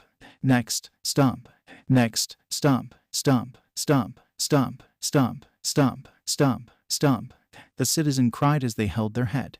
I had no choice. They'll kill my family if we don't step on it. No, once the queen returns, she will forgive us, definitely. He looked back at the Fishman executive and concealed a glare. You'll get yours. She will definitely execute you people for this. You pass. Next, a grunt said, pushing a random civilian away. Hey, Captain Hodi is broadcasting. A huge screen lit in the candy factory town. Testing. His deep voice boomed. Attention all citizen of Fisherman Island. Can you hear me? I am the captain of the Fisherman Pirates, Hodi Jones. He grinned, showing rows of diamond-sharp teeth. All of the pirates cheered loudly, and people flinched in fear. To the citizens of the Ryugu Kingdom on Fisherman Island, I have an announcement to make. So he is the mastermind. Isn't he the man who captured the royal assassin? The citizen thought of the man who killed the king and almost killed the queen and the first prince. He's a former member of Neptune's army. This kingdom will fall, and it will be reborn. Behold your new king. The people worried about the queen as they witness a coup happening. Those who want to be friends with the humans will have to go. Soon the new citizen from the Fisherman District will be coming here. They all hate humans and eagerly await the new order. The general populace worried about those outlaws that lived there. That lawless zone produced the worst of the worst. Rapists, murderers, not a shred of empathy. You all witnessed the royal assassination. You all saw how a human destroyed the royal family. Even then you welcome humans with smiles. All that awaits you is betrayal. Why can't you understand that? While the hate speech was certainly moving, the speech Ottoheim gave earlier was still fresh in the citizen's mind, and she was a lot better than him in pure charisma. They completely rejected this new king's idea, even though they didn't realize a person with conqueror's haki was vastly different than a person without. They are born to be great leaders of the world at large. Their vastly commanding presence and charisma is almost overwhelming. So it is almost impossible for a normal person to ever win a battle of words with them that was the quality to be a king. So Hodi Jones, for all of his strength and intimidation, lost the battle of ideologies from the beginning. XOX, Concord Plaza. How dare he? Fukaboshi struggled and looked up. He was bounded on the ground, chains around his body. He flexed and tried to break the chains, but he was weakened, perhaps a drug. Don't bother, you'll die soon. He looked around and saw a group of grunts. An arrogant one came forth and kicked him in the face. I've always wanted to do that, you wimpy prince. Wasn't being a warrior great as Neptune or Jimbe your dream, brat? But you are so easily defeated. Ha. The others laughed with him. Fukaboshi glared at the outlaw. The man raised an eyebrow. Guess that wasn't enough. He went for another kick as the others cheered. However, in a show of unbelievable speed, Fukaboshi grasped the thighs of the man with his mouth. The difference in size was apparent, and then, just like a crocodile munching on a frail rabbit, he closed his jaw with such strength it but a great white shark bite in shame. The force of his jaws crushed the man's leg completely as his shark teeth carved the blood vessels, muscle, and bones like nothing. In an instant, the man cried out a horrible screech in pain. However, Fukaboshi didn't relent. The teeth started digging in his femur and knee. Blood poured out like a geyser out of the prince's mouth as the man tried desperately to free himself, begging with a frothing mouth. The others watched helplessly in fear as Fukaboshi started shaking his head like a shark or a crocodile killing his prey. And the grunt shook like a weak rabbit. The force behind the swings was so great that it finally dismembered his leg right at the pelvis. The force was so great that it threw his dismembered body across the plaza. His body hit the floor and bounced multiple times until stop. The man was dead. Blood leaked out from the stump in his pelvis. Fukaboshi then spit out the leg from his mouth. Blood and saliva leaked out as he panted a bit and glared at the rest. They were fearful now, but Fukaboshi couldn't move. But he needs to be killed now. A grunt advanced with sword in hand. Fukaboshi glared again. Don't. The others warned, but it was too late. The prince chewed something in his mouth and spit a sharp piece of femur in the direction of the grunt. It pierced his heart and 5 others behind him, killing them instantly. The others flinched from the attack. Fukaboshi was blindsided and hit with a giant iron hammer in the head courtesy of Dawson. He started bleeding from a gash in the forehead and fainted due to the concussion. Guarding them is a chore. Dawson ate even more pills.